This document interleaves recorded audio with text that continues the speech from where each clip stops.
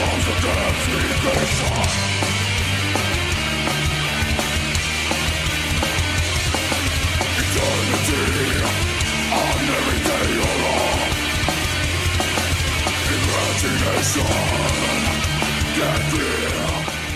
we're live.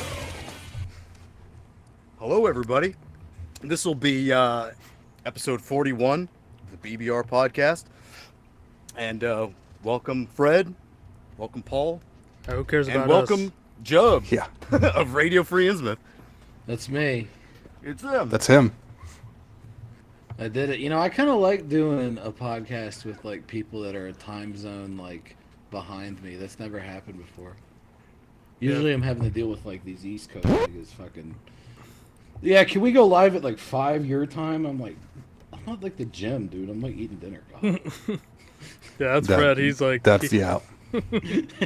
I'm going to be like, we had to like move one of our streams back because our one Florida correspondent was like, man, I can't be going into work like hungover and like dead, tired anymore. It's bad. I guess. I guess. I mean, I don't know. I do that every day, and I'm fine. Shit. well, I've been awake since 3 a.m, so I'm going to be like dead by the end of this. Ugh. Actually, I went and took a nap today. I was a good boy. I came home and took a nap. Nap time. I'm energized. All I did today was my car overheated. That was it. Oh, fuck that, man. I had a I think the radiator has a leak. It's what it is. And man, that's the worst shit. Because I had this old Escape where I kept having to pour like, I had to have funnels on hand at all times and always pouring fucking antifreeze into the stupid fucking radiator. And the one time I forgot to put the cap back on, I'm driving over to my mom's house and it blows, and I'm like, man, this sucks. I don't know. I don't like. I'm not good at technological trouble or car trouble. I just get angry and cause problems. Yeah, we had something similar happen this weekend. I told Paul that me and my dad went on a kind of business trip up north, like near Sacramento. Because I know you don't know this, Jiub, but what I do is like sell damaged car parts for like classic car guys, you know, those like hobbyists and shit. Oh, geez, I bet you my stepdad's probably bought shit from you. Yeah, hey, I wouldn't be surprised. We sell. If you sell any parts for a 240Z, he probably has. Actually, I don't think we have for that car. Dan's damaged goods. The Datsun. Yeah. But yeah, I work with my dad doing that. We're kind of like we're junk men. We're like Sanford and Son. Oh shit! So you're I'm Lamont, and then your dad's friend. Hey, Pop. He was like, exactly. That's how it goes. Is there an Aunt Esther involved at some point? No, there's just a lot of like his fucking car guy character friends always calling and coming by. The Swedish guy. Would you consider Aunt Esther on Sanford and Son to be a very tsundere anime archetype type character? Because she is rather grumpy. Yeah, she was very grumpy. She was kind of like the principal from like GTO or something. Because she's always coming up, Fred Sanford, you are an evil heathen. And he's like, why don't you go bake some gorilla cookies? Yeah, gorilla cookies. There was one where one of Lamont's friends comes over and he has like a giant afro. And Fred goes, hey, mister, you got to take that hat off when you're in my house. I remember one, he like slammed the door in Aunt Esther's face and he's like, why don't you go back where the buffalo roam? He was a mean son of a bitch. I was watching that show on like Me TV or whatever the other night, and they cut all the parts where Fred Sanford said, yeah, where he's just like incredibly fucking racist like all the time. Yeah, well there's one where like his fiance's like friend comes over, it's like some bald black guy, and he starts doing karate moves in the kitchen, and Fred looks at Lamont and goes, crazy, but they cut that out on TV. And there's something funny about that happening in the 70s for some reason. They had Mr. Miyagi was on that show. His name was Ah Chu. Pat Morita's character on Sanford and Son was named Ah Chu. I think it was Sanford and Son. I'm pretty sure. Yeah, I think they had the Puerto Rican neighbor that like moves in and like his whole family comes over to visit, and Fred just goes Spix. Yeah, he's a very grumpy. I feel like this entire conversation is putting me in a very bad light, even though it's nothing to do with me. Yeah, Fred, sorry. Well, we're talking about Sanford and Son. It's a classic, good old American TV show. That's all. It's, you know, like, some people are into the Jeffersons. I don't know what's fucking wrong with them. Sanford and Son's way better. Sanford and Son's got that banger theme song, too. Yeah, Dale from King of the Hill watched Sanford and Son, too. What's the other one? It was like that. It was, I think it was Good Times. Good Times was the one with JJ Walker. Yeah, and it's like, oh, no, wait, I'm not thinking of Good Times. No, What's Happening? That's the good one. That's not the one with JJ, is it? JJ Walker was on Good Times. JJ Walker nowadays, he does the it's like the Medicare Part B commercials where he's like, you can get money back. Yeah, I've seen that. Dynamite. My grandmother claims that she met him. She always brings that up. She goes, I met JJ. He was so nice. Oh man, my aunt met Mr. T at the airport in the '80s. Oh shit. she was flying out. How did he get past the metal detectors?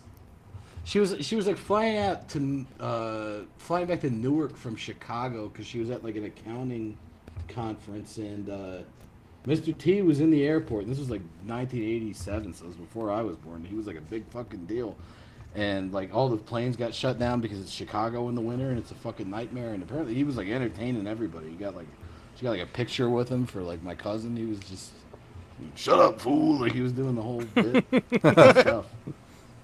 That's what he tells him as they're taking the picture instead of cheese. I got to think because she said he was doing all his bits. So I was like, man, I would want Mr. T to be like mean to me, you know, like that's his like thing, you know, full Clubber Lang, like, oh, parasites and leeches. Yeah, it's kind of like it's kind of like the secret to his acting is that he's not acting. He's just a grumpy fuck. It's kind of like that Norm Macdonald interview where he has Mike Tyson on, and Mike is like hitting him and like egging him on to say the N-word. He's like, "Come on, say it." He's like, "No, I'm not going to say that." Now, kid. Yeah, now kid. Well, and then he ended up doing that great cartoon show where he was a talking pigeon. Oh, Mike Tyson Mysteries. Yeah, that's right. That's that top 10 anime battles all time. 9 of them are on that fucking show. I don't know. Number one's probably Peter and the Chicken. Peter and the Chicken is pretty good. Number one is like, I don't know. Why wasn't there like ever an animated Home Alone? I want to see like Daniel Stern in the Tex Avery cartoon. Yeah, Daniel Stern was great. I liked him in, what was that movie where they're cowboys? City Slickers. That was a good one. It's the only thing I could think of him in. It was City Slickers. Oh, he was in Chud too. Which Chud? Was he in Chud or Chud 2 Bud the Chud? No, right? the very first Chud. Oh, the serious one. That's odd. You would think he'd be in the goofy one. Because he's like a comedic actor. Did you ever see Bud the Chud? What a fucking movie that was. No, he was also in some camping movie with like a bunch of kids. I can't remember the name of that. Oh, Bushwhacked. Did you ever see that? I never saw that. I remember the Bushwhackers. No, Bushwhacked. He's like, I think he escapes from prison or something, and he's like a bad guy. He's a bad guy. He's on the run from the cops, and he like beats up the fucking the scoutmaster. So he takes the kids through the woods to like get away from the cops, shit. And they think he's the scoutmaster, and he's like getting bit by a bunch of bugs, and one of the kids gives him like a little thing of bug repellent. Oh, and damn! This is from like the '90s too. This is '96. Like Home Alone. Holy shit. He drinks the bug repellent and he goes, "Ooh, kind of tangy." It's like right at the heart of the '90s. You know, I feel like we as a species have been denied. There needs to be more Daniel Stern movies. Because he's just he's great. I love that guy. He was on like the Wonder Years and like that's kind of it. Oh, he directed Rookie of the Year? What the hell? This is a death metal podcast? It is. We'll get to that, but first the fun stuff, the TV stuff. We freestyle until then. All the crap. I didn't know he directed. Yeah, just freestyling. Are you familiar with my my conspiracy theory about Daniel Stern? I don't think so. Did you ever mention that on the Hate Bus?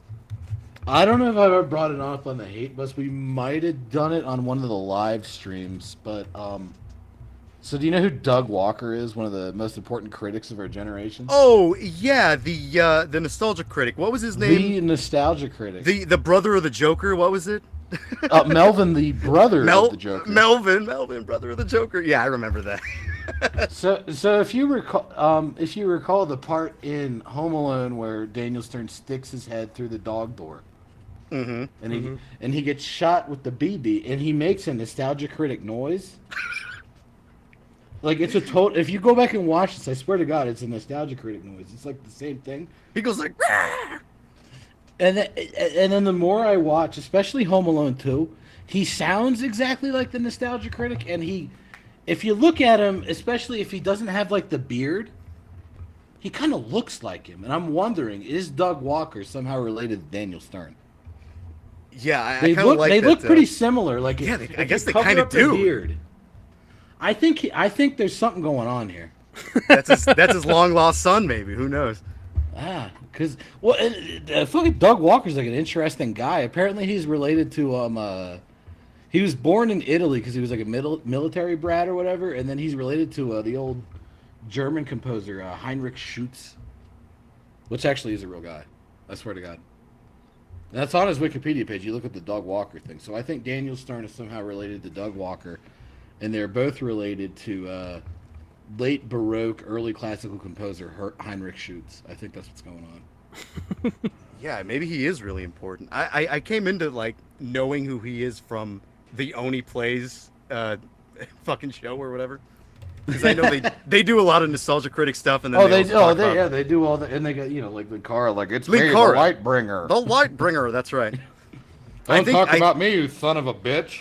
Yeah, I think Linkara actually got really mad about Oni. He got fucking pissed, and then Doug Walker actually thought it was hilarious. Yeah, Doug Walker's like, it's funny. And then Linkara... You know when I get really angry and I scream like that, I really do sound like that. And something like that. Yeah, and Linkara's like, who is this one he plays? I don't want to hear... I don't know. I don't give I a don't shit. like this.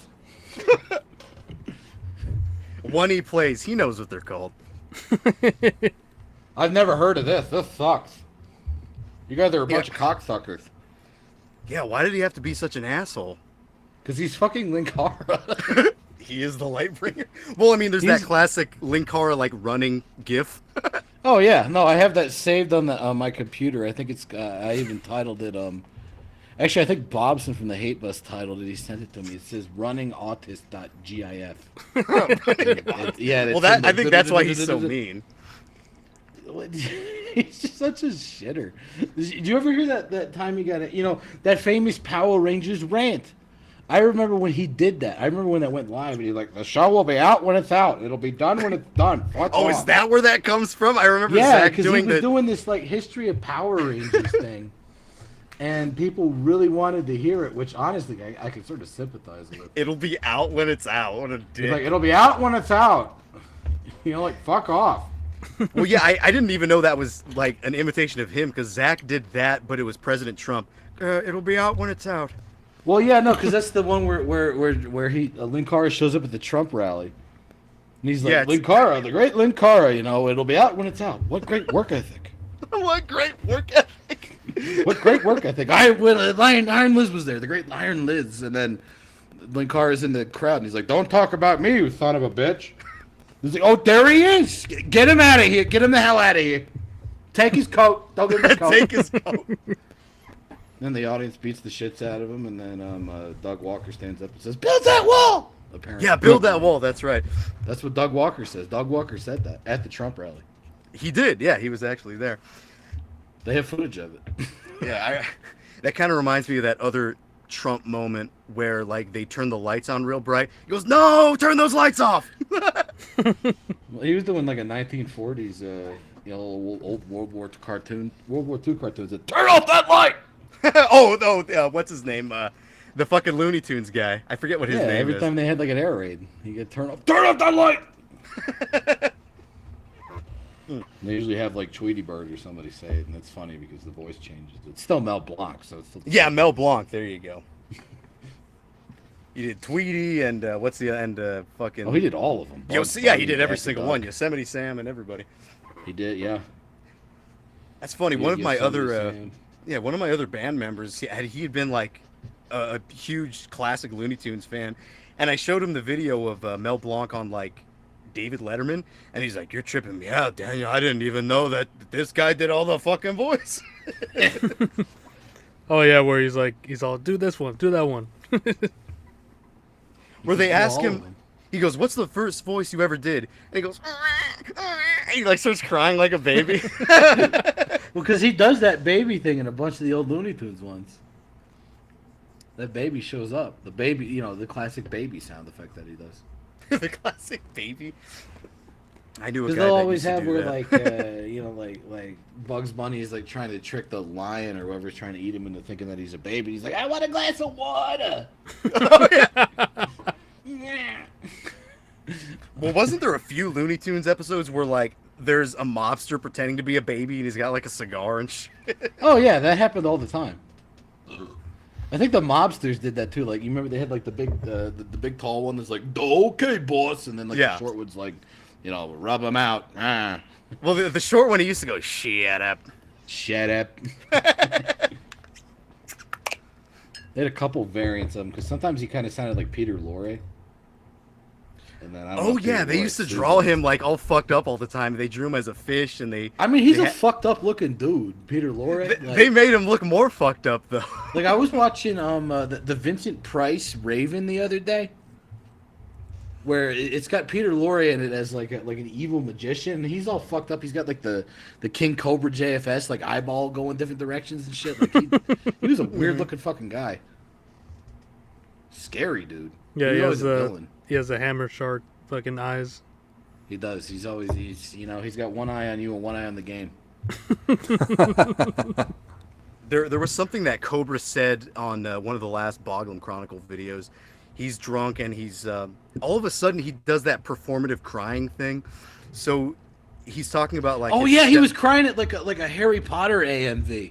No, well maybe he was, but I was talking about something that else. was a newer one. He started doing that. That was weird. And he had like a wand out and he was like sobbing. Oh my god. Yeah, he's talking about his stepmother getting him a signed picture of like a signed photograph of Ozzy Osbourne. And he goes, I started crying like a bitch, dude. Why does he do that? Why does he fake cry on stream? Does he think that I don't know what he's thinking. I think he's like a skinwalker or something. He's mimicking human emotions. You know what's really funny too? There was one where like somebody calls him and it's a chick, and she goes, "Hey Cobes, I just wanted to say I think you're really sweet, or I like you, or whatever." And Cobes goes, "Aww." and then like her boyfriend gets on the phone. He goes, "Just kidding, fuck you, Cobra." I remember that. I felt that. I'm like, ooh, that's gotta hurt. Sometimes they get a little mean with him. Sometimes. I'm not, like he is a pretty detestable human being, but sometimes it does feel a little hateful. They're obsessed with me, and it's sad.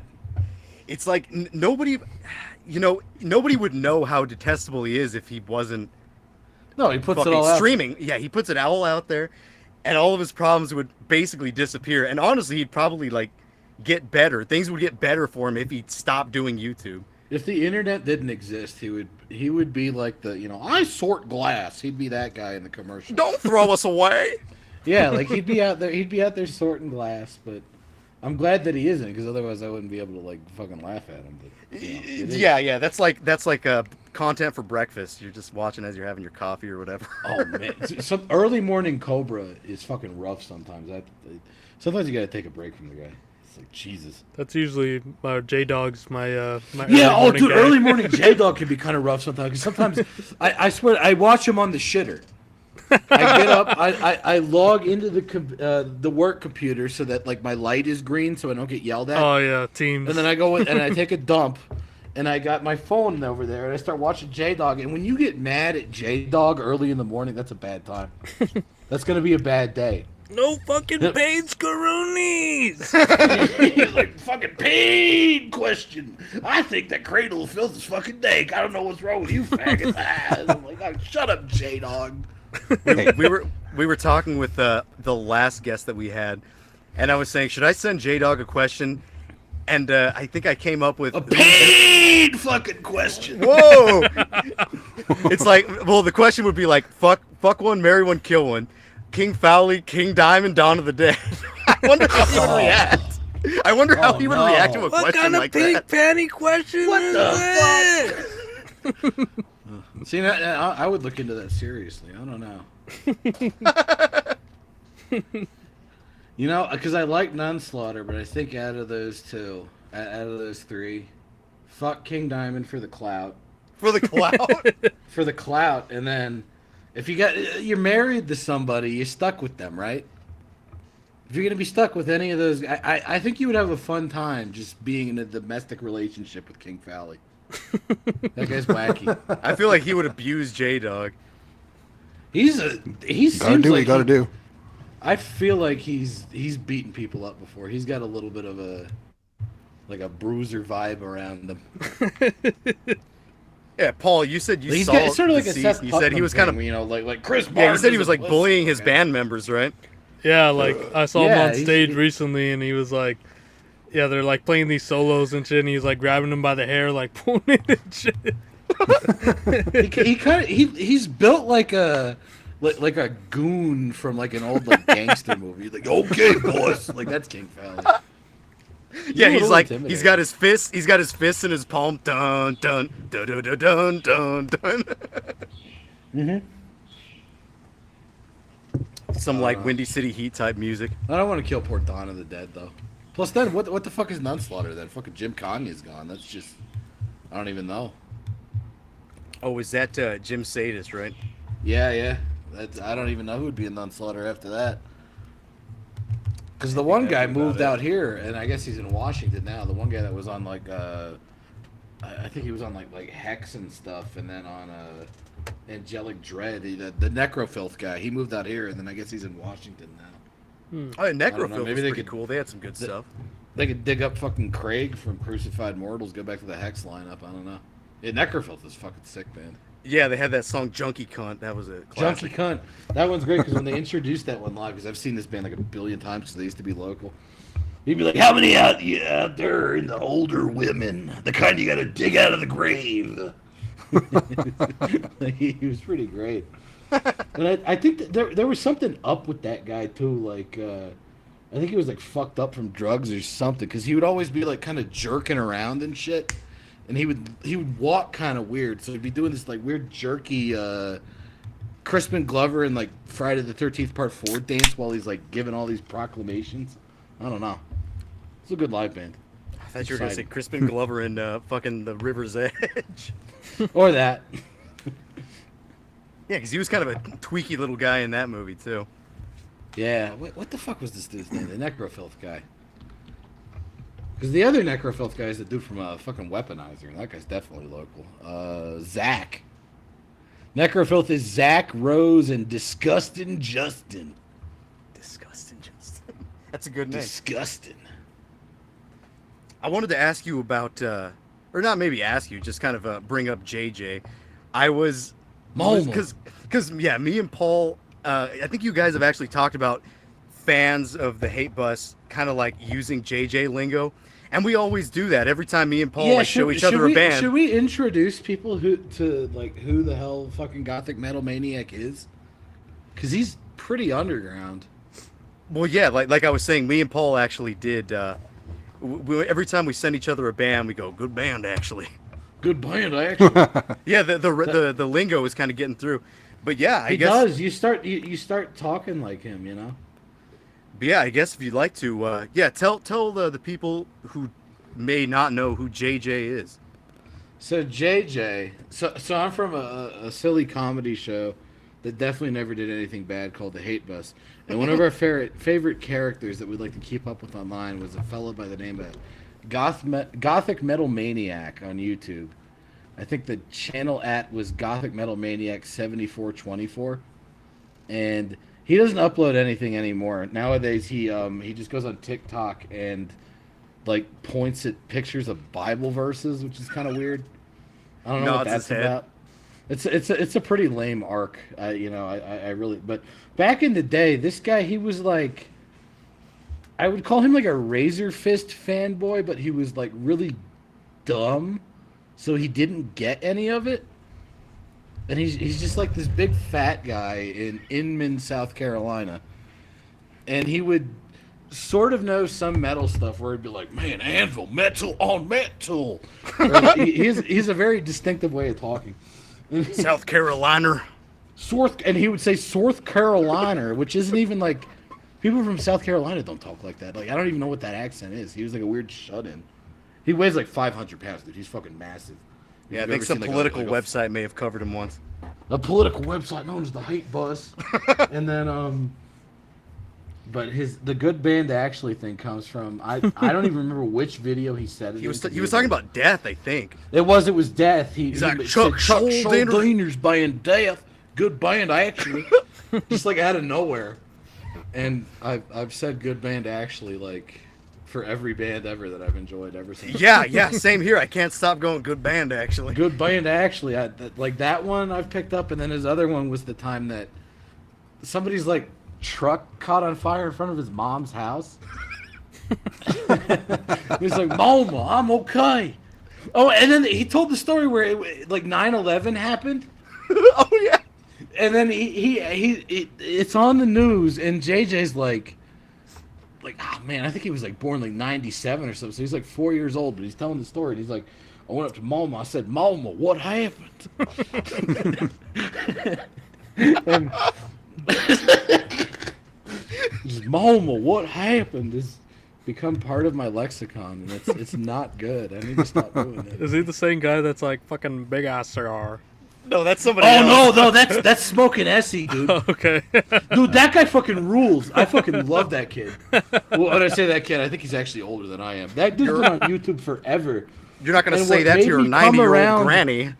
89-year-old granny. What made me come around on him, what made me come around on Wyatt X him, which I know is a very posery thing to say. Yeah.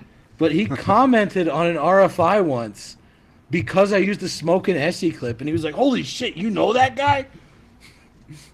That's how you know Wyatt XM apparently is like old school YouTube, because he knew who the fuck Smoking Essie was. Explaining Smoking Essie? Yeah, there's kind of like a half and half thing with Wyatt XM. It's like you kind of want to like him, but I don't know. It's a weird thing with him. I can't hate a man who knows who Smoking Essie is. That Reek collection, though. Yeah, he does like Reek. Oh, what's it? Reek?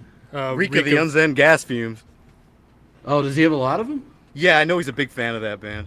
Wait, are we not allowed to be a fan of that band? I actually like that band. I'm also a dork. Oh, me too. They're Huge great. fan. Oh, no, it's a great band. And the Secret Sister band. Yeah, no, there was, yeah, no, I don't know. Reek is fucking sick. It's too bad everything is like, you know, they've been re-releasing like the same 5 songs over and over for like the past 15 years. You know? Yeah, that's why the album was great, because they had everything kind of compact right there, ready to go. There's like 2 other new songs. One of them was on, they did a split with, what the fuck was the name of that band? The South Korean one. Because, you know, they're part of that, what's that called? Like, Circle, the 444th Reich or whatever? Yeah. Oh, it was Die Sepulchral Moon. They did a split with them, and that had like the other original Reek song, and then there hasn't been anything since then. They've had like weird power electronics, like noise remixes of their songs, and that's been it. Yeah, apparently there's been a new addition to that circle that hasn't put anything out. They're called Filthy Land from China. Yeah, there's Filthy Land. My favorite band from that circle is another kind of newer one. It's called Grizzly Fetish, but they use the wrong grizzly, so it sounds like they're trying to fuck Grizzly Bear. bears. Yeah. So it's not a good band name, but Grizzly Fetish actually really fucking is like good. They kind of sound like Reek of the Onsen Gas Fumes, but a little more melodic black metal-y, but also a little bit more like old groovy death metal-ish. And then their keyboard patches are like the same settings that, or at least the Myers. It sounds exactly like Countess from like the mid '90s. Like they got the same like choir noise. They're really fucking good. Fred is hard as a rock right now. Because you said Countess. Dude, Grizzly Fetish is fucking sick. Grizzly Fetish is good, and then Die Sepulchral Moon was really good, but I guess like that was like a collaboration, and then like one guy ended up getting arrested for child porn, so then the other guy ended the band, which is probably a good thing. But then Yeah, it's that same guy that ended the band, he's got like a billion other bands. He's got another one called 8 Gui that did like a weird ambient album called Forest the Ghost that was pretty good. Well, Manowar Shadows lives of Black on, Candlelight's pretty good. He's got a fuckload of bands. I did hear And they're all something part of from that Grizzly thing. Yeah, I Fetish. think like Filthy Land and then Flames of Sacrifice. I think that's the same guy, and that's like the one like Chinese band in that.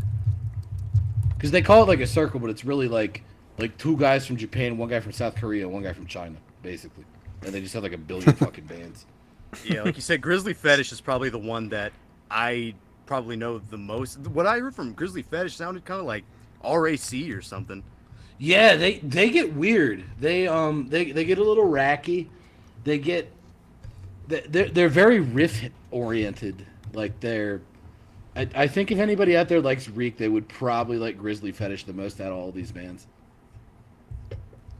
There's another one called Scorn where it's the one Chinese guy and the one Korean guy, and it sounds like Ildjarn, and I like that, but I'm a weirdo that listens to fucking Ildjarn. Like most people probably won't like that, but people would like Grizzly Fetish. It's a good band. Well, Fred's the Ildjarn guy here. Yeah, and now I'm actually looking them up because the other bands are not my thing. Oh, well, yeah, you might like what was it? I think it's called Scorn is their Ildjarn thing.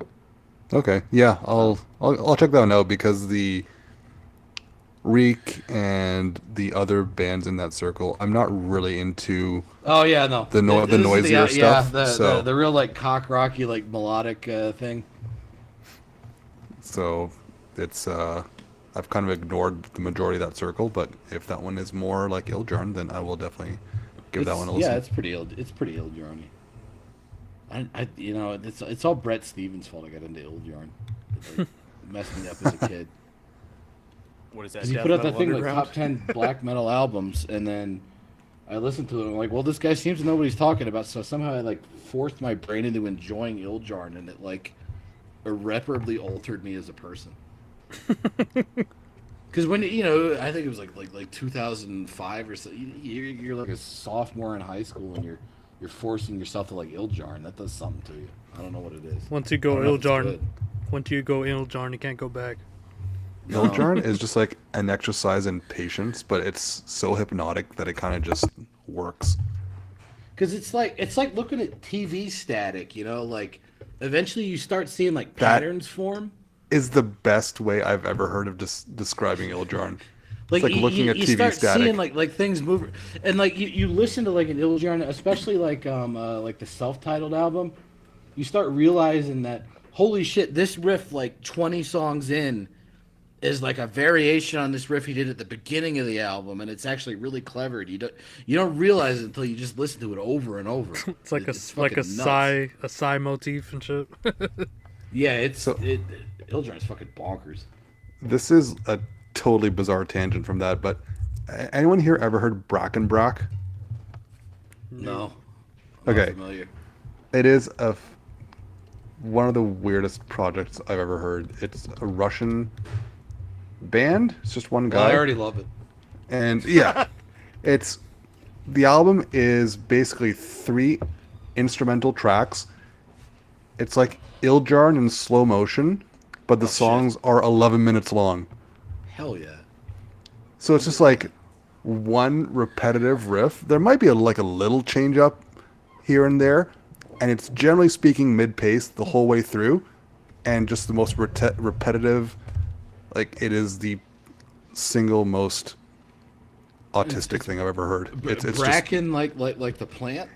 Yeah, it's like Brakin, and then Brak has a separate word. Brakin. I bought this one on a whim one day because of the Kittleson artwork, and it was Russian, so I'm like, fuck, let's do it. You got the Theodore Kittleson shit on there. You know that's gonna be good. Even fucking But it's Kanye like- got into that. But it's like one of his drawings where a bunch of fucking animals are dancing by a lake. So Oh, so it's not one of the weird like Black Plague ones. no, it's much more Disney. See, I would probably enjoy this. It seems like something I would listen. Yeah, no, it's great. And look, the one review on here, like I remember this because I read it. The last sentence. As of now, I can merely place it in the idiot savant neighborhood and principally refuse to assign it a rating.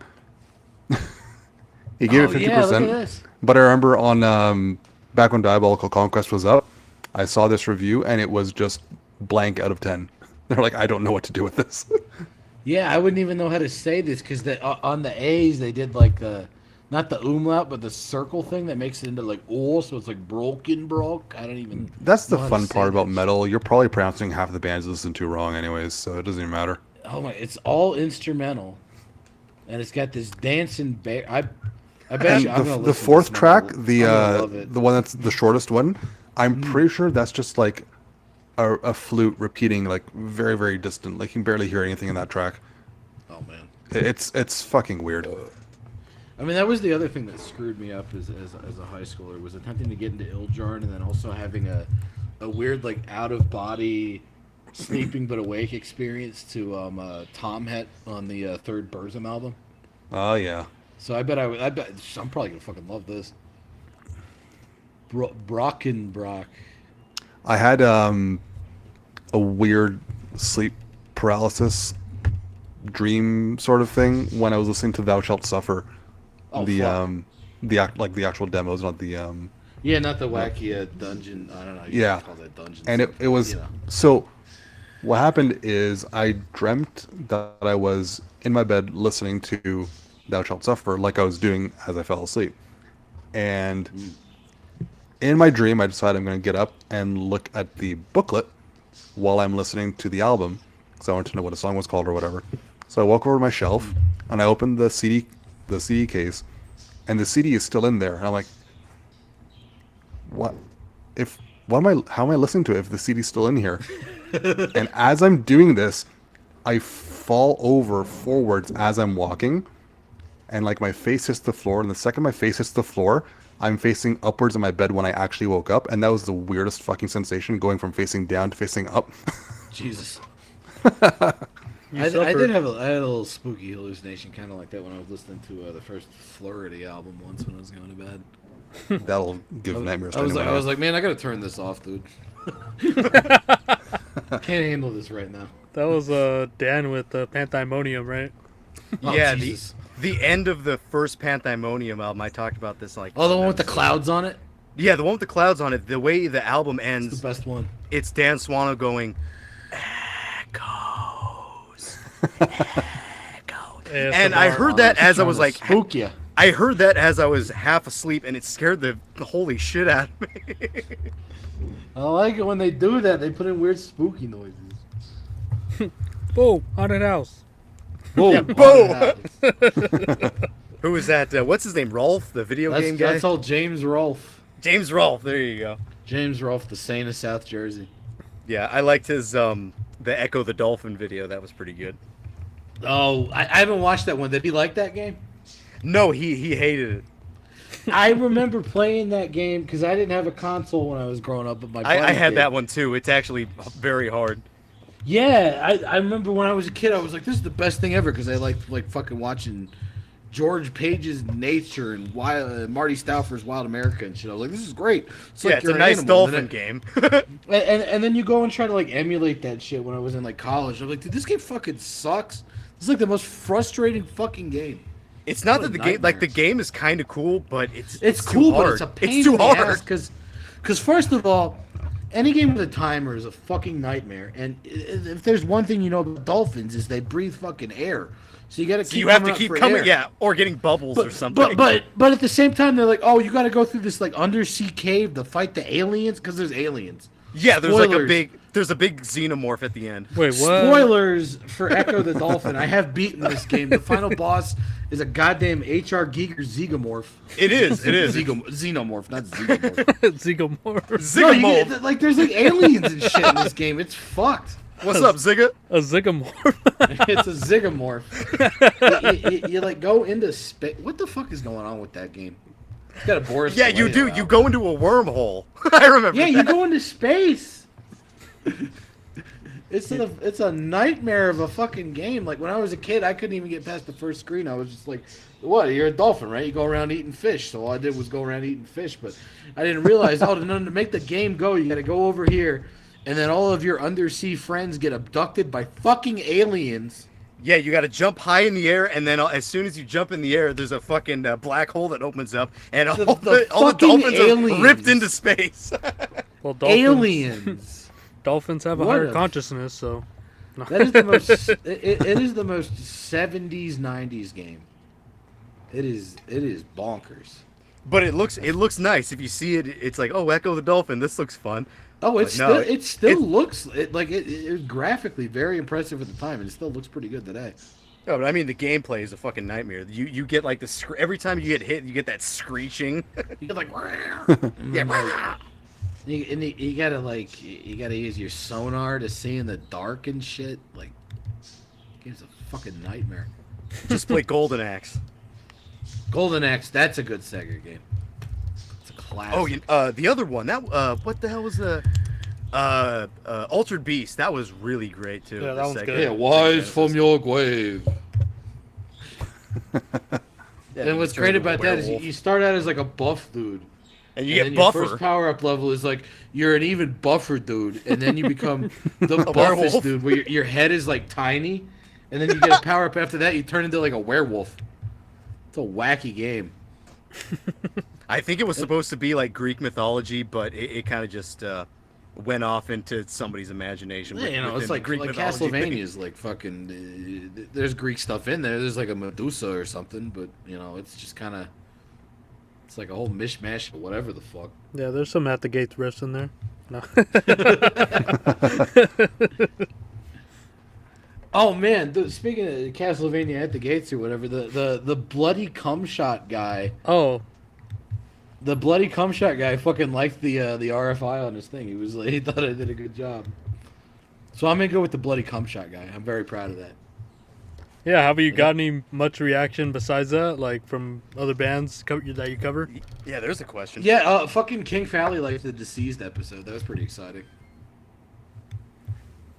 There you go. You're getting more and more on the ends with J-Dog. I don't know. I was excited about the bloody cum shot guy. I was like, damn. Yeah, because that was pretty recent too. Oh, that like because. That might have been maybe my favorite album last year was the second Bloody Cum Shot album. That's a nasty fucking album. Yeah, it's funny because like on the Terminus podcast, like the death metal guy, he shared like he's all Bloody Cum Shot, and then fucking a week later you come out with the episode. It's another one of those like fucking Jungian synchronicities and shit. I think what it is you see, there's a new album out from this band Bloody Cum Shot. You're like, I gotta hear that. I need to know what Bloody Cum Shot sounds like. It turns out it sounds like Old Carcass mixed with like intestine Baalism or something. It's great. It's pretty good stuff. I actually like his other thing more, Zemeth. But that's because he got like some chicks singing over it, and I'm like, it's like idol vocals. This is amazing. 10 out of 10, best band. So should we talk about the album that? Because you told me to pick an album. You said pick something obscure. Let's see. How long have we been going? It's only about 40 minutes. I think we haven't asked you questions. I kind of want. We kind of want to chat a bit. We'll get to that in a bit cool. if you don't mind. I'm good at that. Yeah, it's Perpetual. We'll get to it. Let's get this moving. I have other things to do. No, I want to talk about Dutch death metal. God damn it! It only got quiet for like a millisecond, but I was just dragging a cigarette. That's why. It was a bait and switch. We're just here to talk. Well, pretty much. No, you got it. Gotcha. Sorry, once again with the drag of the cigarette. I did want to bring up. I'm fucking vaping into the mic like an asshole. Originally, I started out muting, and now this what is this? This Chimay Grand Reserve has hit me, and I'm not good at my mute knob anymore. Just go unhinged. You're good. Yeah, that's a big bottle, dude. It's how much is in this? It's like a wine bottle. Did you ever have this Chimay shit? It's fucking good. No. What, the vape stuff? No, Chimay's it's one of those like Belgian Trappist beers that they make in like a monastery, and it comes in like a big wine bottle thing. Like, have you ever seen the Peste Noir interview where he's wearing like the weird heart-shaped sunglasses? Yeah, He keeps yeah. opening those like big glass beer bottles. That's what. Oh, is that what that was? No, that's Yeah. That's Those too are big beer sophisticated. bottles. Yeah, they're pretty good. You know, I mean, it costs like $12 for like a big ass bottle of this shit, but it's pretty fucking tasty.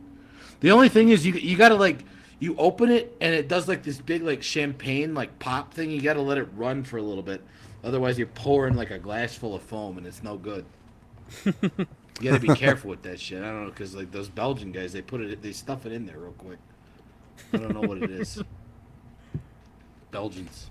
Yeah, see, the reason I brought up JJ, I actually wanted to bring up something in particular that happened. You guys were covering him on the Hate Bus, like one of his old storytelling kind of videos. Oh, one of his stories about was it the one about the Japanese vampires? Yes, Michael yes, Jackson? no, it was Michael Jackson, and he says he like wakes up Michael Jackson, and they go around the corner in the hallway, and you hear one of the Onis go, Yeah, the ghosts, the Onis, the yokais, whatever they were doing like a Michael Jackson mimicking thing, because in the story JJ happened to be staying at Michael Jackson's house because and this is all me like kind of like what would you call this, like inductive reasoning. I remember Razor Fist mentioned Michael Jackson like once, but in the JJ brain that becomes, now he is a Michael Jackson fan, so Michael Jackson has to be in the horror story. So he's staying at Michael Jackson's house, and they're all real nice people. They were cool dudes, and and he wakes up in the middle of the night, and he sees Japanese demons, and he wakes up Michael Jackson. He's like, "Wow, that's fucked up, JJ." And then they start going hee hee, and then he pulls out his Desert Eagle.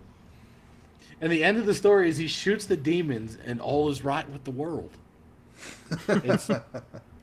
There's no arc to this story. It's just things just happen. It's a All's one well that shot. ends well. It's almost kind of avant-garde.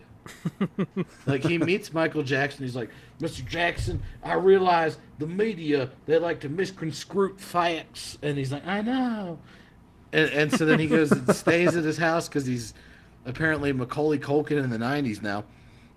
And they hang out, they fucking play Super Nintendo or something, and then they go to bed, and then the demons show up, and they decide to do some Skinwalker shit with the Michael Jackson mannerism. I don't know why.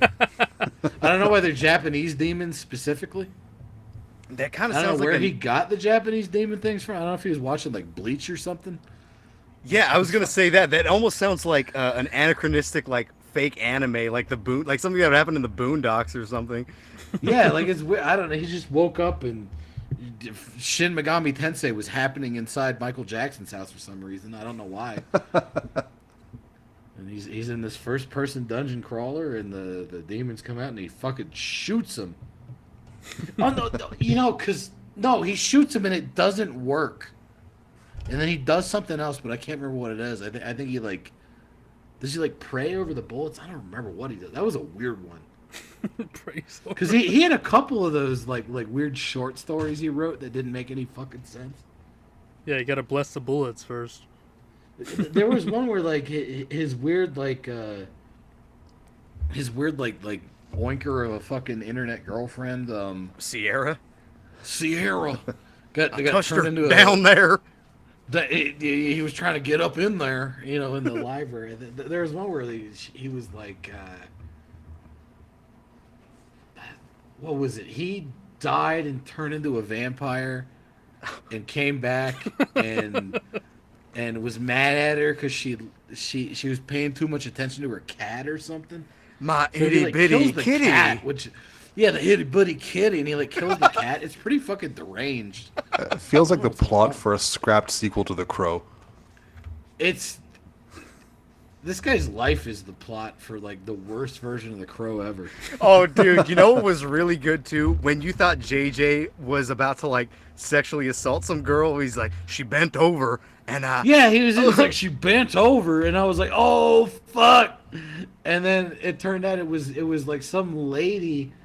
So JJ, not JJ Walker, but JJ Thompson, Jesse James Thompson. Not JJ Walker. Not Jesse James Thompson, who, as he says he's named after, quote, the spaghetti western outlaw, which I don't know what the fuck that means. Wyatt Earp, Jesse James is like a real person. The Italians didn't invent Jesse James, I swear.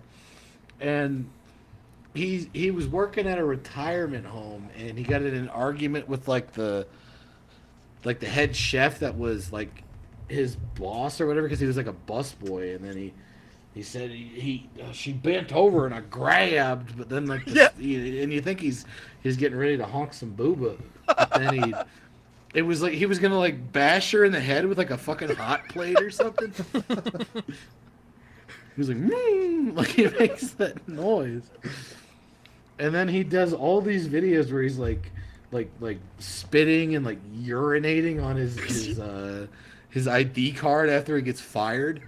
What a wacky fucking guy. Well, I think the first time I showed Paul the hate bust, you guys were covering one of his videos where he was like, I think shitting, he did this right? Yeah, shitting. He's shitting on yeah, there are multiple video. videos where he just shits. The shit stream. And you hear him like you don't squirting out of his ass. But like you can hear like he gets like these like liquid fucking like spastic colon shits. Usually at the like a moment of like emotional climax where he's like remembering like somebody he knew that died. And yeah, he was talking about his brother that died, and then he started wiping his gun. You hear like like in the background, and like his face will get a little screwed up for a second. It's like Tenacious D when he's like in the fucking bathroom stall. He's all the pick of destiny. Takes a fat shit. You know, like if I ever decide to do like reactions to react videos to J-Dog in the morning, it'll be very similar. Because I'd be like, J-Dog, I disagree with you on the internet about that thing. He's like squirt out your ass. Just like ripping ass. Did you see this fucking guy responded to me? Because, you know, I disagree with him on like a metal thing, and then I realize I'm a grown-ass man sitting on a toilet before work. I probably need to calm down. He's all, this guy's worse than Jimmy on the Block. Oh, he hates Jimmy on the Block. I don't understand. Why? What the fuck? So this might be the most cringe thing I'm ever gonna. I fucking love Jimmy from the Block, dude. No, he's great.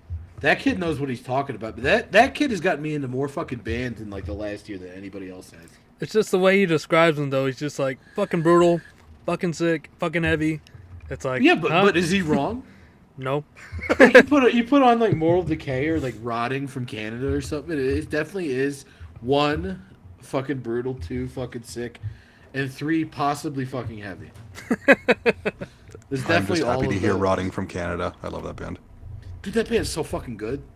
Yeah. What the hell? I'm thinking. I haven't started to work on it in earnest, but I'm thinking of doing an RFI on like brutal death metal around the world.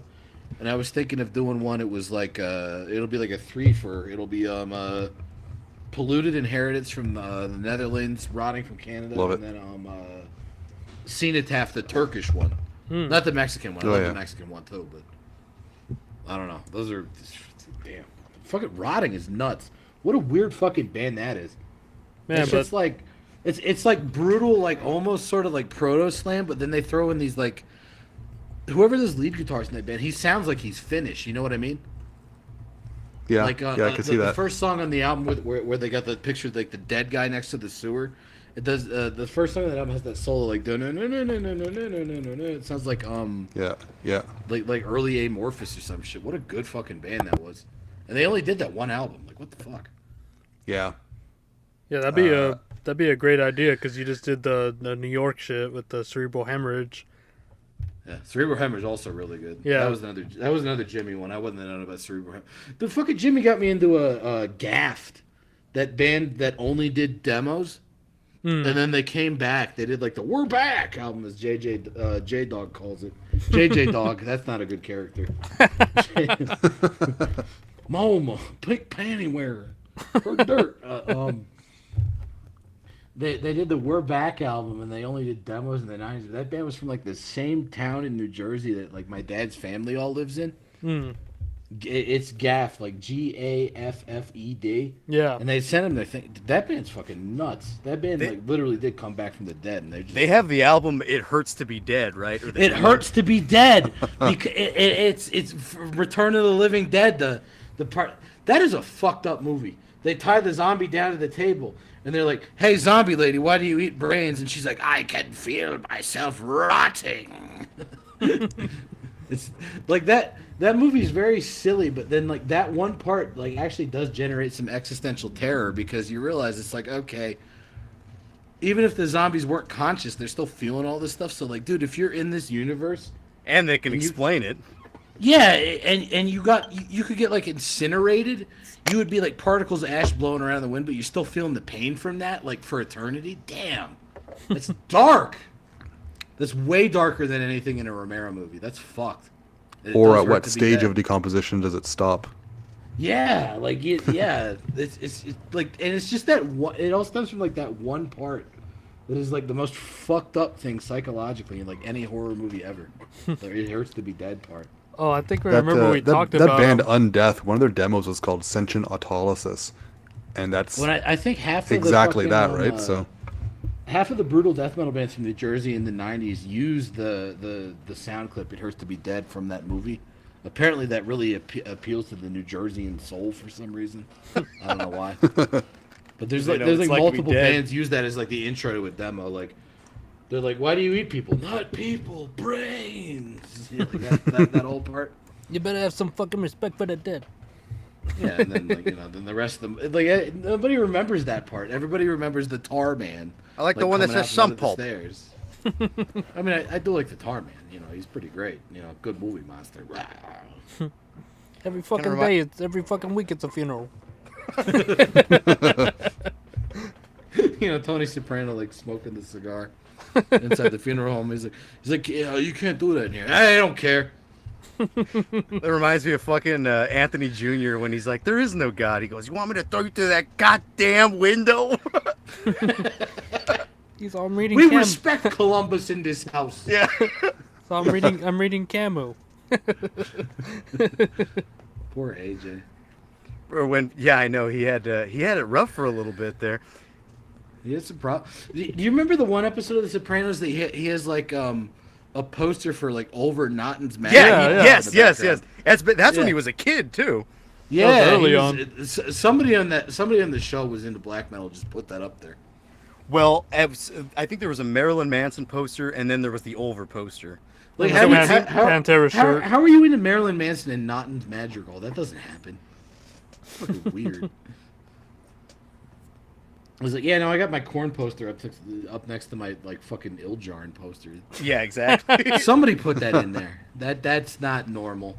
It's like black witchery next to fucking Gin Blossoms or something. Fucking the sentence in fucking Home Improvement.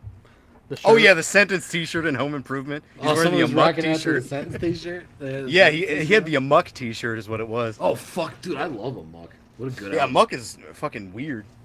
Amok is weird. The vocals German on that show? album are fucked. What German show Dark on Netflix. One of the guys was wearing a Morbid shirt and he was listening to Creator. Oh shit! Like Morbid, like the band with Dead, like Disgusting Semla. Hell yeah. Yep. I think if I remember correctly, the timing of the fact that he was wearing a Morbid shirt felt off because I think he was wearing that shirt in the year they formed. Oh, because they started what, like 87? Yeah, and I think like the show takes place in 86 or so. Either way, like he was wearing the T-shirt in a year that I'm like, ooh, that seems like it's really, really narrow to fit that in there. Because some metal, but I'm kind of real proud that he snuck that in there, and then the rest of us are out here like, that band didn't exist yet. Fuck off, poser. Poser. There was I think it was like an Arby's commercial or something had the intro to that instrumental Death Angel track, the Ultraviolence in it, where the guy's like biting a hamburger. I'm like, dude, So what? I swear, if you look it up online, there is like an Arby's. I think it was Arby's. There's Arby's or Wendy's where it has like Death Angel in it, and it's fucking odd. Somebody on the ad team was a thrasher in the '80s, and they really wanted people to know that they listened to fucking Death Angel, which, good for it's a decent album. I remember there was an Arby's ad that had the cat from Space Dandy, and it's like, he doesn't want no fish flakes. Space Dandy, what? Yeah. And I'm thinking, this is Arby's- somebody in an Arby's ad. I'm like, this is our Dude, guy. Arby's is fucking based. Oh, okay. Yeah, Hang seriously. on. Just because I looked up the timing on this. So the show takes place in 1986, and the guy's wearing there's no a Morbid T-shirt. yet. Well, there is, because they formed in '86. We're I mean, technical here. Yeah, Fred will well, get you on the they technicals. changed names to Morbid in '86. Yeah, But 'cause I they don't started think out I as don't think they had the They started out as Scapegoat, right? yeah, but he's wearing the cleaner version of the logo that I don't think existed until later on. Like Because the '87 the logo you see on like the current releases of Morbid. 'cause Because like most on December people Moon are they had used like to the hand drawn version of it, right? like like the what is it, like the The weird bat? bootleg from the '90s that everybody has, that has like the Necrolord cover with the wolves on it, and it has that really clean logo. Like the original cassette of that does Yeah. not look like that. It's like real fucking sloppy. But the one with the Necrolord cover, that's I mean, it's a sick the cover. one with the mansion, right? Because that one's not a bootleg on Reaper Records. Oh, it's not a bootleg? Okay. Yeah. The I CD, didn't know. the CD I on thought Reaper it was- Records isn't, but there was this other one that was another Necrolord. No, that was Verwimp, I think. Verwimp Yeah, I got it cover art open with, like, now. this- So the this- original Reaper this naked Records woman one on with the Necrolord cover reaching wasn't out a towards the bootleg. moon. But then the December Moon one from 2005 on Hellslaughter was, and that's the one where it's the castle from the Necrolord cover, but it's on like a picture disc. Oh, cool. I don't know. Yeah, I don't know about that one. Yeah, I don't know. I don't know. I'm a fucking dork. Like I had MP3s of that in high school, and then when like Year of the Goat came out, I bought that. That's the version I Yep, got. same. And I'm still somewhat upset that did not have their second demo on it. Because Yeah, me too. I mean, I get it because it's supposed to be like a dead. yeah, commemoration, and Dad's not and he wasn't on that, one, but it's I still got like still wanted UFA it. and like LG and shit. Like I don't know. I'd want a nice remaster of that. It's not a terrible demo. Well, maybe when they release an LG memorial thing, that'll be on there. You're dead, dead. You're dead, dead. You're dead, dead. Dead. He is quite dead. He died of bile duct cancer, which is Damn. That's not fun. Yeah, No. yeah. Old Lars Goran Petrov. Did you guys ever hear about when LG originally was trying to join Morbid? They didn't want him because he showed up wearing a white Wormax shirt, and they thought. Oh no, that wasn't metal LG. enough. That's that was Nika Anderson. He had a Was it? Wehrmacht hat on. Yeah. Wormax. I thought it was a shirt. See, I'm getting the whole thing backwards. A hat Yeah, with no, a it was shirt. it was Nika Anderson had a Wehrmacht hat on, which they thought he was like too silly. But then when you look at the cover to the second Morbid demo, it's like a bunch of zombies eating pizza or something. It's like Yeah, I think there's a thing of milk. It says Malk on it. yeah. Well, even like the first Morbid demo, December Moon's got that song "Disgusting Semla" on it. Semla is Semlar. It's this it's like a weird almond pastry thing they eat in Sweden, and the song is about this guy like eating a fridge full of it, and I'm like, dude, come on.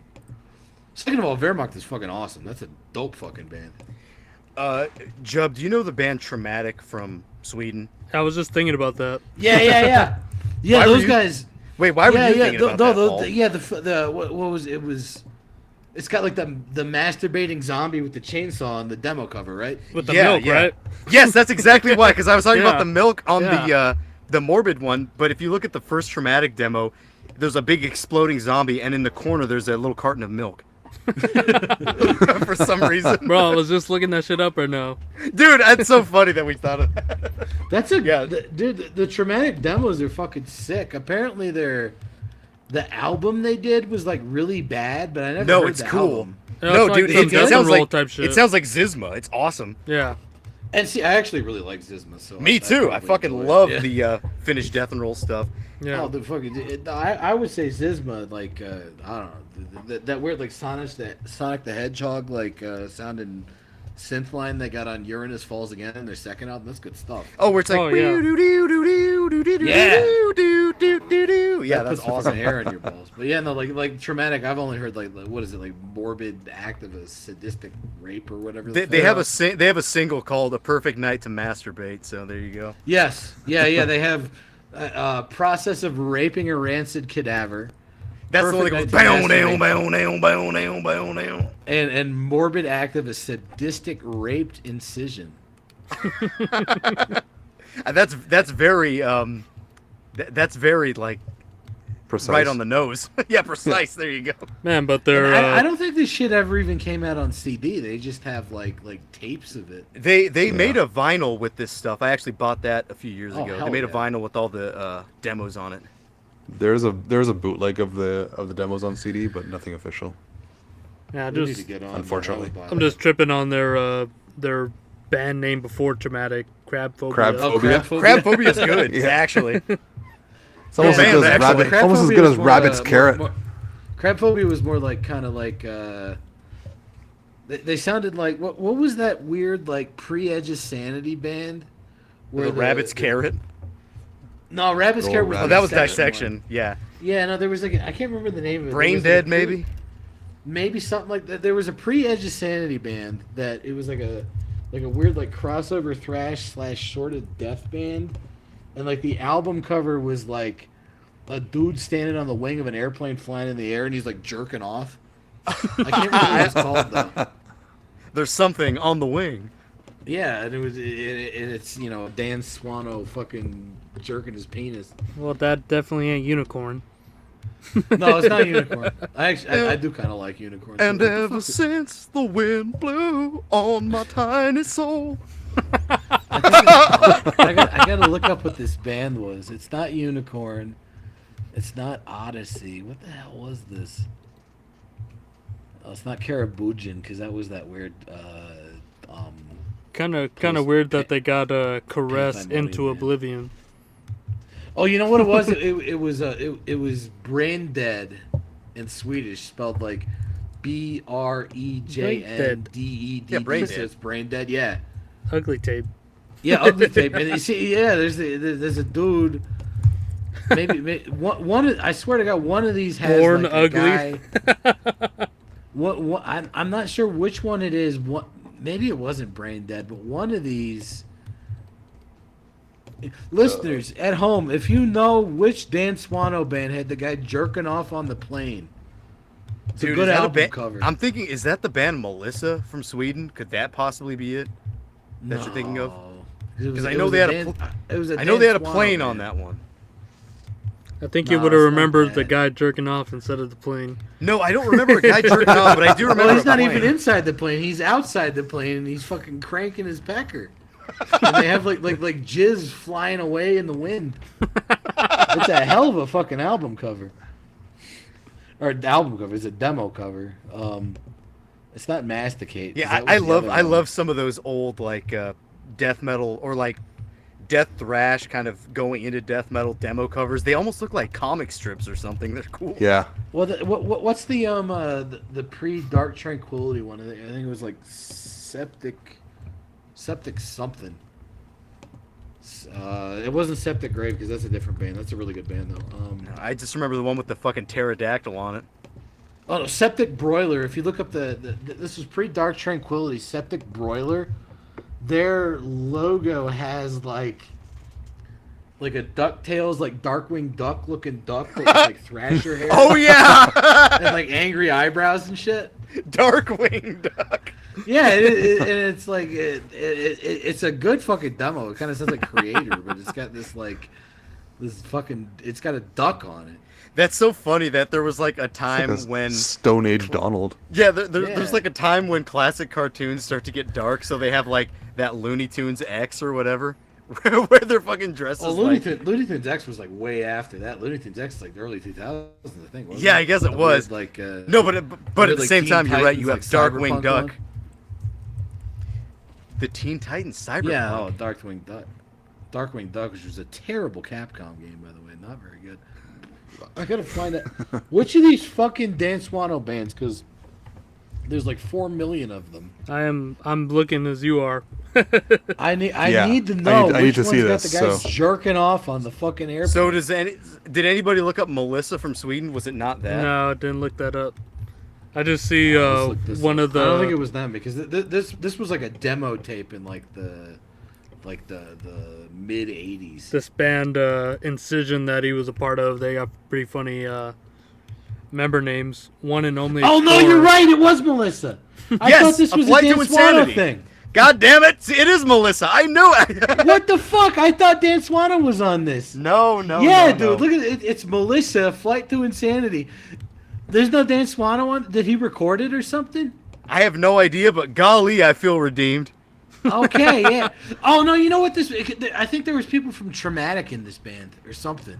Let's see I don't who's know. in this band. Nope, nobody's in this band. Nobody's Nobody. in this band, and they have the greatest album cover of all time. They got.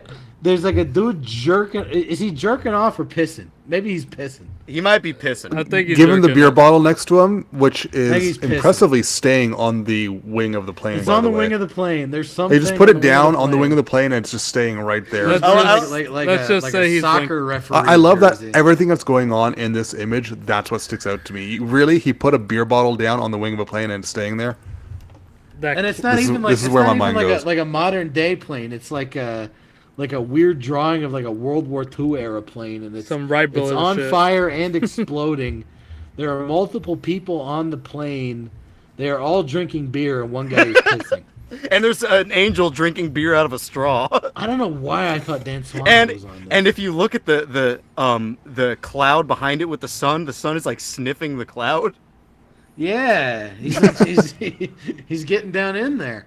Yeah, he's And then, taking a and good there's whiff. like another cloud with an angel on it, and the angel's like hitting it looks like The a hookah. like a Nergila or something, like a hookah. Hey, Yeah, He's got like music Johan notes coming out Oberg of his did the head. artwork.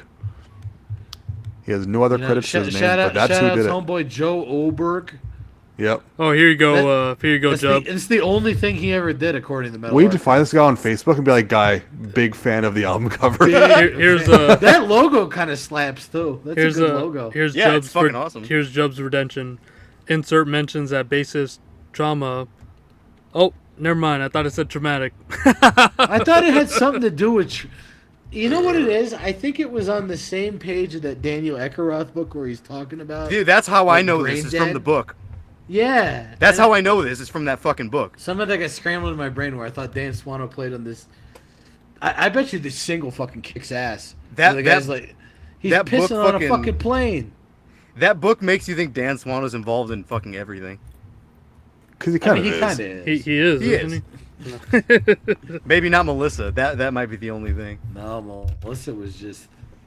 These guys weren't in like any other. There was some other band called Filthy Dreams that must have been like a hardcore punk band because it's not Yeah, metal probably. enough for metal fucking dork hives here. No similar artists, no nothing. They get. gotta I see what wish their Metal other Archives would just have. I wish Metal Archives would just have like every band metal adjacent. I really wish that was a thing. Well, they got fucking like. Because they do it Crust for and some of shit. them. They have like Mortis on there and shit. Yeah, but they also have like deathcore shit. They got that, and they got all like they got. They got Meebix and deathcore, but shit they don't too. got fucking Deviloof, the one good deathcore band. Like, They what don't the have fuck? Anal Cunt. They don't have Romper Prop. What the fuck? How can you not have fucking Romper Prop, man? That I know. shit- What the fuck? It sounds just like early Wormrot. That's metal enough. Come on. Yeah, Steven Smegma. Let's come on. They have an album called Hellcock's Pornflakes, where the album cover is a guy jerking off in the fucking In the cornflakes. cornflakes. That's right. You gotta have that on. That's right up there with the guy fucking pissing off the wing of the plane. It's not as awesome as I thought it was. I thought he was jerking off. It'd be Yeah, cool if he was jerking Let's just off. say he's wanking. Yeah, it's so he's- funny. You can't see where those hands are at because the view is from the back. You see his like hairy ass. It looks like he's not wearing pants. Yeah, he's. This is what a jerk- fucking album cover. He's jerking it in my mind, so we're good. Yeah, This isn't even a demo. This is an official 7-inch single, 1992. they have Somehow. they have a track on here on YouTube. No Rest for the Oh. Dead. Oh, no Rest for the Dead off of. Oh, I gotta hear what this sounds like. I bet you this is great. No Some kind of Rest. thrash. All right, I think we're gonna do a little something where we all listen to that, and we'll be right back.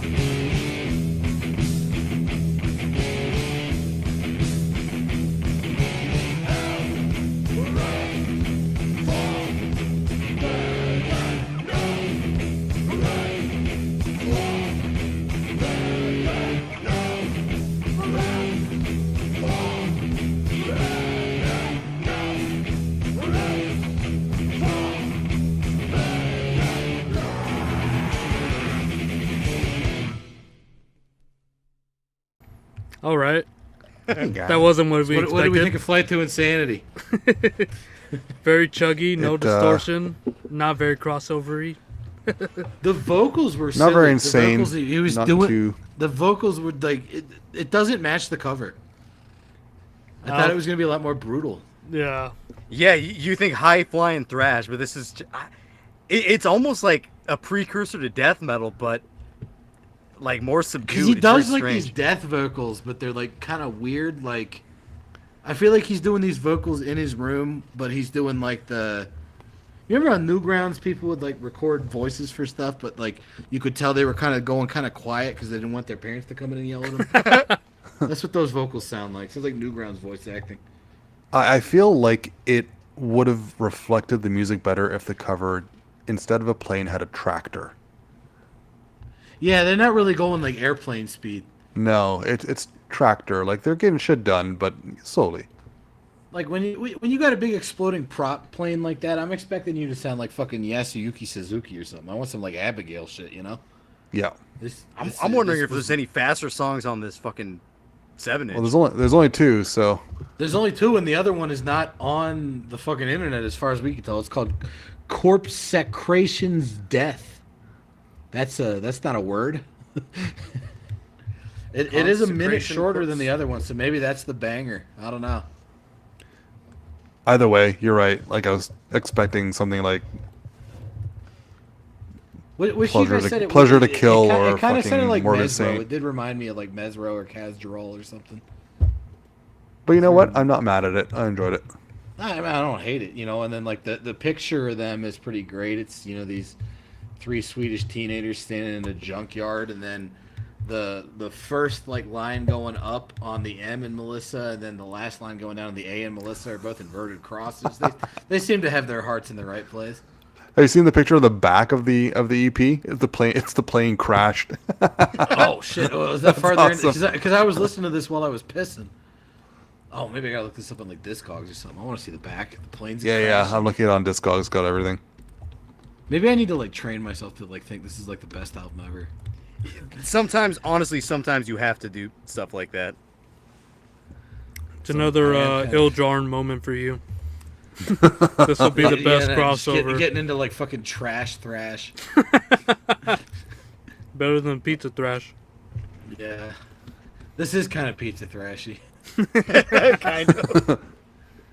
Let me see. A Flight to Insanity. This is Melissa parenthesis 31 on Discogs, by the way. Yeah. The back is the plane fucking dug into the dirt. Hey, this is the same Underground Records that released Sorcery's first album. That's cool. Oh fuck, I like that album. Blood Chilling Tales. Yeah. It's a So with the classic. cool wizard on it. It does. And they did the first Sentinex album. So the one with the goo. Is this just like a thing for Underground Records or whatever? Just like wacky fucking hand drawn covers. Yeah, the Have you Sentinex seen album. the Isn't- cover to the first Sentinex album? Yeah, isn't it like a skeleton with long hair doing like a lobotomy or something? Yeah. It's yeah. like it's a skeleton witch with like long hair, and she's kind of bent down with a drill over like a lady with her boobs out and her mouth stitched up, and there's a chainsaw on the ground, and there's God, that looks piles of horrible. That skulls. looks terrible. I wonder if it's all the same guy doing this art. I mean, like, Sorcery. That's a pretty good looking album cover. But The wizard's face looks a little strange on it. that one doesn't even have like a credit listed for whoever the fuck drew that. They didn't want to get for it. For They don't want you to Sentinex? know who did the Sorcery album cover. It doesn't Was- really look like a wizard. It kind of looks like an old cholo. Yeah, a little bit. Or maybe like an auto mechanic or something. Yeah, it looks. Yeah, I like how the altar has like some dragons etched into the side. Yeah, there's just dragons. The best part about that album cover is like the Goosebumps font they wrote fucking blood chilling tales in. Viewer pretty sick. beware, you're in for a scare, or something like that. Yeah, the blood's dripping. I mean that is a quality album. I'm not gonna say it's not like an ever flowing stream, but blood Yeah. chilling tales pretty sick. And then I fucking love Sentinex. What a good band. Yeah, that second Sentinex is really good. Even the one with the The fucking one with the dragon drum on machine, Malleus Maleficarum. it. Yeah, that one's Hell good. yeah. And then the one That with was only the half drum machine. The one with the Sure. dragon Well, on it. yeah, because it was like a weird combination of like multiple recording sessions, right? Yeah, it was released as an album, but it really is more of a compilation. It was like three Yeah, it new was a tracks, and then Wild like Rags one of them that was a makes it demo extra or an cool. EP or something, and then some random track is all over the place. Yeah, that one's Oh, good. Wild Rags, calm down. What's the one with, like the weird like Grim Reaper thing that kind of looks like Ridley from Super Metroid? I think there was Yeah, a that's fucking- the purple one with the dragon yeah, on that's it. a good one. It has like a scythe. I forget the name of the album though.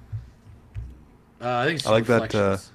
The EP that was released on Repulse. I forget what it was called now. Blood Hunt.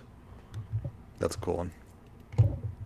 Still Oh yeah, uses the yeah, that's the one drum that's machine. got it's got like a bunch of tanks, I think. Yep. Because that one, I want to say that's bonus tracks on my version of Reborn Through Flames. I could be wrong though. Possibly. I don't know what's on Something like that. what's on that. So Goofy's thing about that band is like they went away and then they came back as the band Demoniacal and it sounded exactly like Sentinex, and then they just restarted Sentinex. yeah, They pulled, like they pulled. They pulled a same Centurion. fucking- yeah, it was a Centurion with Knox. Except when they came back, it still sounded like fucking Sentinex. It didn't sound like whatever the fuck that last Centurion album is. Ugh. well, apparently Demonical's still going. Huh. You know what's what the funny hell? here is we have Jiub on as a guest, but it almost doesn't feel like a guest episode. It's almost like Jiub jumps in and he's part of the regular show, and we're kind Yeah, of we're doing just the like regular shit that we usually do. obscure We're death doing our metal same old albums bullshit. Yeah. I'm good at obscure death metal albums that nobody fucking cares about. Well, That's one of my specialities. to treat you more as a guest, let's say, Jiub, how did you get into making RFI videos? It was, where do you get your ideas from? Where do you get your ideas from? Where do you get your ideas from? Where do you get off? Well, I think about everyone who listens to this show, which Oh, isn't you- a lot. you know. Everyone who listens to this show, both of you. everyone who listens to this show, I listened to the Probably one about knows- the Leukemia album because I was Yeah. like, hell yeah, dude, I fucking love Leukemia. well, I think everyone who does listen to this knows who you are. But just in case there aren't, just to add on to Paul's Shit, question, I just a little want to bit. know. Yeah, just to add on to Paul's question, like, how would you describe what you do with Radio Free Innsmouth? Like, what Paul basically asked. So I guess I'm asking Radio the same Free thing. Innsmouth was actually an idea I had before I was doing the Hate Bus. So if you've ever heard Fenri's weird commentary track albums, Yeah. I was like, dude, that's fucking cool. I want to do that for like all kinds of shit. I thought of that, and then also, do you know the band Crypticus? Yeah. Yeah, with Patrick. Yeah, Patrick. I've hung out with Patrick before. He's a cool fucking dude. Whoa. Oh yeah, we live in the same fucking city. But yeah, no, he's a sick fucking guy. He helped me with like a couple of early demos. He had this. I don't think it's still going. I can't. What the fuck was it called? Oh, it was Pull called the Pull the String? String. After the. Did you ever see Ed Wood's? Yes. Yeah, what was it? Glenn or Glenda with Pull the String. Yeah. Pour And like the all the string. ghosts. He had a podcast called Pull the String, where it was him, and then a fake co-host of just him doing like a silly voice called he called it like Clagoo, and he'd be like, I thought this was a great album. So I took that idea, but then I was into all this like K-pop crap, and so that's why there's like random samples of Geo talking, and I kind of do the you know how like Han Solo talks to Chewbacca, Yeah. and he says, "Rah, rah, rah," but it's words to him. So I just did that, but with like random samples of this Korean lady talking, and I could pretend whatever it is. So I took it's just kind of a combination of those two ideas, and then like when I got really into like working out, I would just jog around and like have these thoughts about albums. I was like these, because originally I started out doing like reviews online for. There was a website called globaldomination.se that isn't around anymore. That was it was headed up by Kenta Phillipson, he was in Leukemia and Lame, like those were his bands. Oh, really? Damn. Yeah, and then he's in a band now called Project Hate, and another band called Torture Division, and he had another one called God Among the Insects. But he had he's like old school death metal. He had a zine way back in the day called Hypnosia, and then he had this web zine called Global Domination. And I wrote for it when I was in like high school, and I don't know. I have a couple Metal Archives reviews, but I don't think they're around anymore. But I kind of like talking about stuff better. So you took all of those, and then it became Radio Free Innsmouth. Yeah, because you're the first. Well, Dan actually showed me your channel a while ago before I was even into like reviews and all that sort of stuff. But you know, the video format is like, you know, keeping my attention and shit, you know, more so than, you know, reading a couple paragraphs about an album.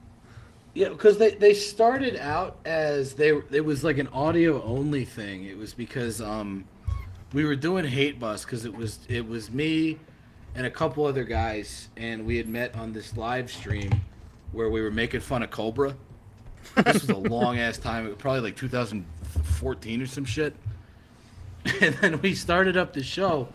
And we got big into like political stuff like TRS and whatnot, like Daily Show and shit like that. Yeah, the right stuff. Well, we want to do like a goofy version of that, and we started doing and then they have like mid-roll things, right? You know, like they would have the guy came on and he did like a version of the song Black and Yellow where it was about like anarcho-capitalism or something. It's actually very cringy. I'm glad I don't care about stuff like that anymore. And and I was like, I have an idea for a mid-roll thing. I'm going to talk about stupid fucking death metal shit because the other two guys at the time didn't listen to any of that. Yeah, And Dan was like, telling me they're like, I'm getting Radio Free Innsmouth off the ground. I had that idea in my head probably back in high school because I liked I still do kind of like the first REM album, Radio Free Europe. And that's all Brett Stevens' fault, by the way, because good song actually. It's not terrible, you know. No, like, no. I'm not gonna say I'm like a huge REM fan, but I thought that and what's the one album he did had all the distortion on it, Monster? I thought that was pretty good. I don't know, but that was where I got the Radio Free Innsmouth. I had that title in my head since like high school, and then I was like, I want to do that thing that like Fenris does, but with like all that other stuff, and then it combined, and like, now it's kind of its own like video production thing because I got semi-decent at not Photoshop, but free Russian browser-based equivalents of Photoshop. Yeah, you got the backgrounds moving now.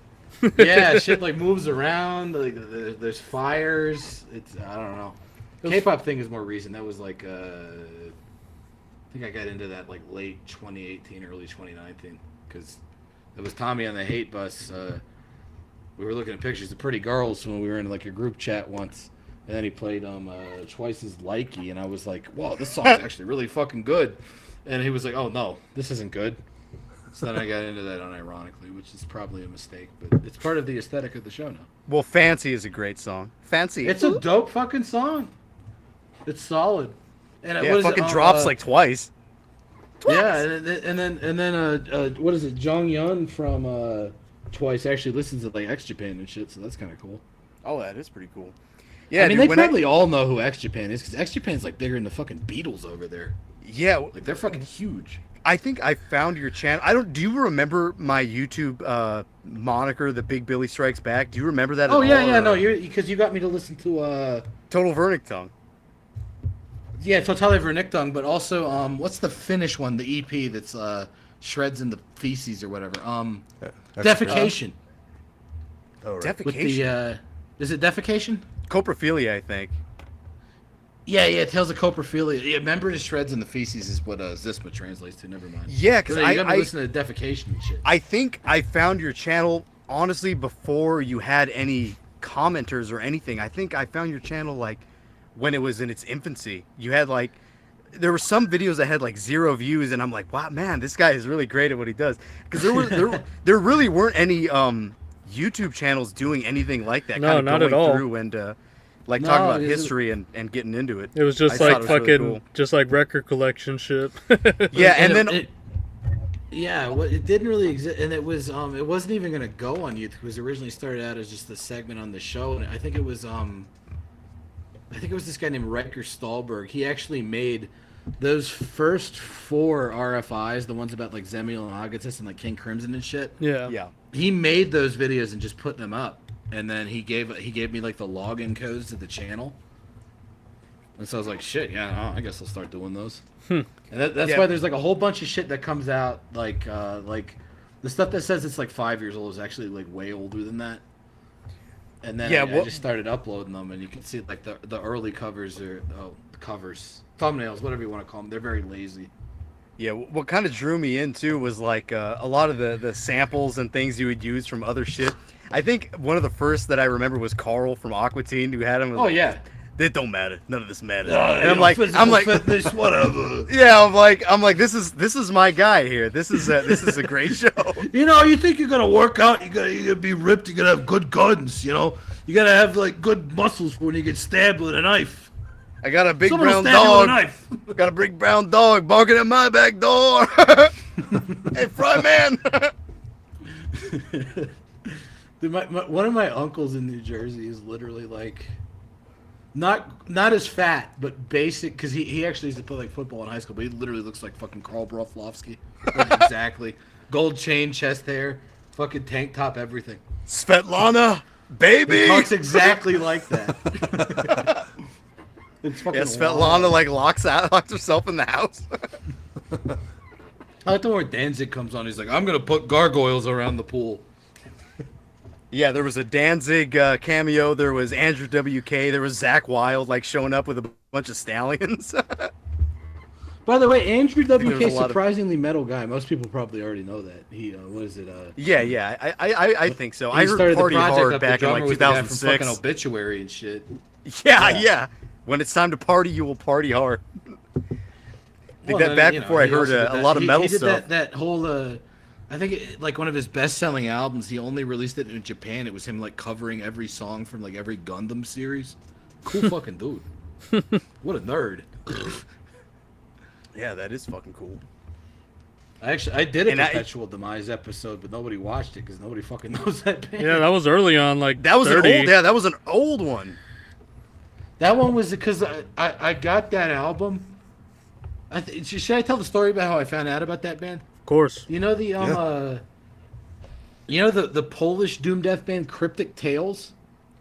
They had a demo called Valley of the Dolls, and for some reason I had it in my head that they were Dutch, and I couldn't remember the name of the band because they sound super fucking Dutch. They don't sound Polish at all. And so then I went on Metal Archives and searched through every Polish band that had the words death and doom in their genre description from like 85 to like 95. Guess what? That's like 4 billion bands. Because that shit was like all. And then I didn't find Cryptic Tales. I found that later on. Cryptic Tales is fucking sick, by the way. But then the Perpetual Demise was in there, and I was like, damn, this band kicks ass.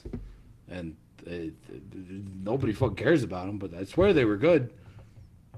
Yeah, I'm looking at some of these old thumbnails. These are real fucking lazy. The Spirit Caravan one, I just took like the band photo. And it's all that font that I used to use, we still use in the Hate Bus thumbnails, is Bookman Old Style. It was part of an aesthetic that I came up with, and then Tommy on the Hate Bus called it Tard Wave. Because, you know, you have like synth wave or whatever, and we just had like Tard Wave. That's what that is. Luckily, the Tard Wave eventually went away. Trying to see, what was the last Tard Wave thumbnail? Let me see. It wasn't the Dawn episode. Oh, that was another cool one. The fucking Henkei Force liked the Dawn episode. I was like, hell yeah. Oh, sick. Got a giant fucking totally not gay boner for Henkei Force. That was the guy who See did here. claws, Oh, didn't there's he? still Tard Wave going on up through. I would say the last proper Tard Wave thumbnail, probably the Ruins of Beverast episode. Although, I don't know, the Godflash thumbnail is pretty fucking sloppy. That's like 5 years ago. Like That's the evil Anthony Fantano. That was a weird one. That was Spurgeon. I found that band or project, whatever, what was it called, like Sewer, that weird like black metal noise thing. I still don't know if that was like a real band or what the fuck that was. Which band? Yeah, that was the black metal conspiracy. I don't know if anybody knows. Nobody fucking remembers Sewer. I think, what was it, I did like Sewer, and then That was another big influence on all this shit was hipster black metal. I actually met Tommy because of hipster black metal. Because hipster black metal, that YouTube channel, he was using samples of Richie Milkus saying, "Let's talk about the sound." And I was like, "Mr. Hipster Black Metal, big fan. Where's that clip from?" He's like, "Oh, it's from Richie Milkus." And then I looked that up, and then we got on the stream where he was making fun of Cobra, and that was how I met Tommy. So it's all hipster black metal's fault. Yeah, I think we were just talking about him, huh?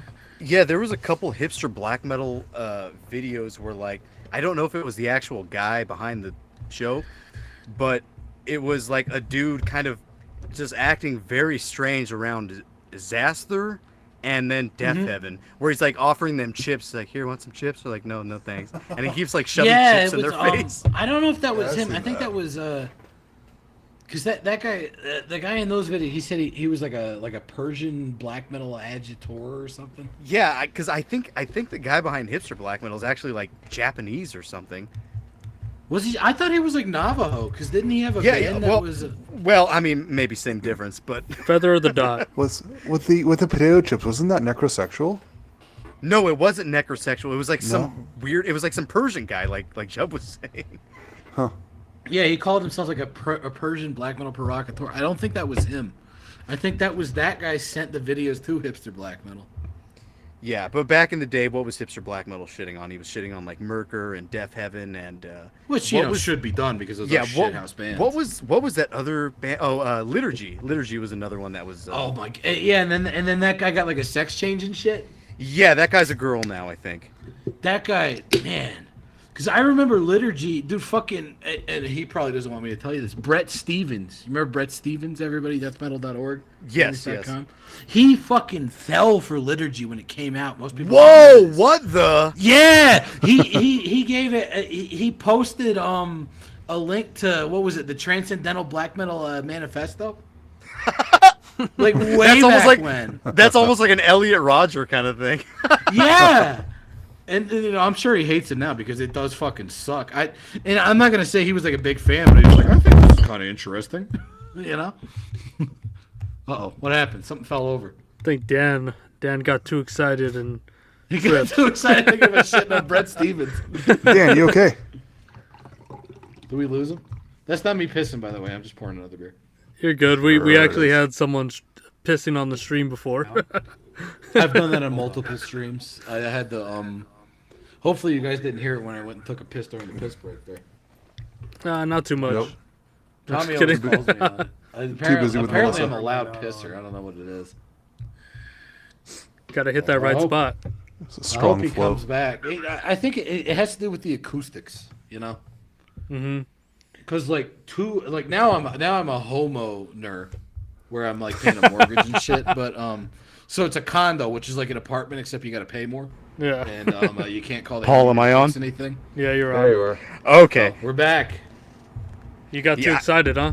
No, I don't know what happened to my shitty fucking Brett Stevens. yeah, Brett Stevens. No, I don't know what happened. My microphone just fucking I would. yoinked for some reason.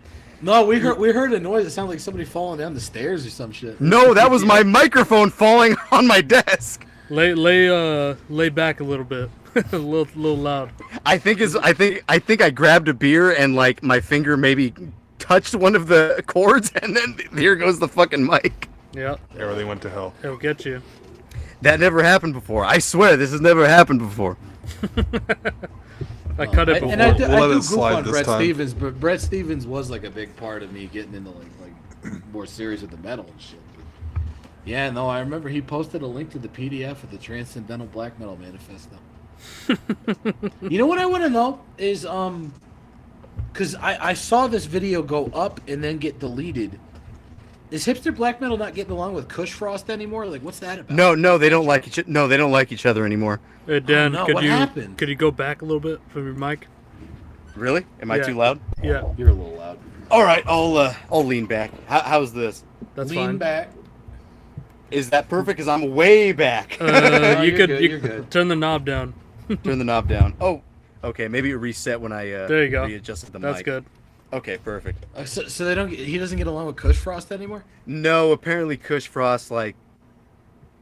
I really don't know what happened, but yeah, they're not friends anymore. That's Oh no! What happened, man? That was the dream team. Did you like Kush Frost? Because I've I don't know. It was like generic black metal or whatever. it is generic black. I straight up I think just that thought it when- was funny because they had like a pentagram and like pot leaves and AK-47s and shit. yeah. They don't get along anymore.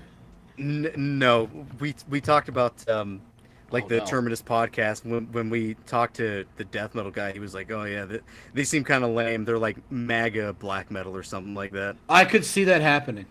No, I think that's what they're straight up doing. They're like libertarian black metal. It's not even what you would imagine. It's straight up like like libertarians. Beyond outlaw rock. Yeah, You know, but that's I'm not kind even of the reason that they I'm kind of broke up. impressed that hipster black metal wasn't putting up with that too. That speaks a lot about him. Yeah, isn't that? I don't think that was the reason that they stopped getting along.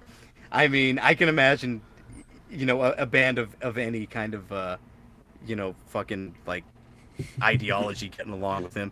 But I think they actually fucked him in some way. I don't exactly remember what the story was. Well, but yeah, because he was. something Remember, he happened. was doing that thing where he was like making up fake bands for like fake Nazi festivals to like get Antifa to go out to protest them and shit. That was kind of silly. That was fun. It's silly, but yeah, that is funny. Make a flyer of like fake. I mean, Nazi that shit bands actually and then- worked though. It can't be that silly. Like It's people fun. actually It's showed up. It's funny. Yeah, because And he was. he covered the classic Aryan terrorism song "Crush the Lies," where they talk. Yeah, about, he did. Talk about suicide bombing a Dimmu Borgir gig and shit. That's exciting. Explode Yeah. the bomb on their gig? Explode the bomb on their gig? Question mark. Question mark. The best part about that song, the lyrics on that, every fucking what would you call that? A stanza. Every like verse ends with a question. And like the one about Behemoth with like Satanica, and he's like, he has a giant Penis horn on his head. Maybe he should put it in ass? Question mark. That is some funny shit. Like I gotta give it to Ken Jazz Vargoth on that. That is a hell of a song. And doesn't that have like the guys from like Honor involved with it too? Like one of those rack bands. Because I think he had yeah. that side No, project band that- Warhead with like the That was Honor guys, Warhead, right? yeah. I And think Warhead did the split with Infernal War. Infernal yeah, War is a good fucking. that's a great split. That's a so dude, fucking what is it? I love how they Dull, called the Dirty split Blooded just Jesus? Explosion, and it actually sounds like that. Oh my god, that's a fucking hell of a split. I like everything Infernal War did. That's a good band. Quality fucking band. I think hipster black metal actually like parted ways with Makwa as well for some reason.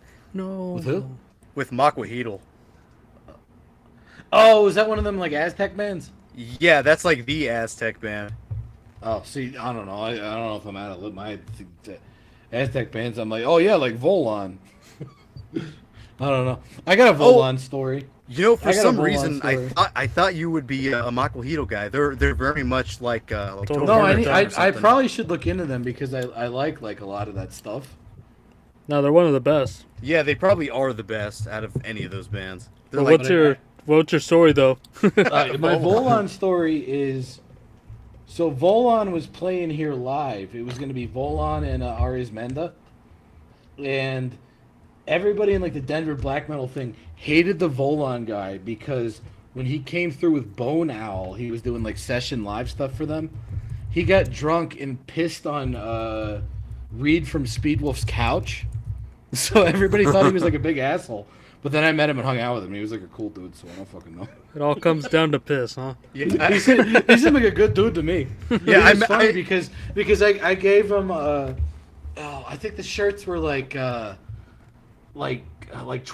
or something, and I gave him a 20, and I told him to keep the change, and he was like, "Are you sure?" And he had this like goofy fucking accent. I was like, I don't know. He seemed like a nice guy to me. Hey, Bucks, you sure, man? What? Yeah, he sounded like, you remember you got like Speedy Gonzalez, and then you got his Slowpoke Rodriguez. Yeah, he sounded like dude, real life Slowpoke Rodriguez. Are I you don't know. sure?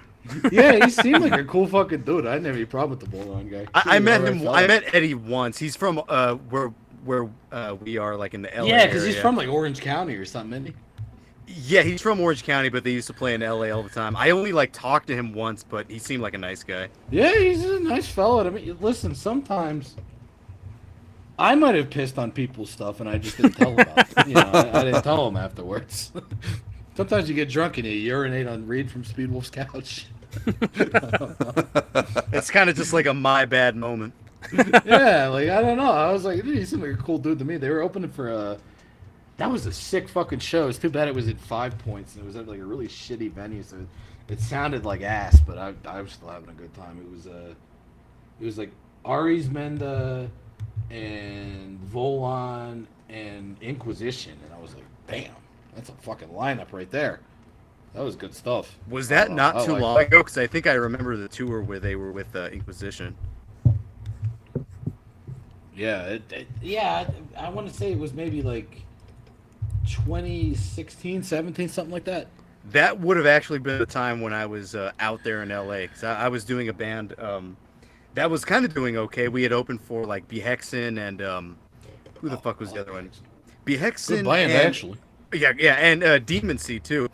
And then after that, dude, I yeah. fucking I don't know. Most people probably know I got a boner for Demon Sea. That's a good band. Yeah, I was in a band that was doing that, and then my drummer started just to annoy me, and then I was like, okay, I'm out, and then I kind of fucking drummers. They always do that. Yeah. Well, we got my drummer here. Paul's my drummer now, and well, it's been working out. You know, some I assume anything. are good people. Paul, you're good people. As a drummer, I can tell you now, because I've worked with other drummers, and yeah, it just doesn't work out sometimes. No, that's one of the other live streams that I hardly ever get to do because he's got like a family and children and shit. Blackie Lawless fan club. That guy's a drummer. We called it Blackie Lawless fan club because we used to do a show with another guy, and he got really mad at us because we kept talking about how awesome Wasp was. So he kept doing it over and over. And so you started a show. We started a new show. What do we call it? And I was like, the Blackie Lawless fan club. I've seen a few of those. You guys, well, it seemed to be a lot of like what the Hate Bus Live was doing. Yeah, well, you know, I think Hate Bus Live really kind of ripped our shtick off, you know. Even though you're a part of the same thing. Yeah, you know. I will say, you know, there was the Cobra stuff, you know. Fan Club Live episode. We had the other Hate Bus guys guest on it. That was right before the Hate Bus Live started. No, I'm just fucking with them. They're nice people. Yeah, I did like I liked the sections where you guys talked about the other Josh Saunders. I liked him too. I thought he was really funny. Oh, fucking yeah. You know, and I have a problem with that guy because I think his real name is like Giovanni. So he goes by Geo Saunders. And obviously, me being me, I'm going to have a problem with that. Yeah, I think he talked about like getting in a fight with the bus driver at his high school or something. Dude, that guy makes Cobra look like a good person. That guy is such a shithead. That guy's part of, I would call it like the spazosphere of it's like, we found him through, you know Weed is Heat? Weed is Heat 96? I know you've covered him. Is that the guy with the glasses? Yeah, and he does like the rants, and he's been on YouTube since like 2008. Was that the guy that was talking about liking black chicks? Yeah, he was like, yeah, you know, I just like black chicks. You know, they got big lips. I think that's attractive. I think it was. But no, but I think it was Bobson. He's like, I think it was that, Bobson who said, he's like, so you like black women with white attributes? Well, yeah, because he's like, I don't like when they're loud. And I'm like, well, you know, as someone who has known quite a few black people in my time, you're gonna have a rough time there, champ. Because you know, I'm half Italian. I can say that, right? You know, they're like vaguely African. They're loud people. I don't know, but well, we're Mexican. We can say that. Yeah, right. You know, you get a little Mediterranean and you get shouty. Well, Fred's Canadian, so Fred is Canadian. Well, I think Fred is actually French. No, that's a shouty ethnicity. I was about to say, Jiub, are you gonna leave? Because I just said Fred is Canadian. No, the Canadian thing is more of a meme. I had some issues with certain Canadians a while ago, and it has stalked me since then. So some of us suck. Don't get me wrong. Yeah, especially fucking Vancouver. I don't know what's going on over there. I don't know, weirdos. But no, it's Quebec you gotta watch out for. Good lord. That's the ones I like. They got, you know, All like right. fucking Fortress, Now- Cryptopsy. I don't know. Now we've it's got good problems. bands. No, but Fred so leaves. Weed as Heat is like the most normal See you guys. member of the Spazosphere. Then we got there's this guy named Dale Soussier, speaking of French Canadians, except you know he's American or whatever. But Soussier, I know how to say that because I know the French. It's not Soussier, but you got all these other people. They're into like reviews of like vacuum cleaners and like testing fire alarms and just making annoying noises, and that's how we found Josh. It pains me to say this, Geo Saunders. That's where he came from. It was he was part of their live streams. He's Because funny. they would do though. weird He's shit really where they whiny. would say, "I'm about to go live," and then they would say, "Oh, can you postpone it for a little bit? I'm about to take a shower," and then like they're fucking weird, just like these weird spazzy dudes. I don't know. I don't get it. Yeah, it seems like you guys have been covering Cobra a lot lately. Yeah, we're scaling that back because Bobson. I don't know if you've noticed. Listening No, to this, I've but noticed. Bobson- I've noticed. He Yeah, Bob's can't about stand ready to that fucking stuff. stab Cobra. He's about done. Poor Tommy is a little sick of editing him, so we've been scaling back to Cobra, and then a couple weeks ago we did the Weed as Heat bit because I was like, you know, as far as internet mutants go, Weed as Heat is that guy is a national fucking treasure. I I do miss Matty Fox too. He was really funny. Yeah, he doesn't upload that much. Matty Fox was a fucking. He was fantastic. Yeah, he had the quails and he had all these rebuilt PCs. He had and the like, quails. He would build like weird like Windows ME computer boxes. He would start talking about how he had to apologize to the poppin' music community. I don't even know what that is. That's Parappa the Rappa, I think. Yeah, something like that. And then he would like he'd say, "I'm kind of a kind, generous person." The great thing about him is he was Jewish. Yeah, he's Jewish, and he goes, "That's right. I'll just join the Nazis." His plan was he was Jewish, and his mom logged into his YouTube account and privated all his videos. So he's like, "I'm gonna join the Nazis and tell them that my mom's Joe, and they'll kill my mom." I fucking love that guy. He's got like videos where he's like in the middle of the street, like throwing old fucking clicky clacky mechanical keyboards and shit. Like, that dude's fucking wild. Have you ever seen what that guy looks like? He's like a refrigerator box with like stick arms. Like he's the wackiest looking fucking dude. His And room he's like, looks "Hey, I'm fucking gonna bizarre. tell the Nazis my mom's Jewish. They're gonna kill her." Yeah, his room looks really fucking bizarre. He's got like a whiteboard, and it's like Yeah, he there's has like a bunch of- whiteboard that he writes random shit on, and then he's got like the space under like the stairs where he puts his quails. His quails. Yeah, his quail eggs. He just has like quail. I feel bad for the poor animals. I don't like him abusing the quails. I don't like Cobra. Cobra killed that goddamn lizard. All right. Yeah, the stupid. What was its name? Puffers. Oh, my puffers! I'll be devastated. And every I video can't goes. find him. on- He's brumating. Yeah, every episode that Cobra does, he's talking about like, he's like, yeah, when Puff comes back after the winter's over. Puff's not coming back. It's been like 3 fucking months, dude. Because his story is that he went outside with the lizard on his shoulder because he thinks he's a pirate, but he doesn't have a bird, so he's got to go lower down He has a the lizard. evolutionary chain, I guess. And then the lizard like took off. I think it's kind of like a Homeward Bound thing because you know where he got the lizard from, right? Yeah, from He had Ian this, or whatever his name Yeah, was. homeboy Ian, his neighbor that was a convicted felon. But other than that, honestly, That was I the guy thought that Ian was, like, one of the disrespected him by putting his feet up on Cobra's Yeah, he put his chair while shoes he's sitting up. there.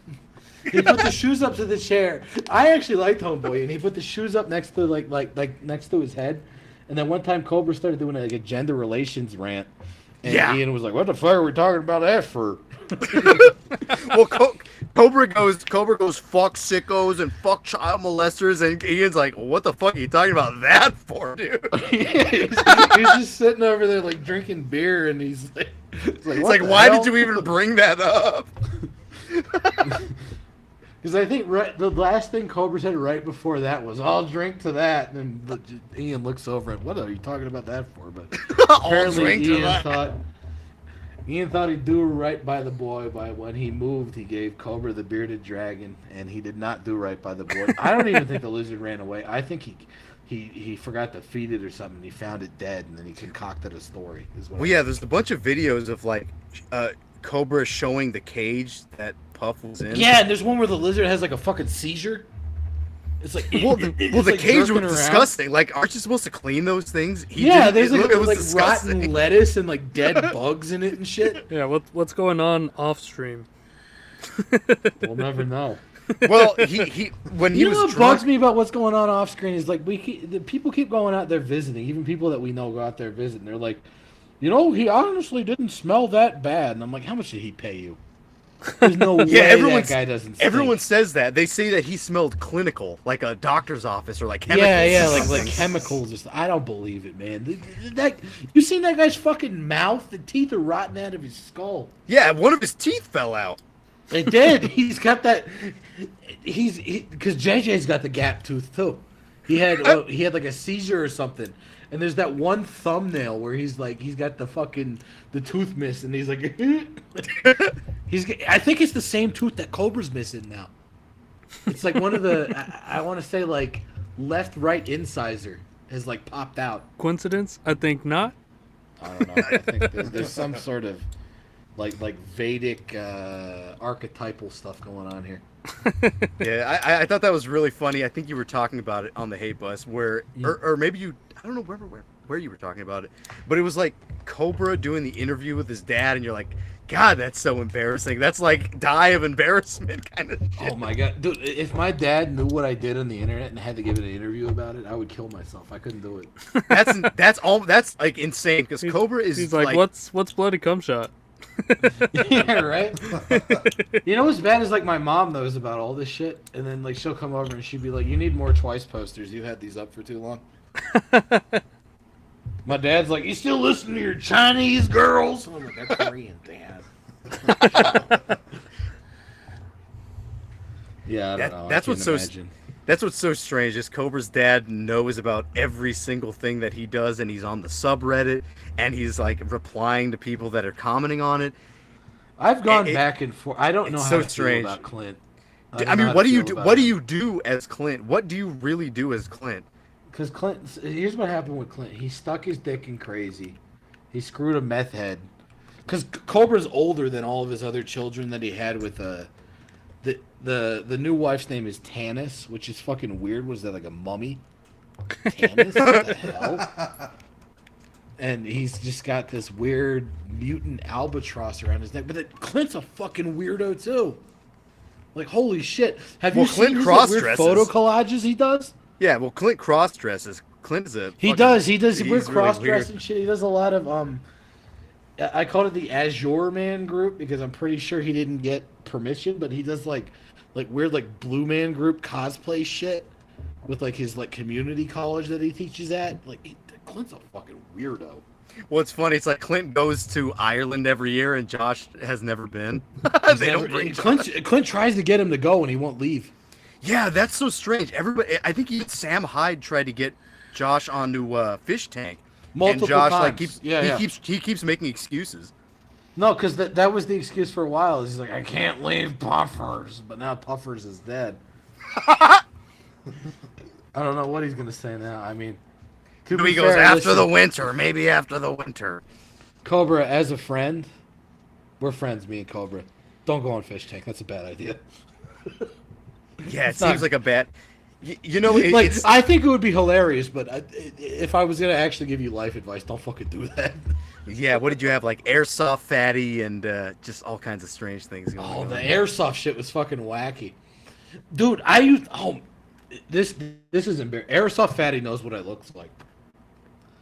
I used to be on his. He had like an old like group chat thing, and we were.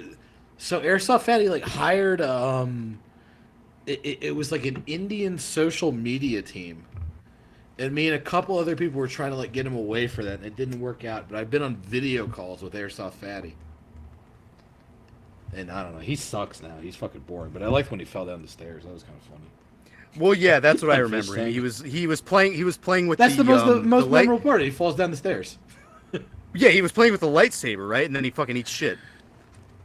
Oh no, that's the original one. He's that's the one I lightsaber remember. and he eats shit. But no, when he was on Fish Tank at one point, he got back to his roots. He decided to give us some good airsoft fatty content like in the good old days. And he fell down the fucking stairs. Oh, I think I did see that. Yeah, And he goes like, "Ah!" I don't think we ever got an answer from you talking about like Fish Tank, but I tried to show Paul some of the Sam Hyde stuff, and maybe he just wasn't getting it, because what I liked from Sam Hyde was the like old stand-up stuff and the stuff where he's like fucking around with his stuff. We're fucking with his mom. I like that stuff. My mom is cool. I liked so you know Something Awful, right? I don't think so. SomethingAwful.com was like an original, like really old school, like internet website. It's what 4chan grew out of. But they had a thing where they used to profile websites, and my favorite Sam Hyde thing was when they initially profiled his company, $1 Million Extreme, like way back before people knew it was politically incorrect. Yeah. In like 2007, where he would do like these ads for like fake fitness products. I thought that was funny. And then I like some of the world peace stuff, like the one where like Nick Rochefort like slams the chick's head into the table or whatever. Like that's funny. Yeah, I like the one with Charles where he comes home. They're like, "Daddy's home," and then he like goes flying through the window. I like that. Yeah, but or like the music video, like Jews rock, like Jews that's rock. funny. Yeah, that was good. I think the one But, that yeah, no, I don't know. A lot of I'm not a huge Sam Hyde guy. A lot of it kind of makes me feel like, ugh, which I know is a controversial thing to say because a lot of people really like that shit. He's probably a cool guy. Well, nowadays it's. I think like what Dan it's showed me lacking. was like, I think you, me, and Rob were like on shrooms and we were watching the Guilt Simulator. That was funny. That was hilarious, but like, I feel like after that, like the streams and stuff like that, it was just like surrounding himself. I can't watch Fish Tank. Like Yeah, he's like just surrounded by like fucking yes men, and it's like yeah, it's not funny. Like people say like cringe or whatever, and that's kind of like a dumb thing that people say. But like, dude, I watch Fish Tank and I start developing like scoliosis. Like I don't like watching people embarrass other people in public. I don't know if I'm a softie or whatever. I'm just like, oh man. Yeah, I think that's Sam's thing. He likes to embarrass people in public. And like some of that shit's funny. Like when in like 2010 or whenever, when they're like interviewing people in like Williamsburg. Yeah, that was funny. the hipster fashion. That was good. Yeah, like that's funny. Where they're talking to the guy from like Madrid or whatever. Like that shit's silly, but I don't know. Some of that shit, it's not my thing. I'm sure a lot of people like it, and he's probably an okay guy. I like Nick more than I like Sam. Like before it really blew up, I liked his weird like house reviews. I thought that shit was funny because he started doing that right when I was looking into like buying a house. So it like hit me really hard. I'd be looking around at the Crown molding and like making jokes about it, and the realtor's looking at me like, "What the fuck is wrong with you?" Yeah, Nick had like an interesting background. He wasn't he doing like he was a carpet salesman, right? Like a rug salesman. Yeah, so he started out. He started out selling cars, and then he ran an antique mall that mostly sold rugs, and then he's cool. He's done like all kinds of like wacky, like weird stuff. So yeah, it seems like Sam's just kind of taking him along for the ride now that World Peace has been canceled like almost 10 years ago. It's coming back now though, isn't it? I think so. I think it's coming back as like an internet They thing. even got Charles back into it, I think. Yeah, I don't know how much I expect from something like that. Even though the original World Peace wasn't terrific in my eyes, there was like the original World Peace was like 50-50. I like same here. I like maybe that says a lot of. I like the sketches where they beat up women. I thought that was funny. Some of Sam Hyde's Kickstarter TV was pretty good. Beating women, yeah, that was a good one. Yeah, no, that was actually probably my favoring thing he did. Well, because he was talking about Harry Potter. You remember it was around the Kickstarter TV era. He did this thing where it was like an hour-long video where he just was looking at like weird advertising pitches. Yeah, those were on great. This like marketing website. Yeah, Kickstarter. It was all Kickstarter shit. There was one. It was like before that where he found some weird website where it was a marketing firm, and everybody that worked for the marketing firm had this weird like you call it like a sizzle reel or something where they would talk about their like life story or whatever for like 30 seconds. And then like he would just keep cutting into it and like making vomiting noises, and he'd be like, "This is the worst thing ever. This is why the world is the way it is." And like it made me laugh because I'm an idiot. They had this one guy just I don't know what I'm talking about anymore, but it was funny. I like that. That other member of World Peace, not Sam, Nick, or Charles. I forget his name, but there was one where he like goes into work and he like pours the coffee all over himself and he starts punching his laptop. I thought that was pretty good. I mean, coffee into the laptop. That's a classic Norm Macdonald. Yeah. What did you do that on? I can't even remember. That shit was funny. It was on World Peace, but Yeah, it was on. anyways, Remember that time Norm Macdonald was on World Peace? Norm Macdonald. No, I was saying that there was an old Norm Macdonald bit where he was doing something on a talk show where he poured a bunch of coffee into a laptop, like he was trying to look something up, and then he's like, "Oh, what's that?" In the Norm Macdonald voice, and he like threw coffee into it. It was funny. No, I only remember the Norm Macdonald. I think it was from the show where he had Super Dave Osborne on, and he's like, "Those are so good with Adam Egret, not Egret." Yeah, he says he's reading those jokes that he wrote, and he goes, "You know, what would make a really good retirement present for a really good for slave? a very good slave." Yeah, it was like a gold-plated chain or something. And Super David Dave's Osborne's like, "Who writes these?" He goes, "Did you really write that?" He goes, "No, I read it." Wrote that. I don't know. Was He that goes, Marty, "No, Marty he goes, I just Funkhauser? read it." Yeah, Funkhauser from Curb Your Enthusiasm. Did you write this? Did you really write this? What'd you think of that? Well, that's where do you get your ideas come from? That he made it. Poor Adam Egret said that. Where do you get your ideas from? And then like Super Dave Osborne's yelling at him, and then and then Norm Macdonald looks over him. He's like, "You know that Adam Egret? He's a Holocaust denier." You know, I can't imagine, Jiub, that you ever watch Curb Your Enthusiasm, right? Is that the show where the guy he had like the blue paint on him or something? No, that was the post Seinfeld show. The Larry David, the bald guy. I did watch Seinfeld. I haven't ever actually watched Curb Your Enthusiasm. I'm sorry. You know, like I said, I assume you wouldn't have watched it, but it's actually pretty damn funny. Bob Odenkirk's in it I a would bunch probably of times. enjoy it. You really probably would. It's actually quite I funny. watch a lot of goofy shit. Well, I know you like the Three Stooges, so just give Curb Your I Enthusiasm a fucking chance. love the Stooges. Who doesn't? I think I got Paul into Cheers recently, and there was an Cheers and episode. Frasier. Norm! There was an episode where Sam Malone is like questioning what his purpose in life is, and he's thinking, "Oh, am I just a womanizer or whatever?"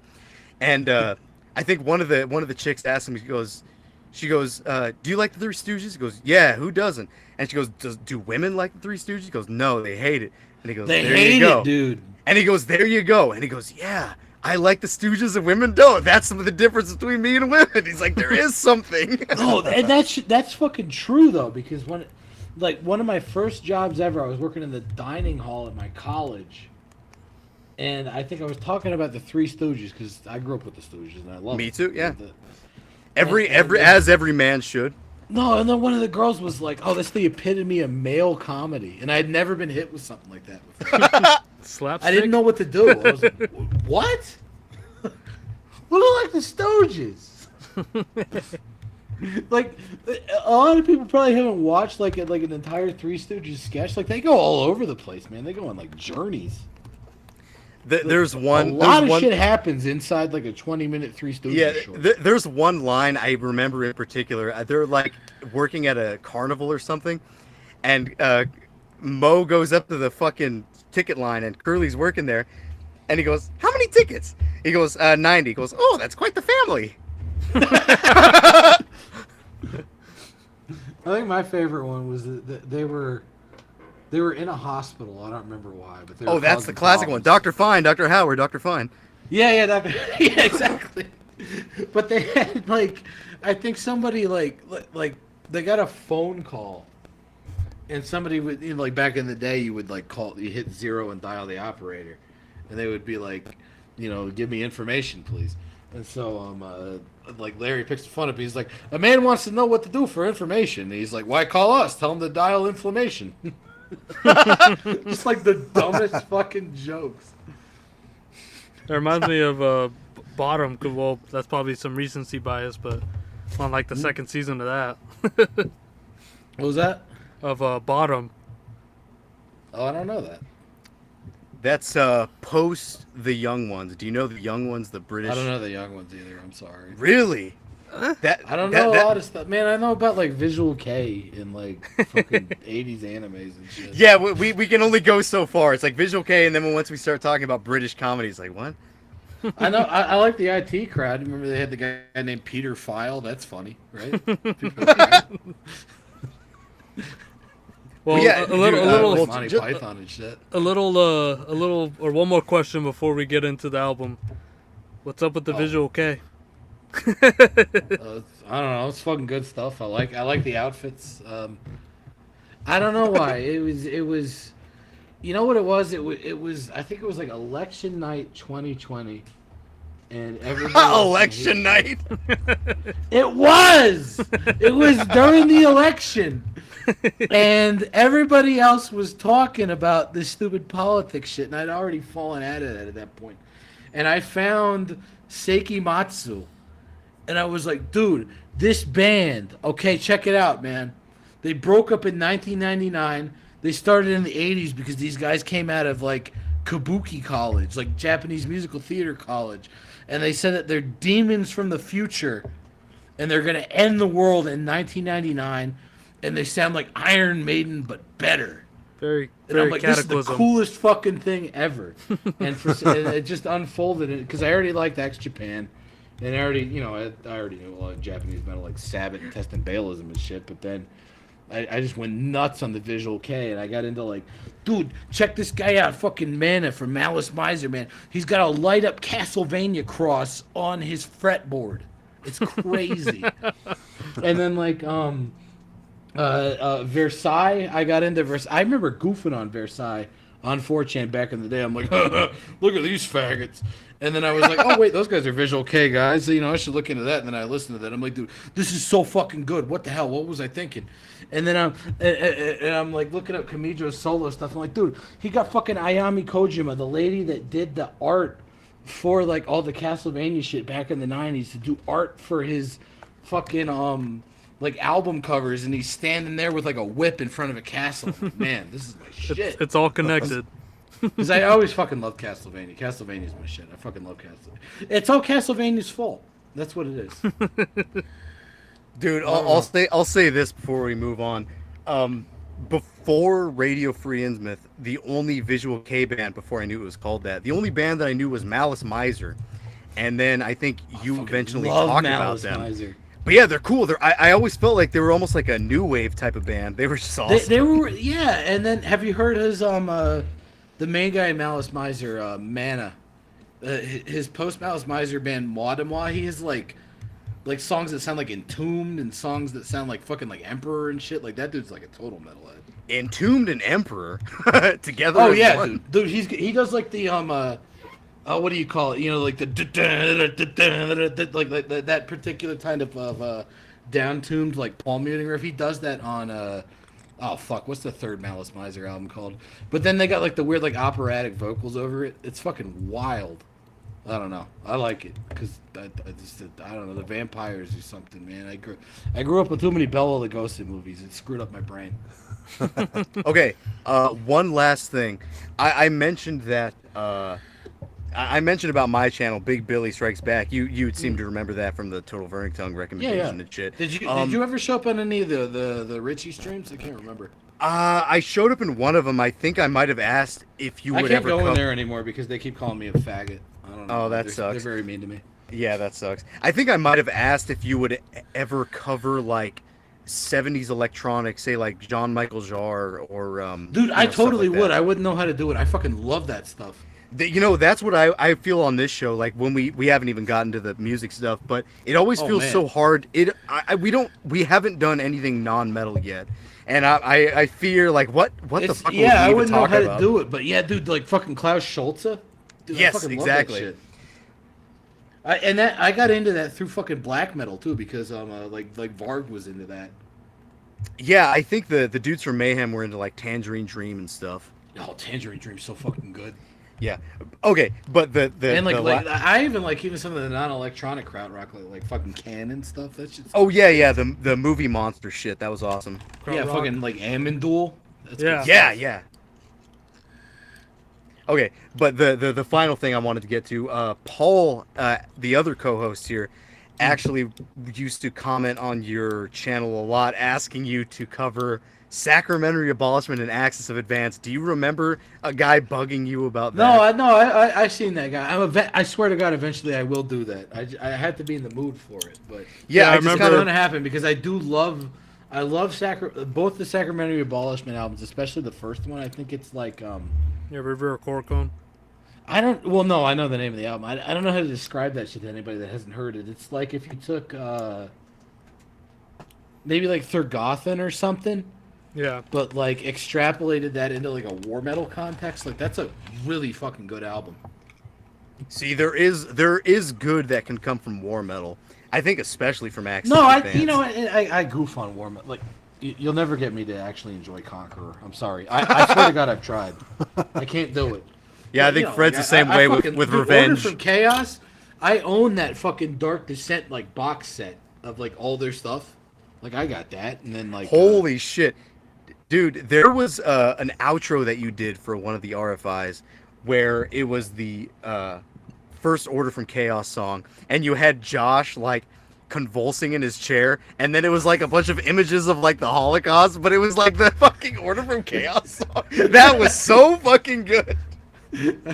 sometimes, you know, what I realize is as I get more noticeable in the YouTube world, I can't do stuff like that as much. But, you know. No, but that is so good. It's like, oh man, what a great. I think I actually screenshotted that and I posted it on Instagram just because it was so good. Well, and that so the whole thing with like the images of the Holocaust and Josh, that came from a GIF that this one guy from Australia, Museum Privilege, created. He's the same guy that you know who Warlord Campbell is in the Joshua verse, right? Yeah, he was the guy that He's like was the- like begging for pizza. Yeah, and he's like the weird gay guy. He Yeah. mailed Josh a shirt that had a picture, because Warlord Campbell is like an aggressive, like sexual deviant. He mailed Josh Yeah, it was a picture of a shirt with a picture of him like throwing a dildo up his ass, and and Cobra like opened the package up. And he's like, wow, that's pretty cool. And then he sees what's going on there. He's like, wow, what the fuck is this nasty shit? That was a good one. Like, that's a classic. Yeah. That's almost like he thought that Danny Devine model sent him a bag of chips. He's like, smile. Yeah, the bag. That was the other Alex. Fucking Alex Anderson. That guy was awesome. That guy was the guy that's talking about, like, you know, Chewing. pulling your wand out of your pocket, putting it back in your pocket. Yeah, That fucking chewing. guy. Talking about chewing. Talking about you take the wand out of your pocket, you put it back in your pocket. He's the one guy where like Cobra's like, please don't be racist on my channel, because like I think he was making like fried chicken or something, and then like Alex Anderson like bumbles into the room with his like Easter Island fucking moai shaped head, and he's like, that's a Negro's favorite lunch. Like that guy's fucking dead. That guy had like a seizure or something. Yeah, didn't he Like, fall down the stairs or He something? fell down the stairs, the basement stairs, and like broke his neck, man. Casper's Holy a shit. horror show. That was like Yeah. Cobra's fucking wingman, dude. I miss Alex. Alex was great. That was the good Alex, and then Campbell, Warlord Campbell was like the bad Alex. That's the Yeah. one where he like Cobra beat him up and like threw him around, and he was like, "Go home, you're drunk." Yeah, he's like, Mr. That was from Adam Green or Mr. Green or whatever his name was. Yeah, you piece of shit. Dude, that was such a good one. Where Well, because he Mr. beat him Green up, but like the only reason he could beat him up was because he was totally drunk. well, and before that, Ian, He the already guy got that beat gave- up. Yeah, Ian, the guy that gave Cobra the dragon. Like, for some reason, Alex was like jealous of the hold that Ian had over Cobra, and so he started calling him like a child molester or something. And like Ian was like fresh out of prison, so he wasn't about to deal with that. So he like beat the shit out of him. And then that Mr. Green guy, the guy that went to visit Cobra and got That all, was like, the so candid- great. I loved Mr. He got all Green. like the candid footage. He said he was like going up the stairs, like right while this was happening, like immediately after Ian had beat up Warlord, but before Cobra beat up Warlord. And he said that there was like blood on the stairs from Ian like beating up Warlord, and then Ian was like outside Cobra's like apartment, like shadow boxing. Like he was still like all turned up and shit. Well, yeah, it's so funny. It's like Mr. Green showed up and he started putting on Cobra's hat and playing with the dummy. And... Yeah, he played with the dummy and shit, and then he had to come bust Cobra out of his apartment later. yeah, he like kicked him in the door. After Cobra fucking beat up Alex left and he slammed the door so hard that it broke. And Cobra was stuck in the apartment, and this green character had to come and like kick the door down. What I liked about Mr. Green is like he kind of treated Cobra as if he was like a cool dude. Yeah, And like he was a real fan. There's something about that kind of brought something out in Cobra that it made him feel cool or something. It was And, a like, really interesting dynamic. If you've seen the stuff where he's like talking to people after the fact, he's talking about he would like walk over to like Cobra's house, and like him and Warlord would just be sitting there like watching porn and shit. What? Just like really weird stuff.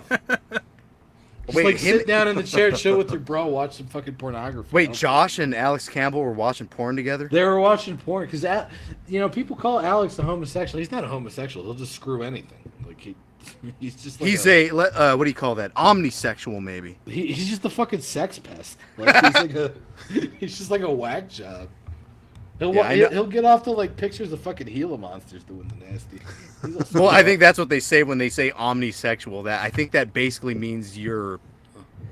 that was a good JJ Thompson quote. It was like pansexual. What's that mean? You're having sex with pans? Great joke there, Mister. Pansexual. What are you having sex with? We have pans? sex with pans. That's good. Okay. Oh. Anyways, death metal guys. Yes. The last part of this was we were talking about Axis of Advance and Sacramento Abolishment. Do Axis you of have Advance, any yeah. opinions on like the second or third Axis albums? Have you ever heard those? They're fucking terrific, dude.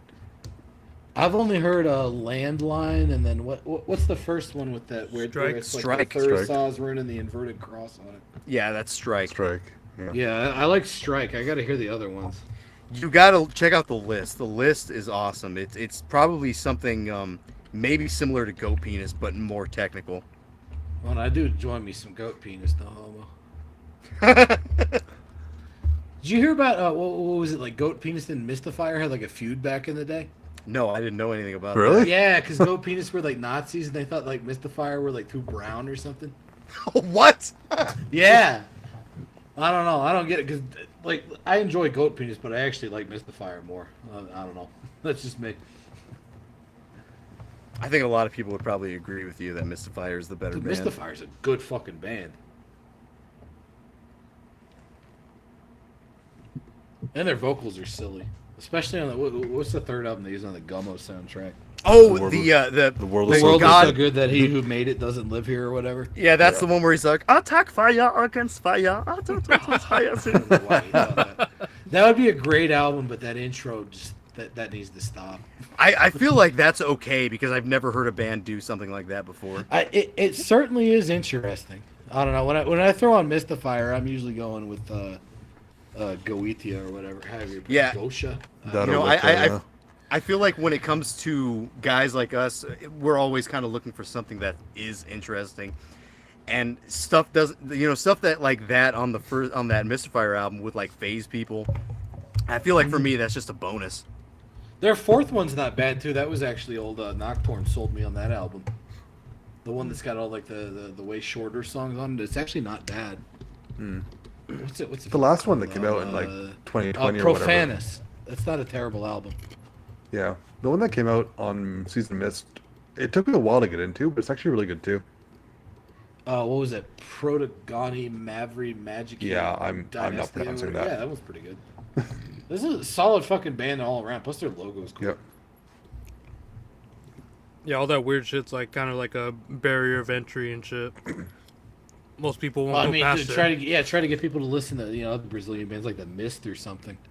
I fucking love the Mist. I think they got great vocals, but he also sounds like you know Echoes, right?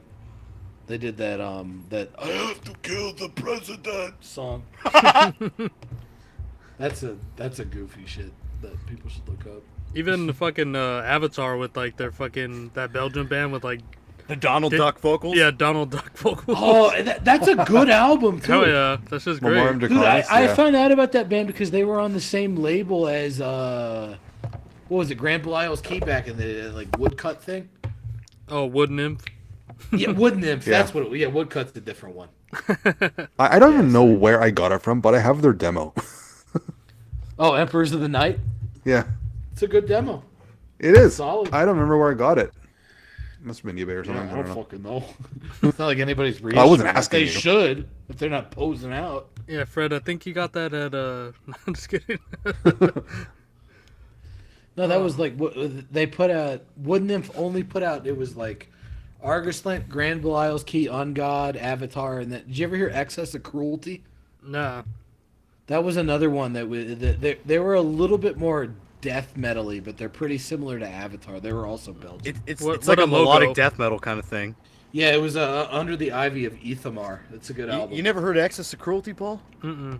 Oh, it's like been a while Avatar, since you'll I've like heard it, but it's good stuff. It's I don't know. It's basically like fucking European melodeath, really. Yeah, I mean they're one of like the 4,000 melodeath bands that covered The Trooper. Bound to be It's good. not as good as the sentenced version, but it's still pretty good. Well, speaking of weird shit, what are we here to cover today? Why are we actually here? You ever heard of Perpetual Demise? From you? From your show, yes. So earlier on, I told people how I found out about this band. So when you were listening to this album, did you figure out what the plot twist with this album is? Not at all. What the? So, are you familiar with Gorefest at all?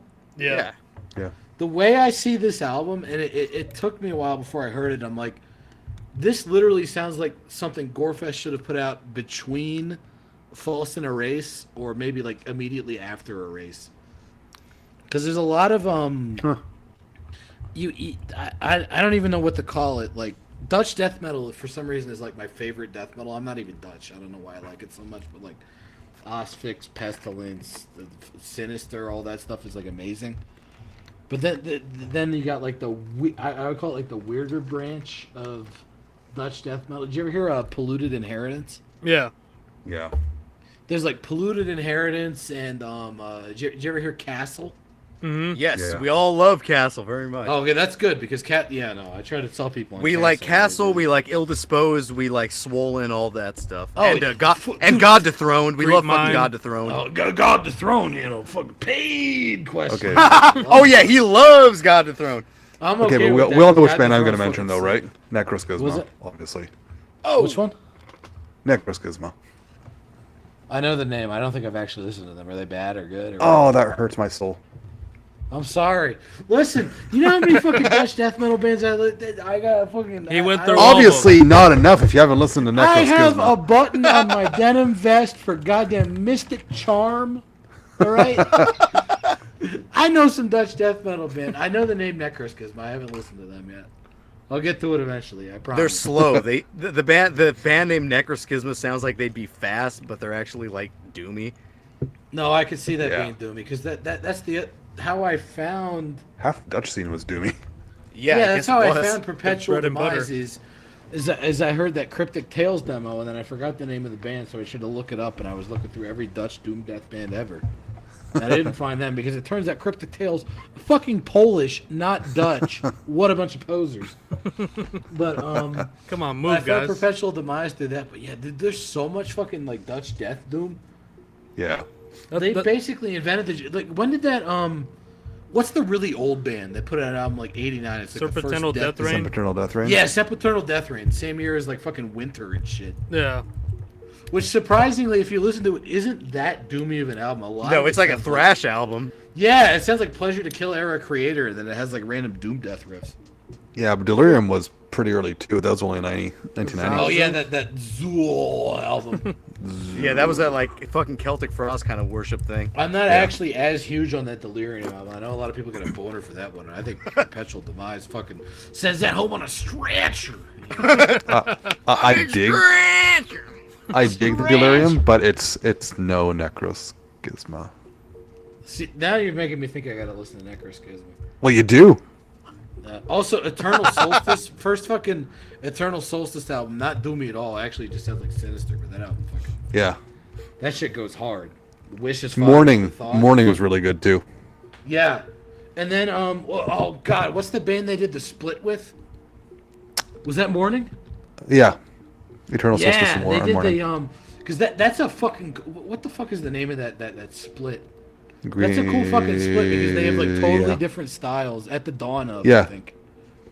Yeah, they had like Morning was like total like doom death, but they had like a weird kind of almost like humorous kind of angle to their shit, where they would have like. No, they did. It was like goofy because their first album was called like Greetings from Hell or whatever.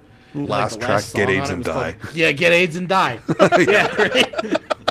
Like they were like doom death, but they were goofy. But that's a cool fucking split because Eternal Solstice is total fucking deicide, sinister, Legion, fucking wacky, chaotic death metal madness paired up against this like fucked up, satanic doom death shit. Yeah. And, you know, That's not I what hate that Perpetual- people That's not ignore. what Perpetual Demise sounds like at all. They don't sound like much to me, besides like some kind of chimera of like catatonia, fucking spraxism, and there's one more that's escaping me, but yeah. Like, I think that's part of why they didn't get big. Is one, none of these guys were in like other bands. The Dutch death metal scene wasn't incestuous the same way that the Swedish one was. Like everybody in Swedish death metal was in everybody else's band at some point.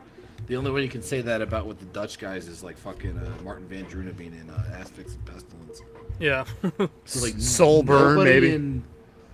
Yeah, well, yeah, Soulburn. Soulburn's fucking good.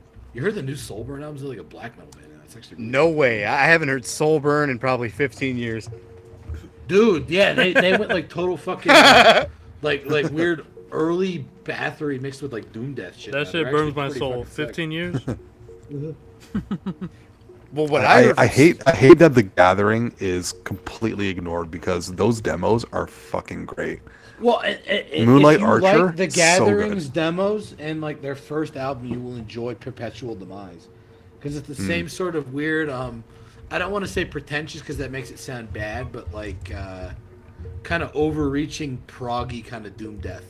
Yeah, Yeah. there's total prog in here, and there's also total like alt rock and possibly even like shoegaze kind of moments. There's in a here. little bit of shoegaze to it, and there's also There's a lot of it groove gave me a big thrash Edge of to it. Sanity vibe. Yeah, that makes sense. But yeah, there's a huge like groove thrash thing to this. Something like maybe Dementia would do. Well, that's where I get Oh like go my god, I first, yeah. fucking love Dementia. that's where I I have get a dementia paroxysm story. from, like all that groove shit. Was that? Yeah. I said that's where I get paroxysm from, like their groove-oriented riffs and shit. Oh yeah, definitely Paroxysm, and also maybe the second oh god damn it, what's the name of that band? Phlebotomized, Sky Contact. Oh yeah, Oh yeah, yeah. Holy shit, Jiub, do you like Paroxysm? yeah, that's one of our bands. yeah, I like Paroxysm. Yo, that's one of our fucking favorites forever. And Oh, yeah. hardly anybody ever talks about them. They're so goddamn good. No, I listen to a lot of I listen to goofy shit. I told you I got a dementia story, man. Yeah, let's hear it. Fucking, so they're from Onalaska, Wisconsin. And I went and ordered the reissue of their album off of Bandcamp. I did the deal where you get the MP3s and the CD. And it came in the mail. And I was like, okay, there's a CD and there's something heavier in here. And I'm like, oh, this is kind of square. This must be a patch. I pull it out and I'm like, that's not a patch. What is this? Floppy? It's kind of metal refrigerator magnet. I have a dementia refrigerator magnet. It's the only band, the only band refrigerator magnet. The only magnet on my fridge is the fucking dementia album. That's about as good as Eminem's urinal pads. It's pretty sick. Yeah, no, dementia is a good comparison for that. A lot of I would say they do the what would you call it? Like Grin and Mental Vortex era coroner thing where they palm mute, but while they're palm muting, they're also harmonizing, and then they like let the notes from like each guitar like ring out and blend into each other to get that weird kind of cybernetic sound.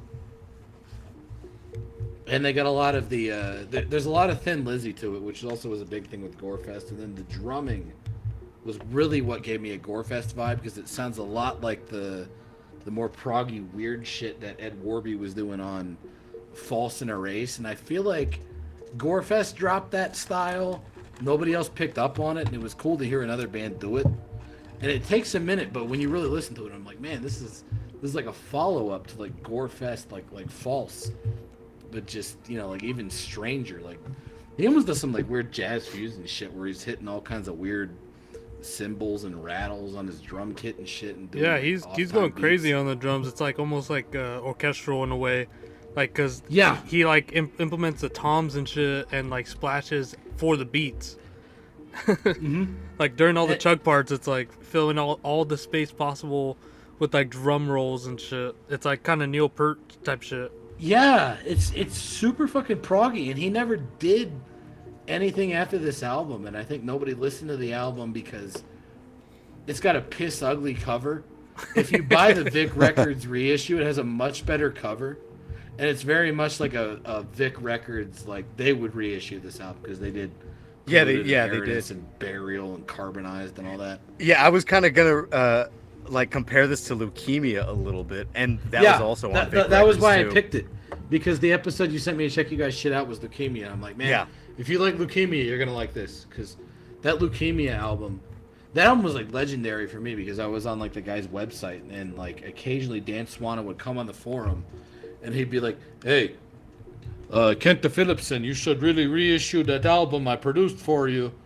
And like he never did it, and then it finally came out, and it was like a big fucking deal. Cause like Yeah, we had I think the last guest episode, or not the last one, but one of the episodes we had the dude from Cromlech and Fred and the and Swedish that- one. No, Cromlech. Oh no, yeah, Canadian- you're talking about Canadian the Into. Yeah, no, he Yes, was on Into the Oblivion. Leukemia episode, the Into Oblivion guy. Yeah, we had him on. I thought that was like a regular dude. I was like, man, I have such a fucking obnoxious boner for that band. He's not a regular dude, but he does come on kind of regularly every once in Yeah, a while. no, dude, I fucking ordered the what was it, Creation of a Monolith. I ordered that shit from him when that came out because Brett Stevens reviewed it and it sounded amazing. Oh, dude, those guys are terrific. Both bands, Cromlech and Into Oblivion, are both I actually awesome. I like bands. Into Oblivion a little bit more, and it seems like people are more into Cromlech. Mhm. But man, especially that second Into Oblivion album, the double disc one, I ordered that shit when it came out, and he put it in it was like this weird like laminated like paper thing that he folded up into a digipack, and it's like going to my mom's house because I was like 19 when it's like coming, and I was like, man, I don't know. Into Oblivion is fucking sick. Yeah. Yeah, but we when we had him on, we were covering the Leukemia album, and he didn't like the like metalcore groove metal breakdowns. He didn't like he's that. not gonna. He would. Having listened to that episode, he would not enjoy Perpetual Demise at all. Probably not. Perpetual I think Demise has a lot yeah. of. It gets a little corey at times. Not that I don't think they were into metalcore. I think they were doing the same thing as like Coroner, where they sort of became metalcore adjacent just because they were it's kind of experimenting. it's a little bit before metalcore, isn't it? Yeah, they were experimenting with like what noises they could get coming out of their guitar by utilizing like natural harmonics and shit. Yeah, I for sure There's get a lot like of riffs that are like, you know, like there's a lot of those, and like nowadays that's associated with like Machine Head and whatever. And I'm like, yeah, but they're doing that, and then they're like following it up with these like weird, almost kind of like Thin Lizzy harmonies or something. Yeah, Did I was you gonna get it? I was gonna compare Yeah. those to like Hollis from Sweden. I don't know if you ever heard Yeah. of them. Yeah. It's totally like that. It's almost like fucking Musio Rosenbach, like the Italian prog artist or whatever. Yeah, they get really intense with the harmonies. Did you get a chance to hear their demos at all? I didn't get around to it. No, I only No. got to the album. So, well, and then I haven't even heard all their demos because like the Vic Records reissue is fucking shit. All it has is like a couple of band photos, their third demo, and then like one track from their second demo. I'm like, dude, how's this not like a double disc? What are you doing? Give me all the demos, you fucking prick. But their third That's weird. demo- Usually Vic adds a lot of bonus tracks. Yeah, I think what it was an early Vic one, and then I don't know if they actually managed to get in contact with the band, or if they did, the band didn't really care anymore. So it's not as fancy as like the Burial and Polluted Inheritance reissues are like fucking really nice if you've ever seen Yeah. those. Yeah, those ones I Something have. like It just that. covers their entire discography. Yeah, it doesn't do that at all. It goes like, it's just like, here's one demo and then like part of another one, but CD's only got 80 minutes, so fuck you. Yeah, he's like, maybe I should have more next time. Yeah. Well, and then I was looking through the booklet while I was on the fucking, the shit can this morning. And it's talking about bonus tracks, and it's like tracks 17 and 18 are from our second demo, and I'm like, I've had this CD for going on almost a decade now, and there's only 17 tracks, buddy. So I don't know what that's about. He was dreaming big. Yeah, and I was like, there ain't no fucking second track from the second demo there, pal. But their third demo has a couple songs on it where it seemed like they were kind of developing their style, and the harmonies are way more like trad metal, almost kind of like Slough Feg sounding. Because as many like Thin Lizzy style harmonies are on that album, they aren't very like old school heavy metal sounding. They're kind of their own weird like floaty atmospheric kind of thing. So it's in what the fuck is the name of their third demo? When Fear Becomes. It's like 22 minutes long, so it's a pretty long demo. That one's got like weird roots of their style where there is a little bit more like heavy metal to it. And the vocals on that demo are fucking weird too, because it's the same guy, but he sounds like way more like Chuck Schuldeiner's Band Death sounding, like he's a lot more high pitched. Because on the album he's like pretty like what would you call that style? Kind of roaring like. Whoa. Yeah, it's not quite the death metal vocal that you would expect. It's slightly subdued, almost like desultory or A something. bit more breathy. Yeah, desultory, or maybe like you took like Martin Van Drunen and put him on like cough syrup or something. Kinda sounds like that. Gave him some It's healing. throaty without being like too heavy. Well, with all that out of the way, let's listen to a track. Which one did you What did I pick, give you? Jiub? The title track? Yeah. I think I was gonna that's a pick good that. one. I was gonna pick it, and then you got it. That's a good one. There's a couple good ones. The Observer's pretty good. The Tower's really good. There's Yeah. a lot of good songs. It's a good album. Yeah, I the promise. Tower is probably my favorite off this. Yeah, no, I was feeling the Tower, but there's not a lot of there's not like a isolated samples of this song, the different songs on the internet for some reason. Nobody knows this fucking band. I don't know why. All right. Well, we'll be right back.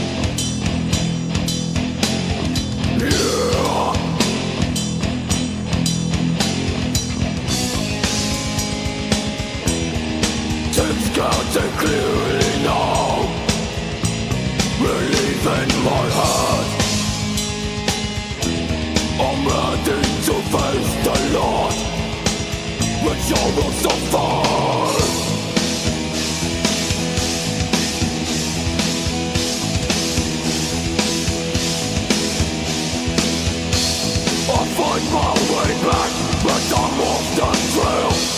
It's over.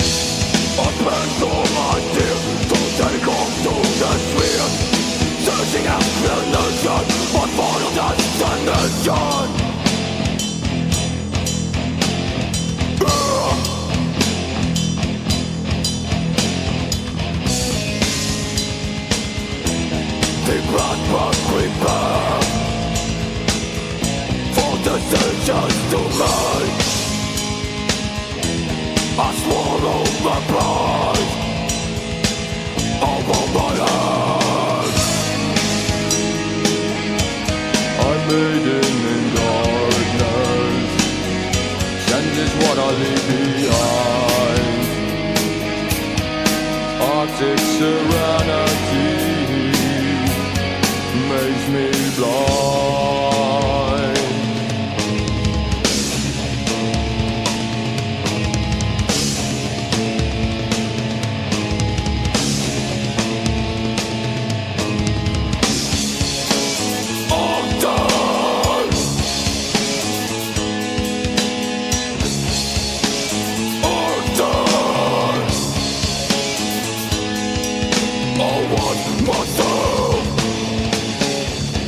To snow and ice, Arctic serenity, perpetual demise.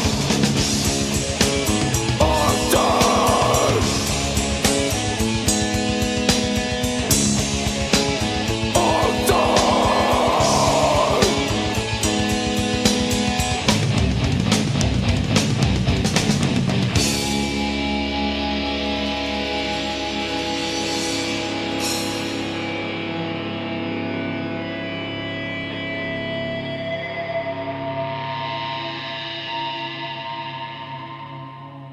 I don't know if I need to listen to it anymore. All right, we're back from listening to Arctic. That sucked. Come on, Yeah, Fred. it's not for everybody. No, I liked it. I mean, I guess most people probably not gonna like this album, but if you've ever bought a Vic Records reissue of an obscure fucking death metal album, you will probably enjoy this. Jiub, did you realize there's kind of like a cult following of the RFI? Like Zoomers really worship that show. Really? Yeah, I don't think you're on Instagram, are you? No, I'm not on anything. Yeah, dude. People like Zoomers fucking love your show. Like, fucking they worship I'm it, dude. surprised. I didn't think they would like it. Wow. Yeah, J-Dog got it right again. You teaching the fucking young devils. Dude, speaking of Zoom, the J-Dog, there's like a weird Zoomer J-Dog fan base. Oh, You yeah. seen this shit? Yeah. Like Yes, the one yes. like the one guy's like sending him in questions about how he got like kicked out of algebra class for watching him rant about nun slaughter or something. Oh, yeah. I was like, man, that would have been. I can't even imagine that. I'm so far removed from that. 'Cause, you know, like, I don't know, we're probably all around the same age. I mean, you got phones, you can watch that shit in the fucking algebra class when you're a kid. No, in high school, I don't think smartphones were even a thing. No, I had like a shitty fucking peanut-shaped like T-Mobile piece of crap. Yeah, I had some T-Mobile like blue block thing. All the kids are Yeah. hitting the vape watching J-Dog in class now. You know, because I've gone back and forth on Gen Z, but if they're hitting the vape and watching the J-Dog in class, maybe there's hope for them. There's hope for them because a lot of them are digging your show. I'm surprised. I didn't think they'd be into it. Yeah, you're steering them the right way. You know? Yeah, I'm you would I'm imagine showing it would them be which a. K-pop idols are the prettiest ones. You know. That's right. Yeah, you would imagine it would be like kind of a millennial, like late 20s, early 30s kind of fan base. I don't But even it know seem- who would be into my stuff. I think it's mostly people in their 20s and a lot of Gen Z. I think is what's going on. Because there's not a whole lot like it. A really early fan of the show was he was like a guy that played in like Crucifier. Oh, I really? figured it was like all old people watching my shit. I don't know. But yeah, I guess back to this track, you were saying a lot of like corner, fucking. With Yeah, those like Grin chords and era, shit. like weird era coroner, like Grin, and then what's the weird compilation album that came out after Grin? I can't remember what it's called. The one with the blue cover. It seems like there's a lot of that in it. Well, maybe it's just because I don't know.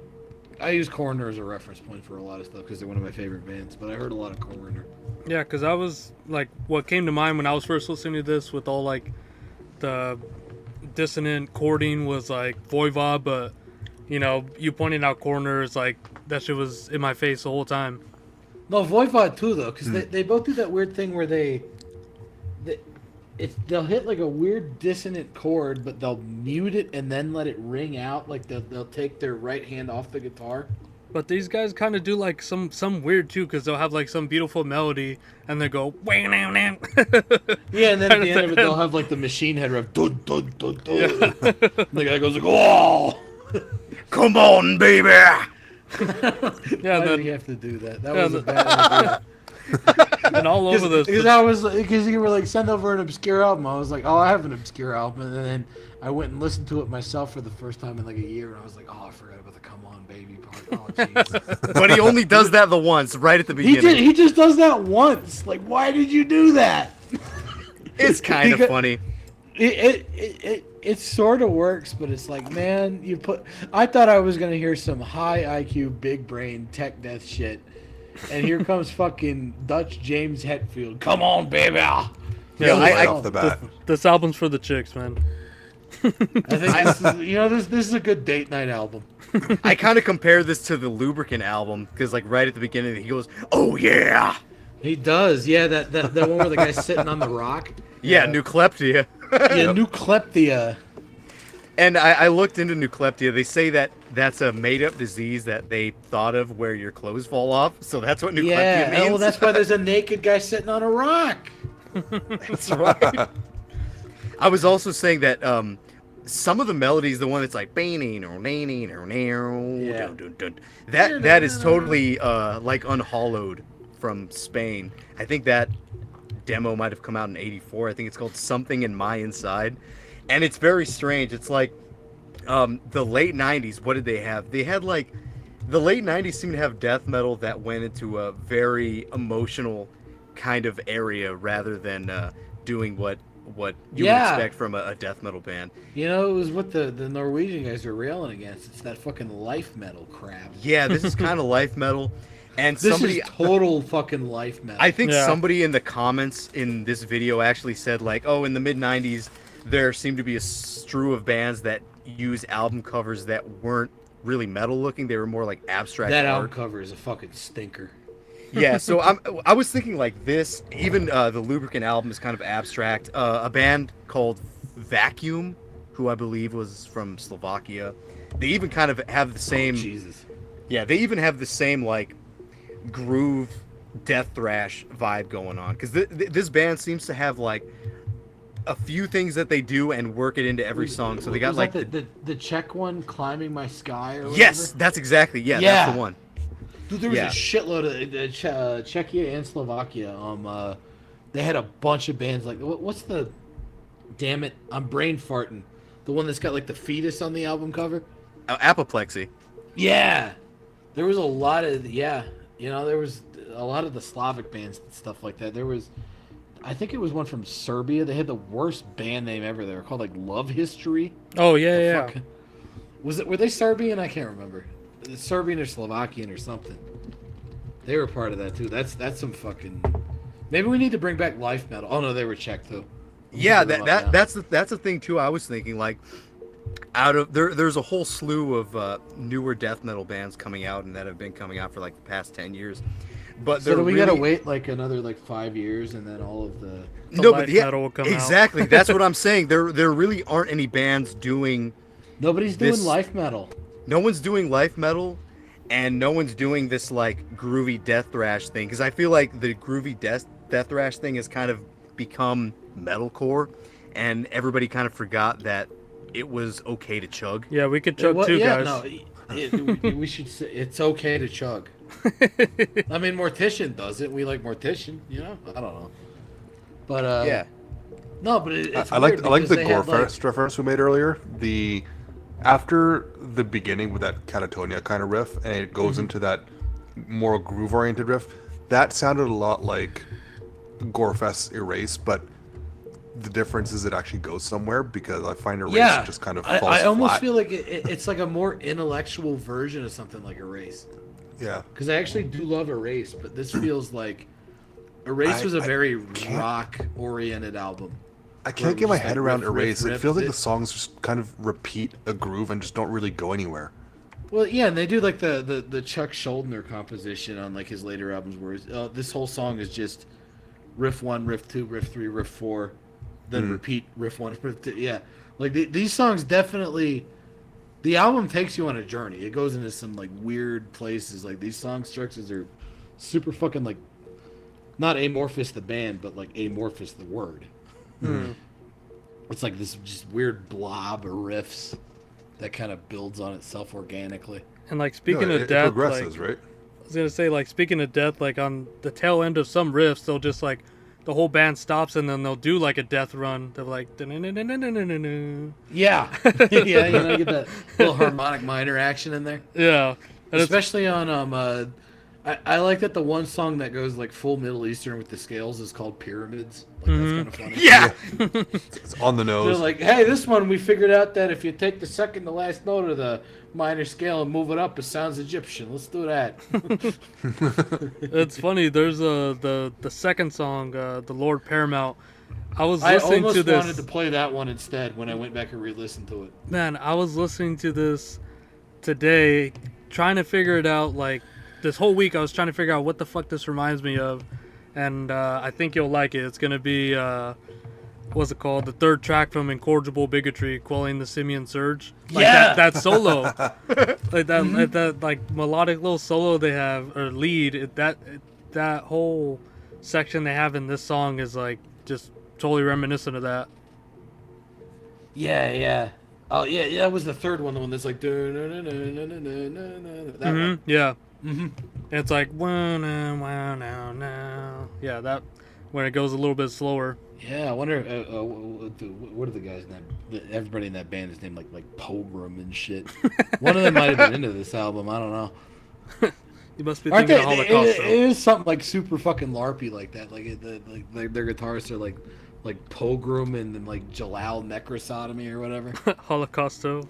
Yeah, Pogrom and Holocausto. That's what their names are. For some reason, that just works so well for Argus-Lent. I mean, it's acronyms. Argus-Lent. You gotta expect that. My favorite thing about Argus-Lent is that the one guy was also in like Twisted Tower. Oh yeah, Dire on the their drummer, demos. right?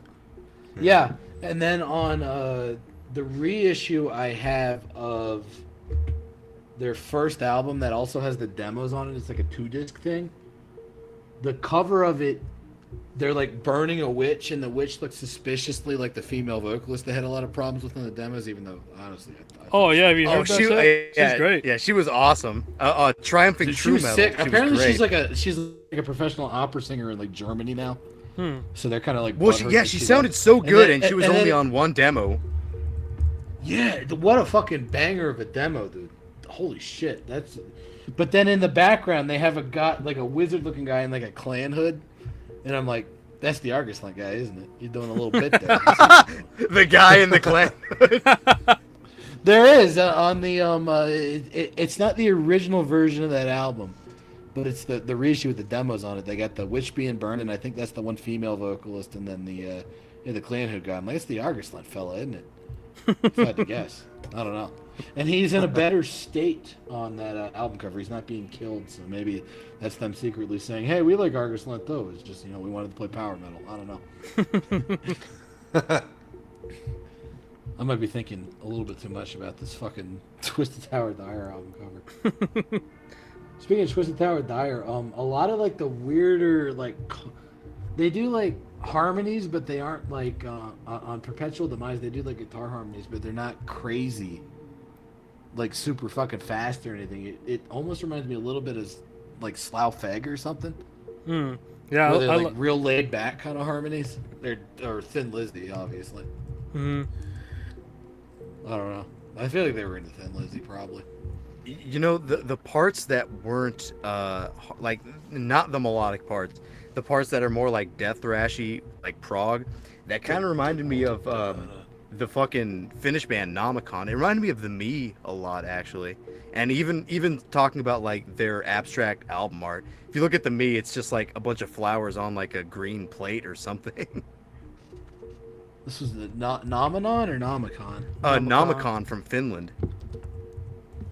And the album's called The Me? yeah. They have it's a split. Split. It's their side is called The Me. With the If you Sarnath, aren't familiar right? with that, it's probably some of the best tech death you'll Oh, ever they hear. did a split with Sarnath. Yeah. Yes. Okay.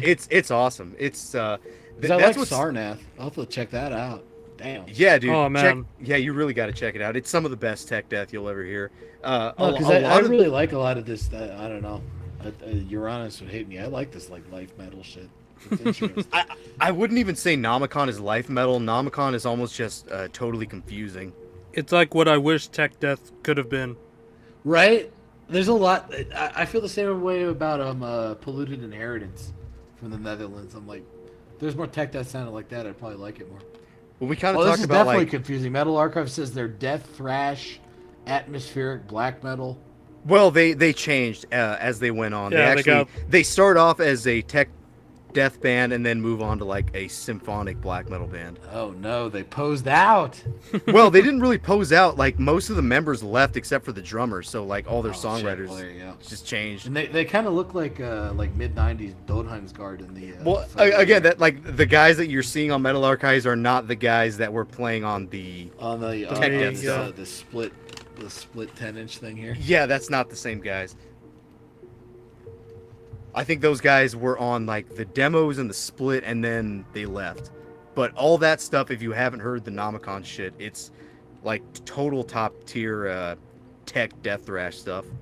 Yeah, so that's fucking weird. And he's just like, I'm gonna come back as black metal. That's what the kids want, right? Yeah, and then if you look at the fucking album art, it's like he has a fucking katana. Yeah, there's paint like and a shit. Japanese woman with a katana on it. Hell yeah.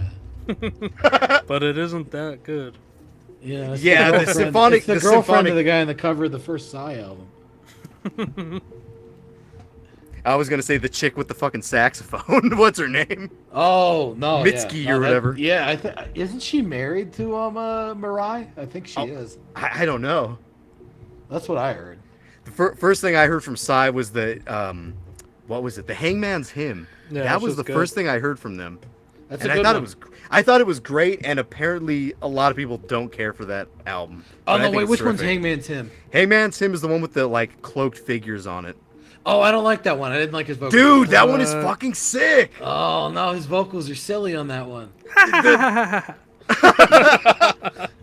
Yeah, I don't know. I couldn't get into that. I liked Gallows Gallery. That's like the power metal one before that. Yeah, that's the one with like the morning or what was The it? prog rock the one. Midnight Sun. Yeah, that was like the it's one that's sludge got metal like album.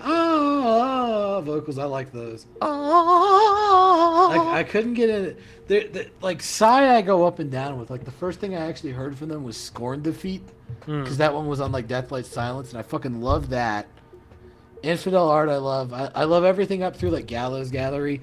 Hangman's Hymn, the vocals were a little too weird for me. Dude. I didn't like. I don't think anybody likes Scenes from Hell. Does anybody like that album? Nope. Everybody hates that album. I And never it's- listened to it. Yeah, it's a stinker. Insomnophobium I didn't like. And then I heard what was the second to last album? Heir to Despair. I heard that one. I was like, dude, this is like the best thing ever. What the fuck? And then I heard the one before that, and that was another one where they just turned into like a power metal band. Graveword. That one's fucking sick too. Yeah, Graveword is sick. That's the one with that fucking drum beat.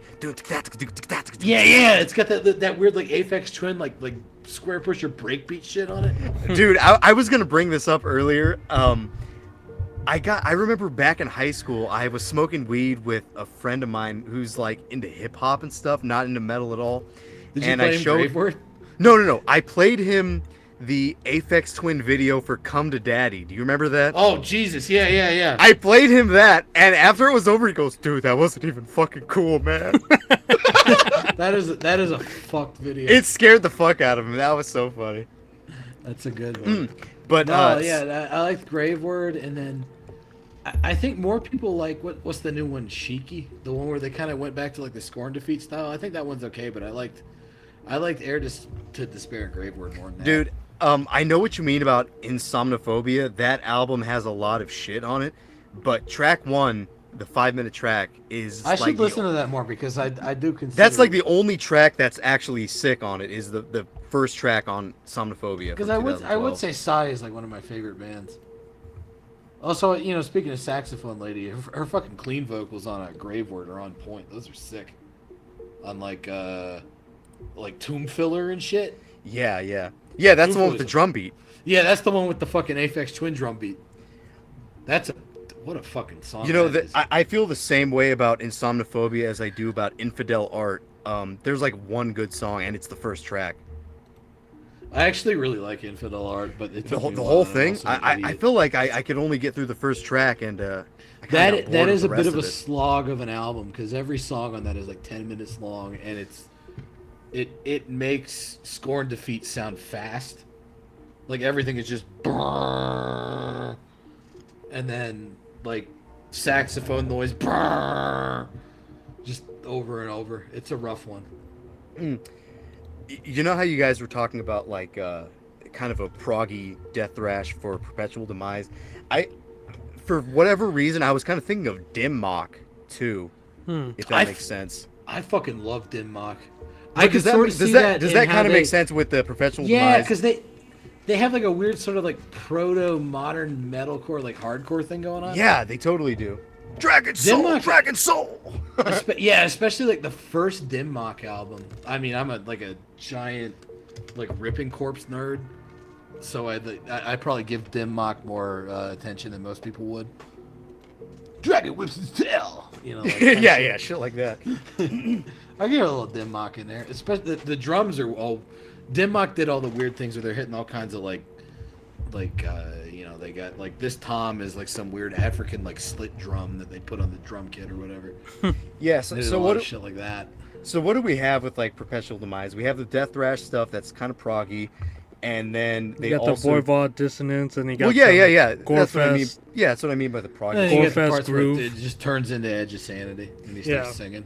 I feel like they do parts that turn into fucking 90s alternative, like Hum or Lush or like Belly or something.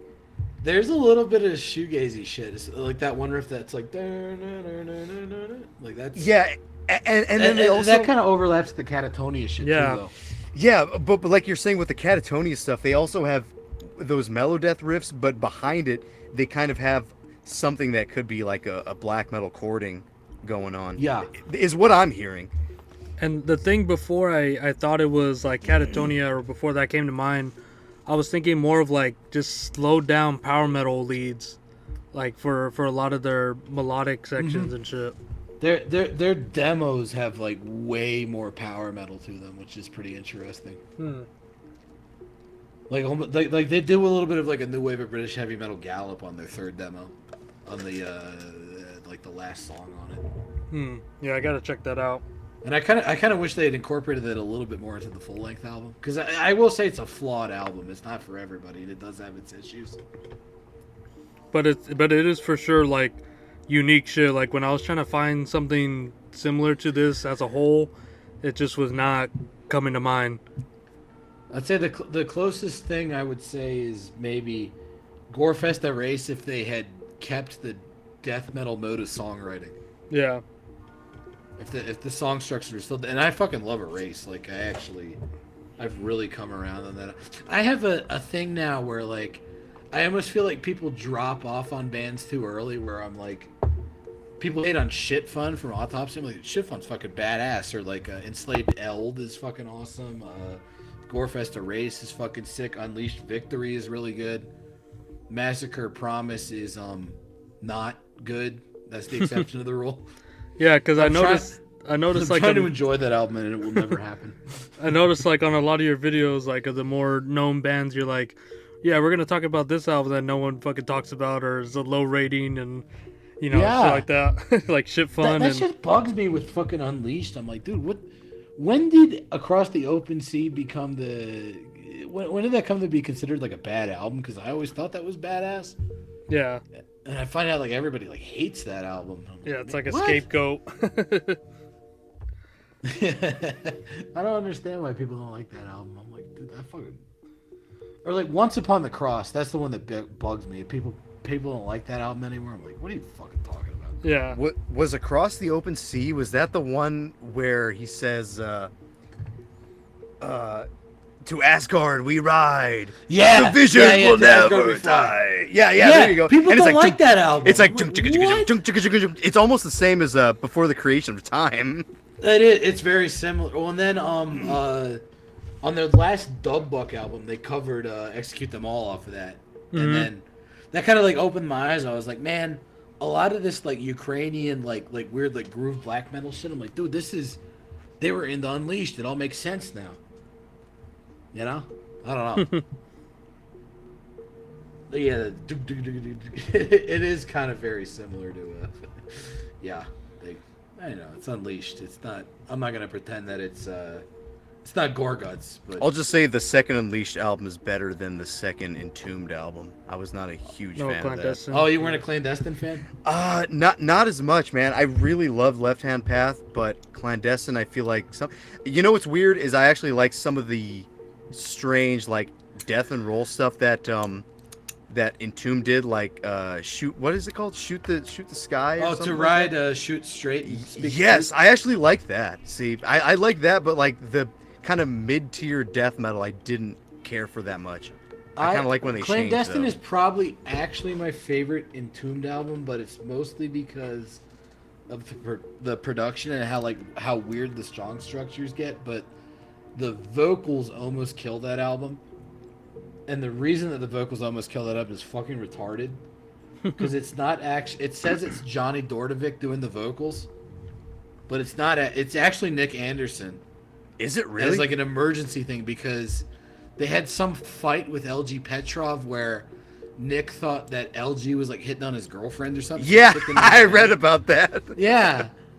That album would be a lot better with LG on it. I thought the singer from goddamn Nirvana 2002 was the who was doing that. Dude, they should have just had him be there forever because that Orvar Safstrom, I think. Yeah, that's what I thought. Oh no, he was on the Crawl EP. That's what it was. Yeah, and he was like by far the best fucking vocalist they ever had. Like better than LG, dude. That guy. Yeah, and Nirvana 2002 was kind of one of the most catchy. I mean, who can forget fucking goddamn Morning? Amazing band. It's like do.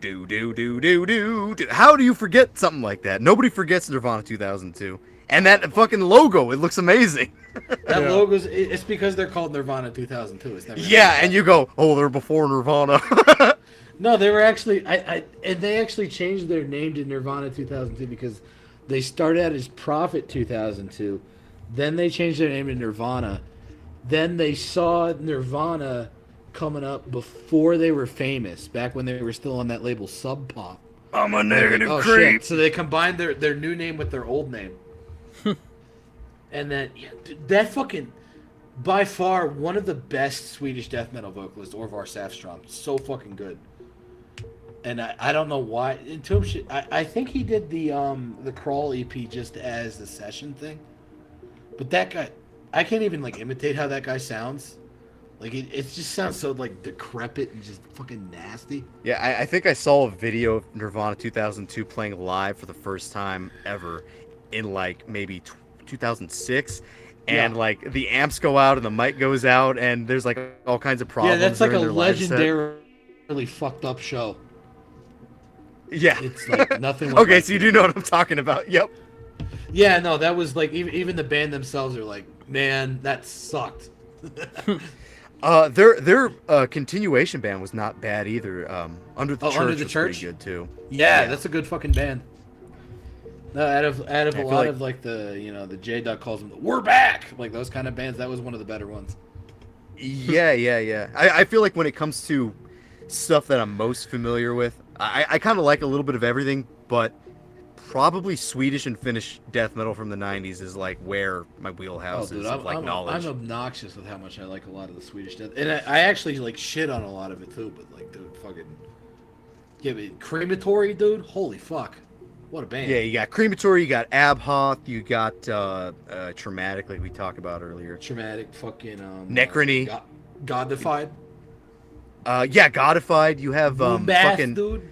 Yeah, I know Fred loves fucking Womb Bath, and you have fucking God. What was that other band? Necrony? Oh no, Necrony. General Surgery. There you go. Oh yeah, and that had fucking Matty Karki from. Yeah, and you got Carbonized, and then you got the third Carbonized album, Screaming Machines, and all that stuff. I never got into Screaming Machines, but that second Carbonized album, Disharmonization, is like one of my favorite. I feel like if you like Perpetual Demise, you might like the. Oh yeah, we Disharmonization. love that album. Yeah, we It's a actually good fucking covered album. the second Carbonized. I know you covered Carbonized too, and we Oh, I kind of fucking try love that to. album. We like there's only a few podcasts that we listen to, or like metal related YouTube things. You got Radio that are Free actually Innsmouth. good. Yes, you got Radio Free Innsmouth, you got Radical Research, and you got Terminus, and that's really it. And we try to avoid. I watch J-Dog shit because I like to laugh and he's silly. Yeah, but I mean with guys who actually cover albums and don't just like talk a bunch of retarded shit or be like, this is my vinyl, I bought this vinyl, look at my vinyl. It's kind of shit like that. I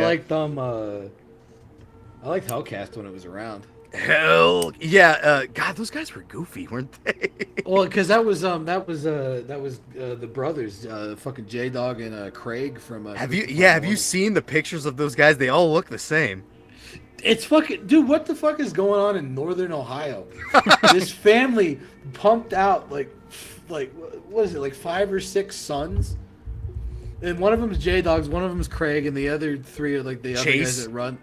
Yeah, Chase and and then there's like some other guy that never did anything, but the rest of them like run Hell's Headbangers, and I'm like, they have like the same face. Yeah, for some reason everybody used to talk shit about Chase. I'm not sure why. They're like the fucking. You guys seen or heard about Iron Claw, like that wrestling movie that was coming out? They are kind of like it's like a wrestling stable of like death metal guys. Yeah, the Von Erich brothers and shit. Oh, is that the one where like everybody in that family died or whatever? Yeah, exactly. I was like, yeah, that's what the J-Dog. That's what the dogs are. I don't agree with J-Dog on much, but I hope he's not fucking dead. Jesus. Have you ever seen the there's a video of the 2 brothers. It's like Chase and one, not J-Dog, it's like some other brother. And they're I don't even it's know like a what manufacturer. It's like a manufacturing video, and it's like some Indian guy, and he's like, "These are my 2 best customers." They're like, "Yeah, we make metal records." And yeah, because that was with that new fucking Yosuke interview. He was like, "Man, back in the '90s." That's my Yosuke voice. That wasn't very good. Because you think he'd be like, "Oh, it's me, Yosuke from Nuclear War now," but he's like, no, "Hey, it's me." Yeah, he talks like he talks like an American white guy. It's almost but he was talking about it. He was like, like back in the day, it was like you'd have like 2 pressing plants that would do this vinyl shit, and one of them wouldn't do inverted crosses. So that's probably the same thing with like Hell's Headbangers. Yeah, my 2 best customers, and it's like the 2 fucking Hell's Headbanger guys. Yeah, the 2. Yeah, it's like them. It's like one guy's like super long hair. The other guy looks like J-Dog with like a fucking Sonic mullet or whatever. But it's the Horrible clan of Ohio. They all have that look. It's so funny. It's like they have the same face. Yeah, they do. When it comes to the nuclear war now guy, it always feels like when Japanese or just any Asian Americans like get really Americanized, they almost sound more white than white people. Yeah, it's like it's very out. Yeah, they're like, hello. Well, I am. Hi. It's me. It's almost like Yosuke from Nuclear War Now. Yeah, it's like Dave Chappelle doing a white guy impression or something. It's like what is it? Like, I'm going to use my credit card. Yeah, it's like that guy. Just followed the voices to a T and shit. I'm going to eat some potato chips. Yeah, it was almost kind of a bummer because I figured he would have like a Japanese accent. And he's like, "Hi, it's me." You might remember me as the guy that you ordered that Mona Zesbeth album from. Oh, dude, something you posted, the Magnesium Girl. I thought that was fucking terrific because it had such a like Japanese that shit accent. That might be coming up as an RFI. I want to do one. I call it the new wave of British Japanese heavy metal. It'll be like Magnesium, Headlight, Gorgon, like all those Japanese bands where like everybody is like either in Sabbath or related to a guy from Sabbath. And all they do is like 7 inches, and it's like heavy metal head to right, like all that shit. It's funny. The band is called Magnesium, and they have a song called Magnesium Lady. They have a Magnesium Lady, and they also have a song just called Magnesium, which is very confusing.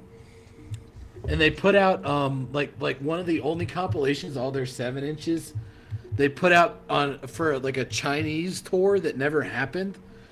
and I was trying to translate the title of the album, and it was like Rare Earth Metal Lady Goes to China or something. I was like, oh, that must be Magnesium Lady Goes to China, but like whatever it is in Japanese just translates to like Rare Earth Metal or something.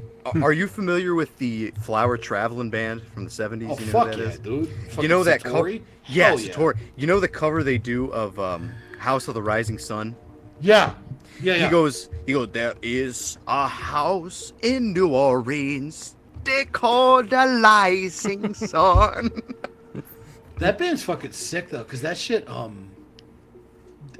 don't know if he's using different intervals than we're used to or whatever, because it's like Japanese, but their riffs are fucking like creepy almost. Sometimes. Yeah, it's like. Yeah, Yeah, and it's fucking like them and it's. When did Ning and Isu turn into like this like meme band? I don't like this. We need to take them back. That's our band, you dorks. I knew them before they were cool. They have riffs like that too.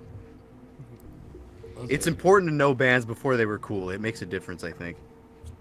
I knew about Ning and Isu approximately 6 months before they became cool, and I feel I knew about feel Grouse very Some Kite before they were satisfied cool on Instagram. with that. I actually only knew about Grouse Some Kite because like everybody they were like, you should cover Grouse Some Kite, and I'm like, what the fuck is this?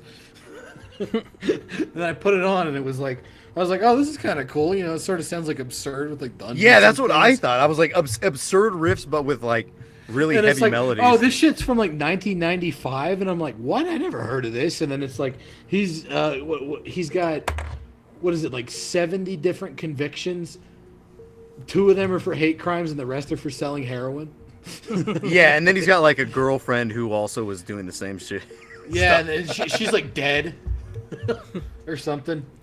I don't fucking know. Like, Yeah, she passed away. I'm back, by the way. oh yeah, I don't know. Grouse Some Kite, yeah, cool band. I didn't. I almost feel like that's manufactured. That's big on Instagram. Is that where that came from? Yeah, I think it came from like Instagram Zoomers. It seems like I think the didn't fucking know about. And he's from like the 90s. And yeah, like, the Terminus guys talked about this. They're like, oh, back in the day, you know, you would have guys that had one specialty that they knew about, but nowadays everybody has to know everything about everything. yeah, like I didn't fucking know, and like I knew about all this like German shit. Like I own the fucking Barbarian Wrath CD of like that Thanor album and shit. And like I've That's been Fred's department. Blood like forever. yeah. I didn't fucking know about no goddamn Grouse Some Kite until maybe like 5 years ago or something, and it was because everybody in RFI was like, you should check out Grouse Some Kite, and I'm like, what the hell's that? And I'm like, oh, check it out. This is the album cover. It's like he made a swastika out of like coke he was snorting. Like I'll just say this too. I liked Ross or Chester before they were popular. Well, I only like Ross Dorchester because you fucking told me to listen to Totale Verdictum. Yeah, that might be true, dude. That might be true. Now I don't. It seems like everybody stopped talking about You started the Total Verdictum. You started the trend, man. I fucking love Totale Verdictum. That guy is doing weird shit where he's doing black metal bar chord shit, but like I don't know if he's got wacky tiny fingers. No, he's going way down like where you would solo. He's doing those yeah, chords. and he's doing these like weird bar chord riffs. I'm like, dude, I don't know if I just got like, cause I started out as a bass player before I was a guitar player. I don't know if I got like fat fingers. I'm like, how the fuck do you even do these riffs, man? That guy's fucking sick though with the Totale Verdictum guy, and I like Eisenwinter, the other band that combined Yeah. to make Totale Rochester. Verdictum. That guy's shit's cool too, but Totale Verdictum guy, Ross Dorchester, and what's his other band? The one that's like less Nazi and more blasphemic. That one. Are you talking about Angel Cunt? Yeah, that band's sick too. I don't Angel know. That Cunt was guy's cool. a fucking hell of a fucking guitar player. He's got another one too, doesn't he? He has quite a few. He was in a band that like you can't find on Metal Archives. but Oh, they were Vicarious Philly Day. Yeah. Yeah, Vicarious Yeah. Philly Day. That's There was second that another. album. band's good too. There was that one's another- darker so than good. black. That There was one's, another one you can't find on Metal Archives, but the song was the band was called Profanation Squadron, and the song was called Burning hell yeah. Synagogues. I mean, and it's quite good. Profanation Squadron. That's a pretty good band name right there. Yeah, I think they did. He did one song on his YouTube channel, the Anti-Messiah channel. That was about it. Yeah, that guy's a fucking guitar player. The Like, I don't know how did he does half of the shit. did you ever hear a song from Eisenwinter? It's called "Call Me NS Black Metal." Yeah, call me black metal. While I'm howling at the Aryan moon. Yeah, the Aryan Moon. That's what it was. He That album's goes- great because that, and he also covers the fucking Sailor Moon. Sailor song. Moon, yeah, he does Sailor Moon. And it wasn't. I was like, why is this called Sailor Moon? And then I listened to it. I'm like, that don't sound like Sailor Moon. And that he covered not just Sailor Moon. This is how fucking autistic Nazi anime black metal he is. He covered the Japanese Sailor Moon song, because the Sailor Moon song I knew was like the Fighting Evil by Moonlight one. Like Dun, the English dun, dub. dun, dun, dun, Yeah, dun. he didn't cover that one. He covered like the weird Japanese one that nobody's heard since like fucking 1987. Like, goddamn. There's a great lyric in that song, or in NS Black Metal. He goes, "We are Nazi raiders, and we come from Bergen Town. That's what it was. One of these yeah, nights Bergen Town. during one of these fights, we're gonna burn a whole church down." It's almost Yeah. like some kind of goofy pirate punk song. I mean, and then like the first, what was the first one? Like Verkomen Intrat and Verect or whatever. The one where like half the lyrics are just about like owls for some reason. Yeah, if you look on Metal Archives, Eisenwinter, it says the lyrical themes owls. I think they fixed that. That it doesn't say that anymore, but originally it did say owls, and it's because of that one album. Half the lyrics are just about fucking owls. What a wacky. The earliest, the album cover is like what is that? Aleister Crowley or something, like fucking roller skating. No, it's apparently it's like a postcard from a Swiss resort, and it's like a priest skating. That's what it is. It's a postcard. Oh, that's a creepy looking album cover. I like it. Yeah, I don't know if you ever heard the earliest Eisenwinter stuff. It's black. There are no I've heard guitars. all the I heard all the like demos and shit. It's fucking weird. Yeah, I kind of like that idea, and I didn't realize that that was a thing at the time. It's like, oh, black metal, but there are no guitars. It's just like a drum machine and then fucking The drum synth. machine and keyboards and him yelling. Yeah, There was a Polish band that did that too. I can't remember Profanum. what they were called. Yeah, Profanum. Thank you. this is almost like a quiz. Fred got it, Profanum. Yeah. I mean, Profanum. I will say Profanum. I did love a that better album. job It of sounds it's so good. Like it took me way longer than it should have to realize that there's no guitars on that album. No, I actually Profanum was like a. I heard that shit like pretty fucking early. It was on like some before I knew that .ru meant Russian. There was like some music piracy site that had Profanum, Aeternum Eminence, and Satanic Imperial Art on it. I heard that shit like really fucking young. I was like, damn, this album's fucking sick. And yeah, same thing. I didn't even realize there wasn't guitars on it because like with early Eisenwinter, the arrangements are pretty fucking sparse. But on that Profanum album, that could be like a later Emperor album or something like that. Yeah, Good fucking album. absolutely. And I was That gonna vocal say fucking slaps, too. since Fred's back, maybe we should get back into his song for the Perpetual Demise. Oh, you had one too? What? All right. Yeah. Let me get down to my. I ripped that out of my music library here. What, I actually have this. I have the CD in my bathroom because I was reading the booklet on the toilet. There's not much to read in there. That's a pretty shithouse booklet there, Vic Records. Usually you do better than that. What's your song you picked, Fred? It was Upon Dark Grounds. Hell yeah, that's a good one. All right. Yeah, that was the other thing I was going to say about that album. There's a real like first half, second half division that kind of pivots around that Pyramid song. Yeah.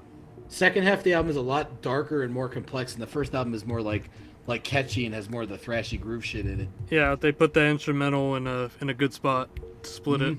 Yeah, Fall. All right, we'll be right back.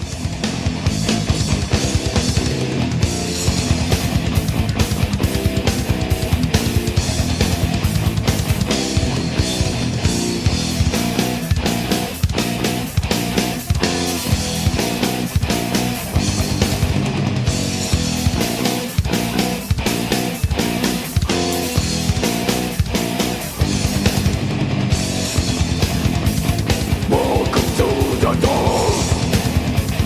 Truly will believe a force driven by all dark infinity.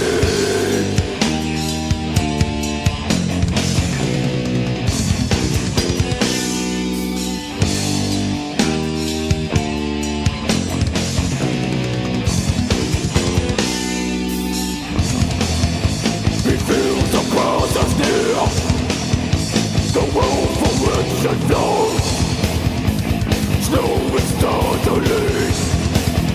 A cleansing now unfolds.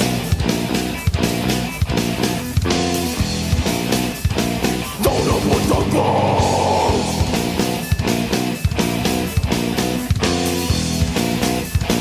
Don't know what the ground.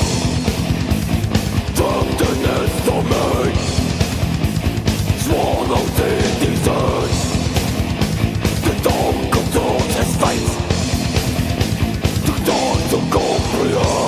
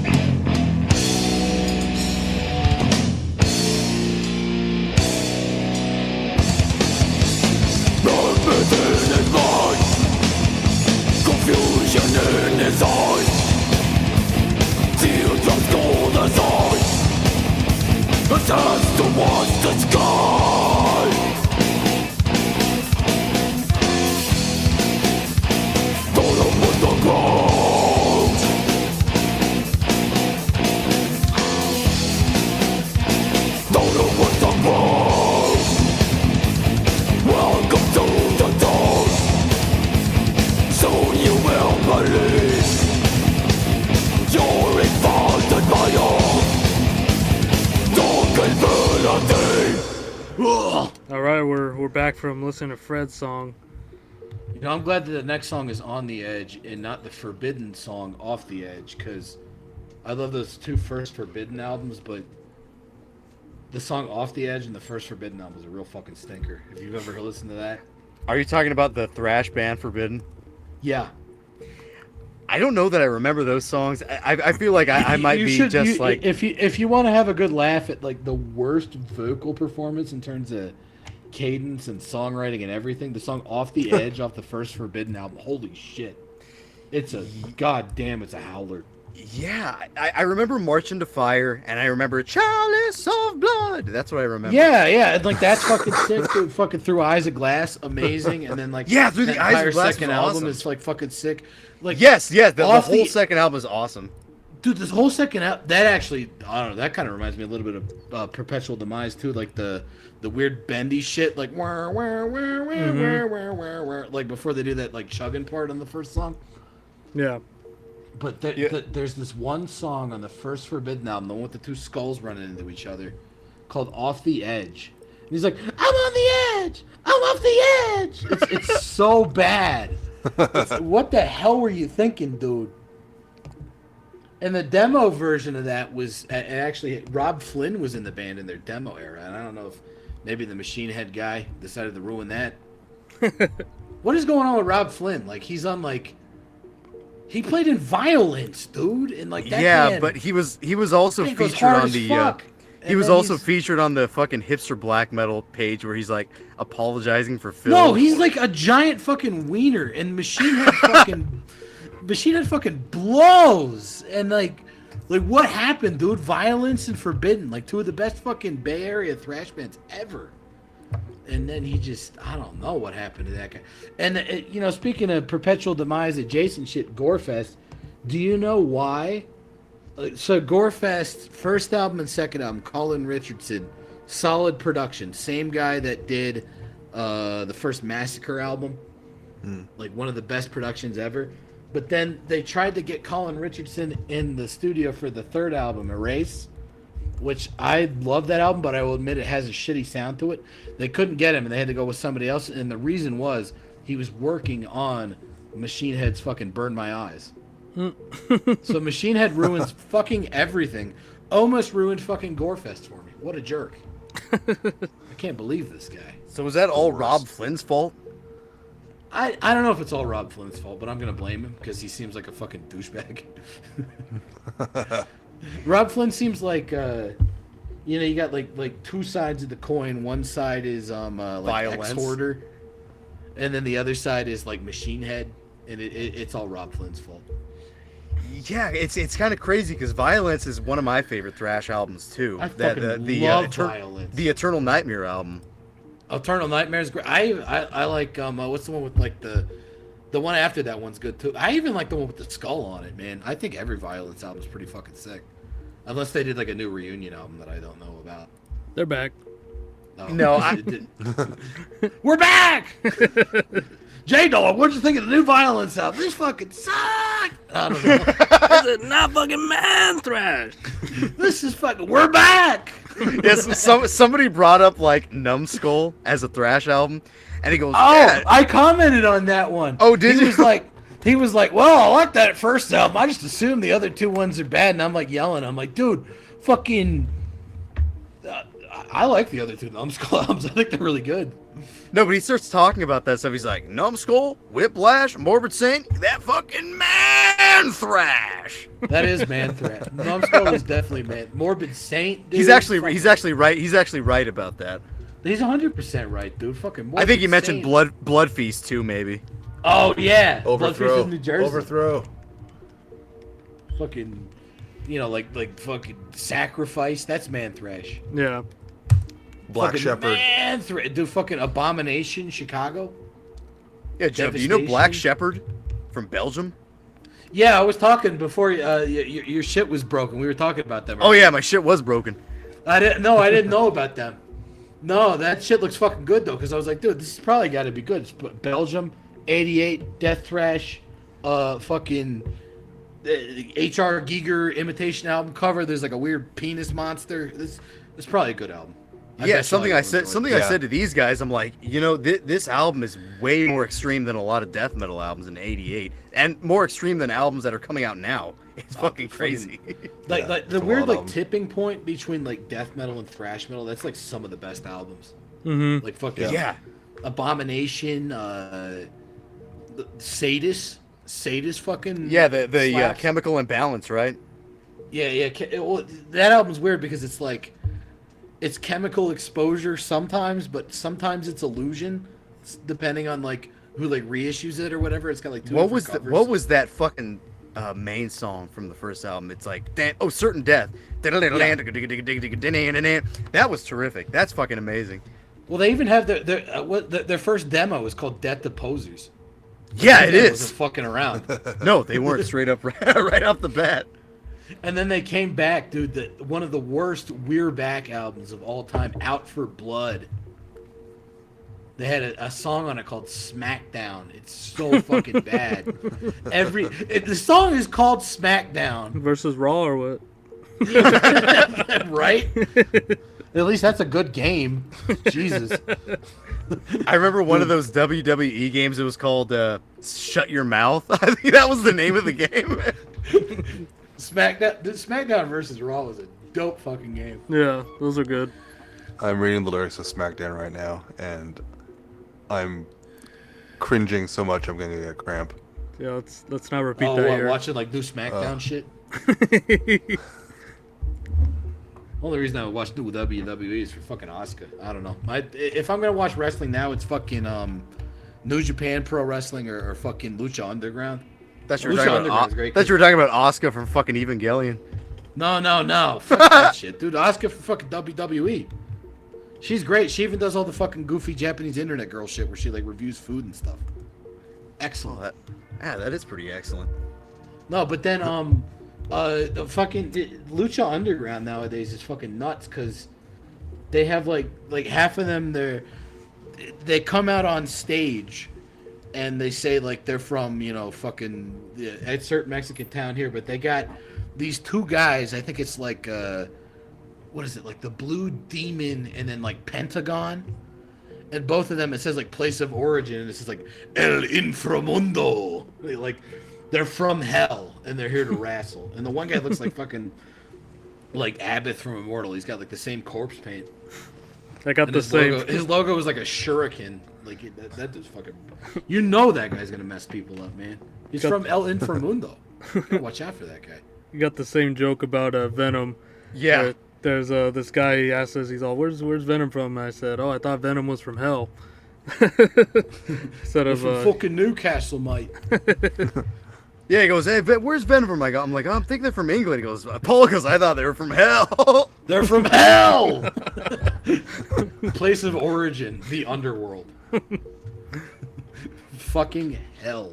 Heaven's on fire. When you die, you're gonna burn. Well, to round this off, let's get into my sample right here. We got Triangle Eye on the. Can I give? That's a good song. Can I give my worst take ever on Venom real quick? Let's do it. I love Venom. Good band. My favorite Venom songs are the Unleashed cover of Countess Bathory and the Massacre cover of Warhead. Better than anything Venom actually did. Sorry.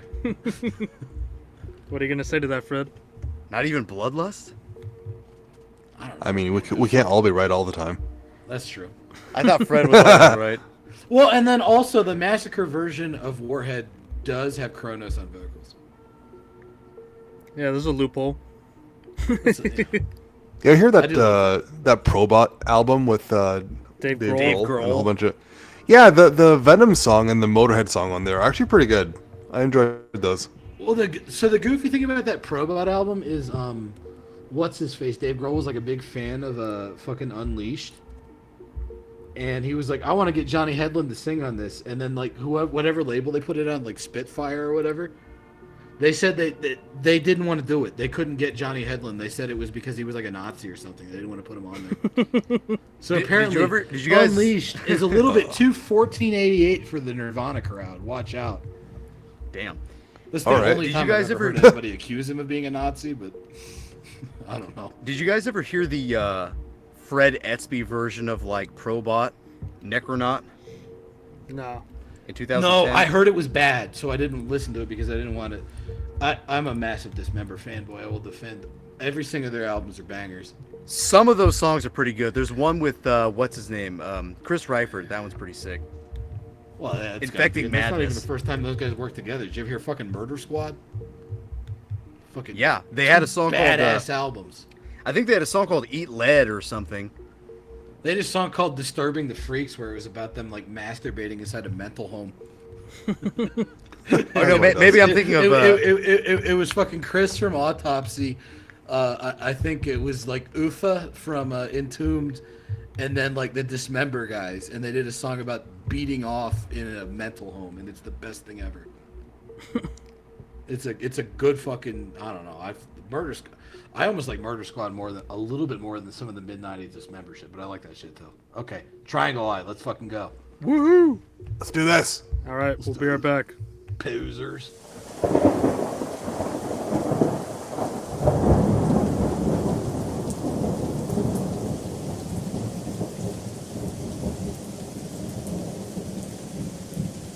Your name's drawn in the tickle of clouds. All its movement becomes the figures now. Helpless, here on my own, and I'm gone so bring the words. Honest, it's going down.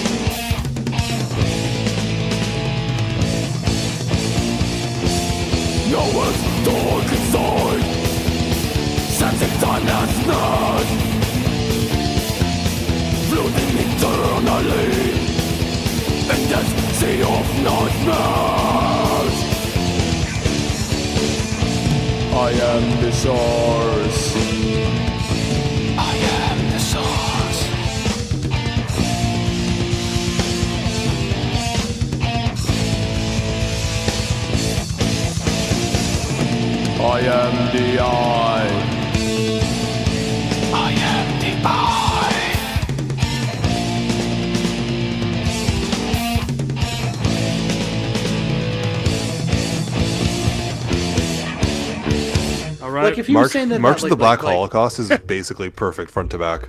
Yeah. We're back from listening to that song, but I'm listening to The Tower now too because it's a good song. I'm gonna pause this.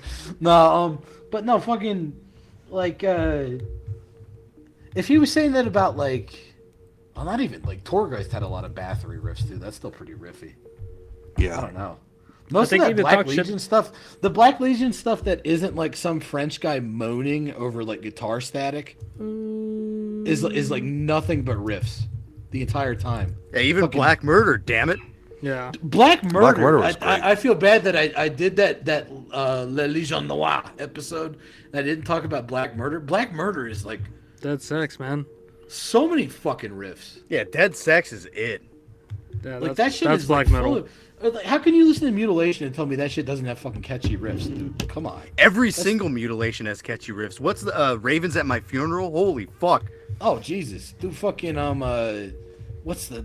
I gotta look up the name of the song because I was just listening to the album front to back. That was actually a really early, like black metal listen for me too. Was Mutilation because Brett Stevens said it was good when I was in high school. Dude, fucking You know what though? On the Vlad Tepes demo, the Black Legions, when they cover Transylvania from Mutilation, yeah, they shred that riff better than Mutilation does. Vlad Tepes, those guys were like legit, like good fucking musicians. Like, Yeah, those guys, for sure. If they started like a trad metal band, I would listen to it. Like they got riffs for fucking days. or fucking Eternal Empire of Majesty Death. Yeah, Ravens at My Funeral, or like the fucking mid-paced part in Magical Shadows of a Tragic Past, that like that weird like break shit that comes in like how you gonna say that's got no riffs? Come on, J-Dog. Ravens at My Funeral, right before the drum beat kicks in, he goes, "Oh."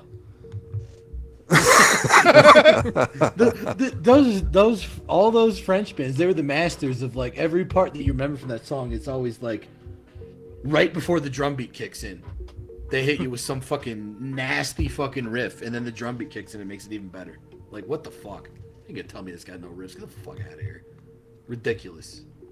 J-Dog's buffs, therefore he can tell you what's up. I mean, I'm not buff like him, but I work out. Like, geez, come on. Like, you can tell me there's no fucking riffs there. I listen to Magic Shadows of a Tragical Past at the gym all the fucking time. It's like instigate a fight on this podcast. I don't actually Do it. No, I don't want to fight anybody. That's me. But I'm just saying, like, No, I know. We're just fucking around. Nah, you gonna tell me fucking Vlad Tepes got no fucking riffs, dude? Come on. Riffs for days. That's the next episode. Just fucking riffs for days. What are you kidding? Tell me Vlad Tepes don't got any fucking riffs. First of all, it's not Vlad Tepes, it's Vlad Tepes. Come on, learn your fucking Romanian, you jerk. He's gonna be I like, knew how to say that. like, you know what? I actually fucking listen to it. Pretty fucking good. And he'll say, well, you know what kills me about him is he says that that's why I'm so surprised that he doesn't like Vlad Tepes, because he said that shit about what was it like Tales from the Thousand Lakes and Edge of Sanity Purgatory Afterglow. He's like, that was pretty good. I'm like, yeah, because they are good. Because that's riffs all the time. But I'm like, you don't hear the riffs in fucking Vlad Tepes, dude? Come Yeah, he's like a preconceived notion of like what something's gonna sound like, and then he actually hears it and goes, yeah, pretty fucking good. Yeah, pretty good. Well, but then production. I don't know why people do this to him either. Where they're like, you should listen to this album. You'll love this album. I'm gonna convert him with this album. They had him listen to Intestine Balism. He was like, I thought it was all right, kind of a Swedish ripoff, and I was over here like, whoa! when he listened to Blood Revolt too, he's like, oh, those fucking vocals just ruined it. Oh, come on. That's part of why that album's cool. Yeah, Yeah, that exactly. album is fucking cool. It's cool because the vocals are weird. I don't man. know. But then he's telling me Intestine Balism sounds like any other Swedish death metal band. Like, you fucking joking? Come on. It's all that they're from Japan. That's pretty cool. I actually, you know what? Intestine Balism's first album has been my favorite death metal album for like forever. I didn't even know they were Japan for like Japanese for a really long time. I thought they were German because they were on that Blackened Records thing. Yeah, I was like, that shit don't fucking sound Swedish. That shit sounds like Suffocation fucking Gorefest in the ass. Like, I didn't even hear that much Swedish shit on there, man. I don't know. And he didn't like Infester either. I don't know what's up with that. Infester. Yeah, what is up with that? How do you not like Infester? How do It's you because claim he to be doesn't a like death doom metal metal. guy? He doesn't like doom metal. Yeah, and then he starts snoring on the fucking video. How can you snore a fucking Infester, man? Those riffs are brutal. It's so funny when he goes, "Oh, pretty fucking good." There was kind of, to me, a classic video where J-Dog is talking about items that are at the Cheesecake Factory, and he goes, "You get a burger?" He goes, "You get a burger? Pretty fucking good. You get a chicken." He goes, "You get a chicken sandwich? Pretty fucking good. You get a pretzel? Pretty fucking good. Mozzarella sticks? Pretty fucking good. Everything on the menu's pretty goddamn good." I mean, he's not wrong. Listen, I realize I've had this argument with Bob's on the Hate Bus before. I was like, I don't know, I kind of liked Applebee's, man. He got quesadillas, mozzarella sticks. He's like, they heated that shit up in the microwave. I'm like, yeah, that's how I eat most of my food at home. Oh, well. Yeah, there's really not much of a difference when you go to a place like Applebee's. It's like, oh, you could just heat up shit at home, but maybe it's slightly better at Applebee's. But they just heated it up slightly. for me. Yeah, exactly. I don't They know, took man. your order, Mozzarella they stick- heated it up. I don't understand how a man that can appreciate a good mozzarella stick cannot appreciate the riffs on a Vlad Tepes album. A man who can appreciate a good mozzarella stick. Like, come on, man. It's good. I would have thought, before I knew who he was, if I was going to hear a metal, if I thought like a big metal elitist guy was a hate on Vlad Tepes, I thought they would have hated on it for like being like too riffy, like not raw enough. Because like, It doesn't Vlad repeat. Tepes is the most catchy shit I've ever fucking heard, Yeah. Yeah, one of my old band members, he was mostly into war metal stuff, and I remember talking to him. He's like, "Man, the most melodic stuff, the most melodic album I'll listen to is Vlad Tepes." He thought that was so funny because it's like a raw black album. But that shit is like, I could see a war metal guy hating on Vlad Tepes. No, but I think that was his joke. Is like the most melodic thing I'll listen to is Vlad Tepes. Because it is super fucking, like, it's almost kind of goofy how fucking catchy that shit gets. I don't know. Yeah, you have Vladimir's March and what the fuck else? That Well, second. they had that second Vladimir's one. March as the intro to the one thing, and then they got Raven's Hike as the intro to the other thing, and they're both these intros, instrumental intros, just riff after riff. They both. Oh no, man! I think I was thinking of. I was Well, thinking. it's just the Saints go marching in, right? Yes, well, it's the ants go marching one by one, is what it is. Yeah, it's pretty much same song, but the like it starts. I was out with thinking that of bass line, and then they Walachi and start- Tyrant actually. They start cranking out the riffs like with the fucking Saints go marching in like bass line, and it's like, damn, dude, this gave me a fucking boner. I don't know. That shit. I think I was thinking of Walachi and Tyrant off the War Funeral March. That one was really catchy. Yeah. Because what do they got like? They got like March to the Black Holocaust. That's the split with Belcatre, right? Yeah. Yep. Yeah, the one then I'm they thinking of got, is like their second demo from '94. That one's really good too. Is that what was that like Brouillons 2 or whatever? No, That might War be the War Funeral Funeral March. March. War The Funeral one that March came is out on epic. Full Moon Productions. Because I think Brouillons 2 had a version of Raven's Hike on it that I thought was even fucking better than whatever. Yeah, that version is they the had best on- one. God, Raven's Yeah. Hike was so goddamn good, and Dude, for that some shit's- reason that song shit is that pretty song hype, title just as people like to yeah say. that song title just Raven's gets me Hike, too. first of all, dope fucking song title. Yeah, it's an awesome song title. First of all, every Vlad Tepes has sick fucking song titles. Yeah, Massacre Song from the Devastated Lands. In Holocaust to the Natural Darkness, that's that's gonna be good. Misery, Fear, Ampersand, Storm Hunger. You know that's good. That's a It's not an and, it's a fucking ampersand.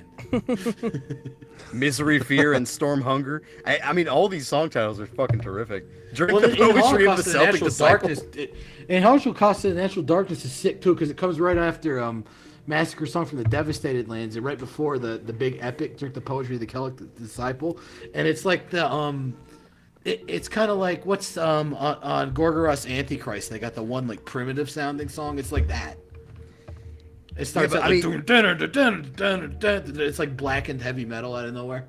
It But almost, can we it- can we just love on the song title "War Funeral March in the Gray Mist of a Full Moon Night"?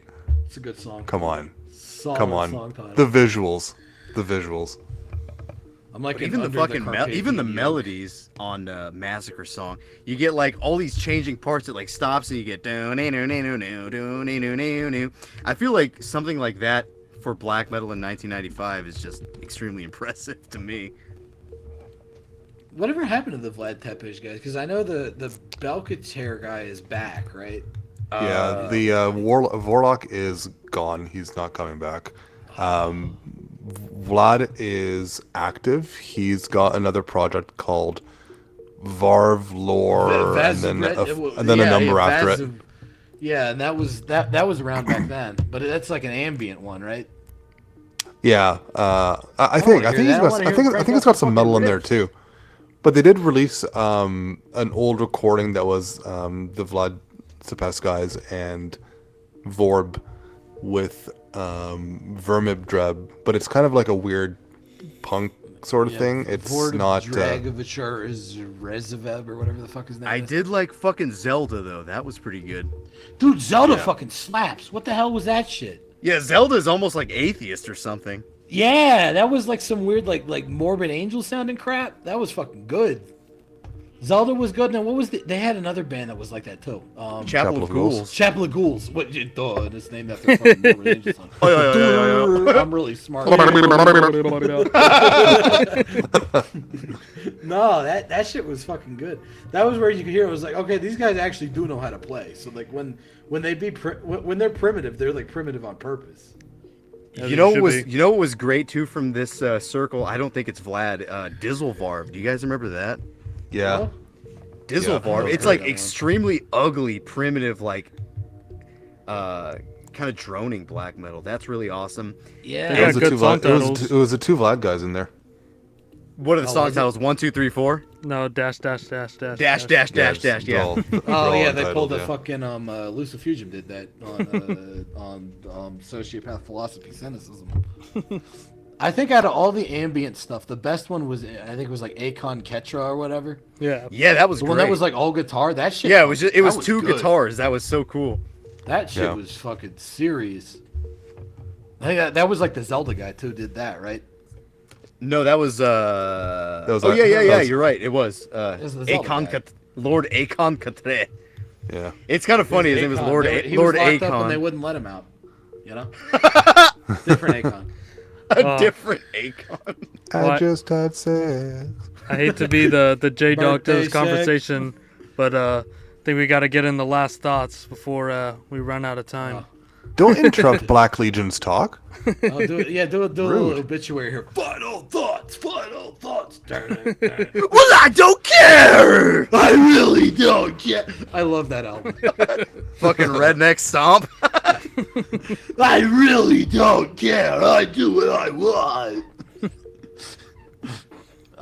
My final thoughts are World Demise, underrated album.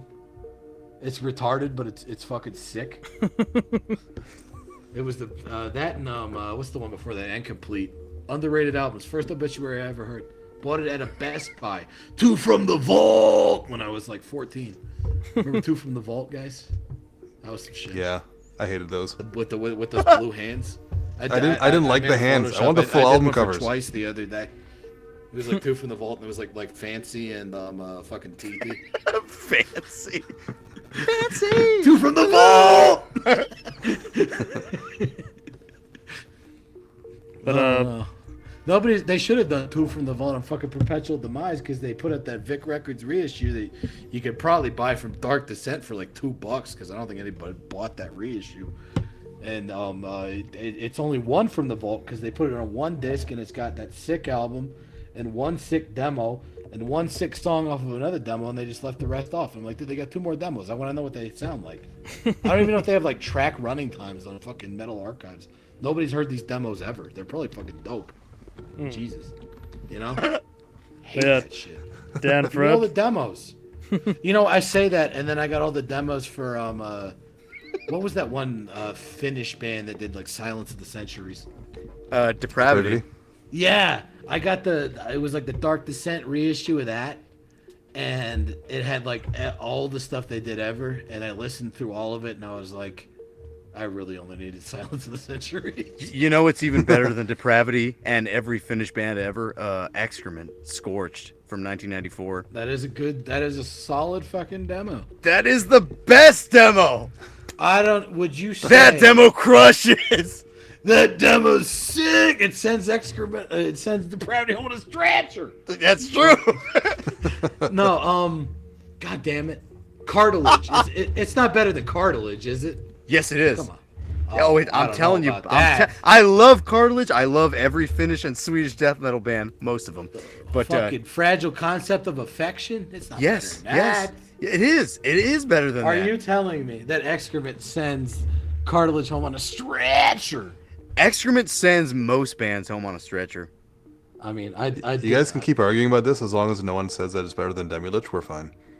Oh, nothing's better than Demolich. First of That's- all, yeah, Demolich. kinda. I talked to Auntie Bowman once, and he said Demolich, and I know it's Demolich because I'm a Dungeons and Dragons nerd, but Demolich respect. sounds cooler. Demolich. Yeah, well, there's an interview with the guy from Necrophagus, and he says his band is called Necrophagist. Oh no, well, he's not wrong. He's not wrong. I don't know.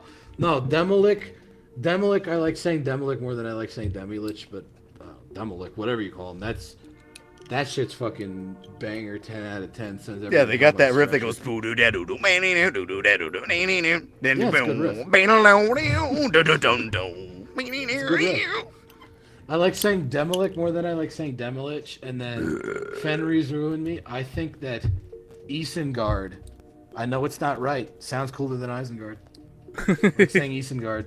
There was one of those That's where you Fenris take the like hobbits. there was one of those Fenrir's commentaries where he's like talking over his Taking album. the hobbits to Isengard, guard.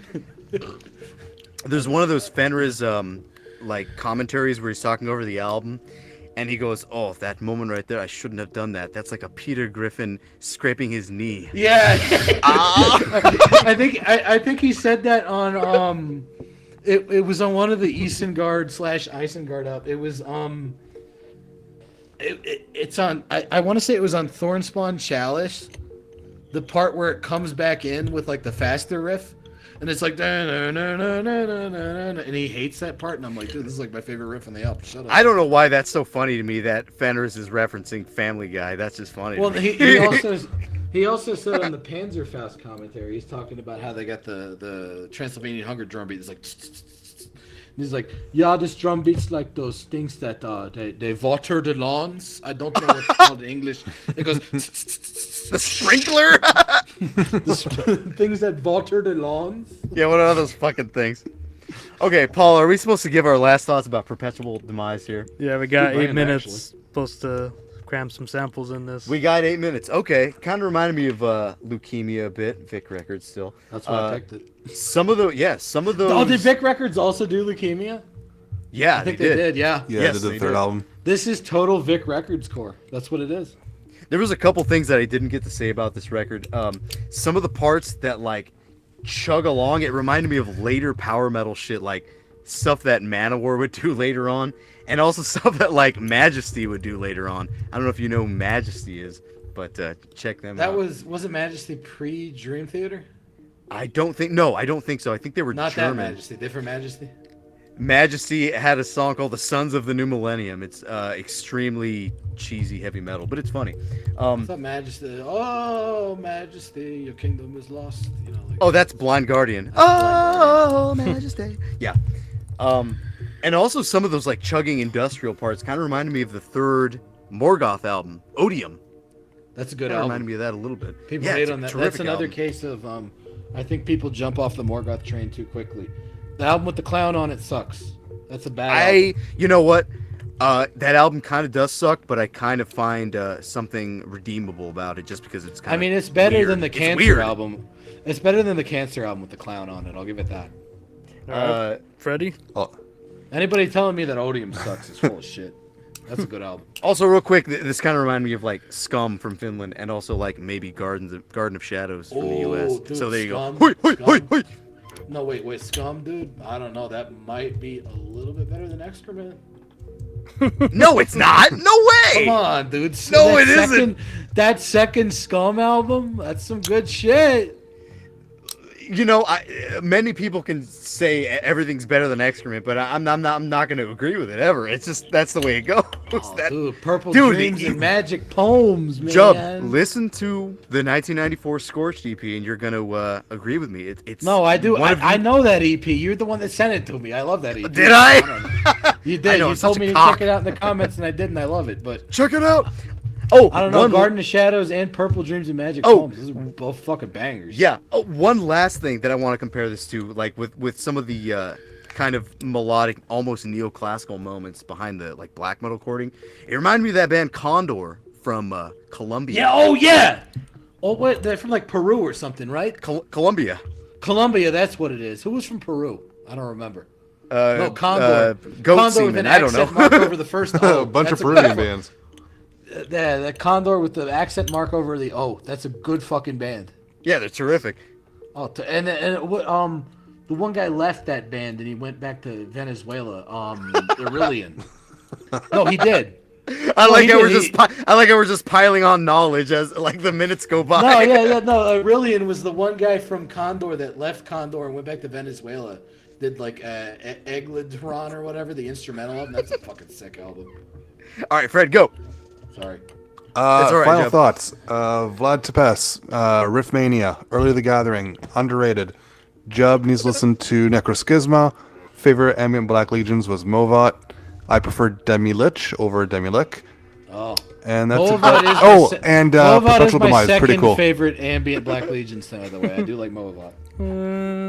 It's Spooky. Shut up. It's spooky. The fucking Breaking Bad meme where they're in the cars and that song is playing. Yeah, but the track Vulcan Ma Vie. All right. Final. Oh yeah, thoughts? and It's like a Perpetual weird Perpetual satanic Demise was version. was pretty cool. Oh. That's good.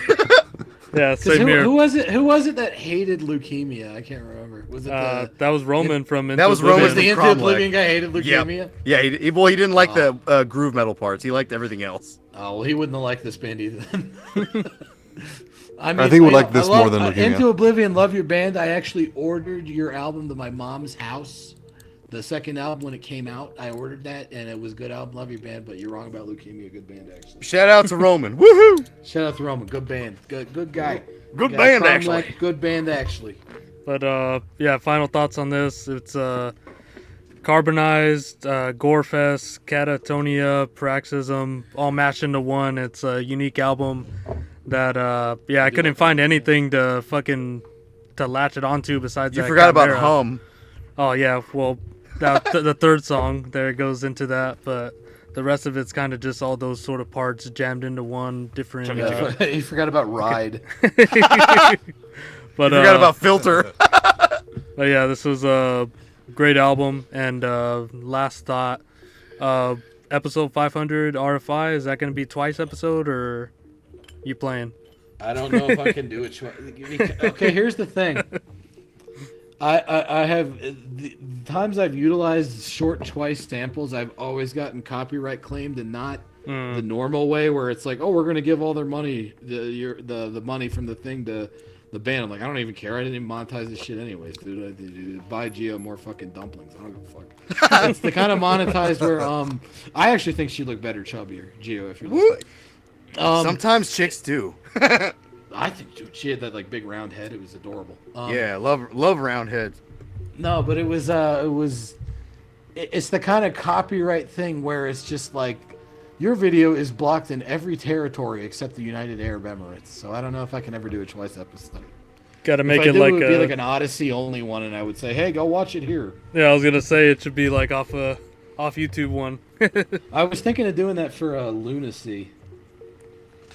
But yeah, twice would be, I don't know, that'd be multiple episodes. There's a lot of lore with them. If you Yeah. don't know any of the twice lore, watch the one about Isiliel and Sari and Hamari and shit. That one goes into it a little bit. But yeah, Jiub, thanks for coming on here. Yeah. If you have any, Sorry I kept the up so late. oh, you're good. It's 11 for me, but Fred, it's Yeah, it's only 2 11 a.m. for us. Yeah, a big thank you to Jiub, man. Really appreciate it, dude. That was Yeah, that was good. I'll Yeah, show up did and not expect you to be on here.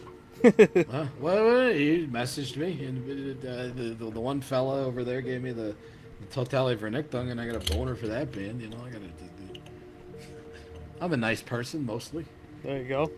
And you Yeah, will have a Jiub's- boner Jiub- for Necroschisma. You just gotta freaking listen to it. Yeah, no, I know the name. I swear to God, I know the name because like Yeah, but that you don't know Dutch the shit- music.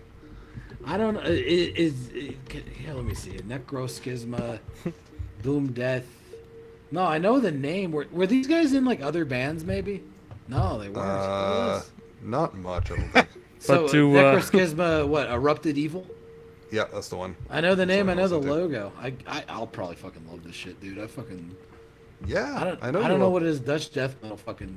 People talk about the Swede death. They talk about the Floridian. Dutch is where it's at, man. You ever listen to Polluted Inheritance? What a good band. And last thoughts, man. You got to get on the Terminus Extreme Metal podcast for a collab too. Yeah, I think they're gonna- they hit you up. I got the homeboy. We've been DMing back and forth. That'll probably happen sometime. We were talking about how much we liked Grave Pilgrim. Well, there you go. Yeah, that was good too. Yeah, it's gonna go full circle. Awesome. Good band, actually. Grave Pilgrim. Well, band. It's like one guy, isn't it? I don't know. All right. Well, we're out of here. Bye. Bye bye.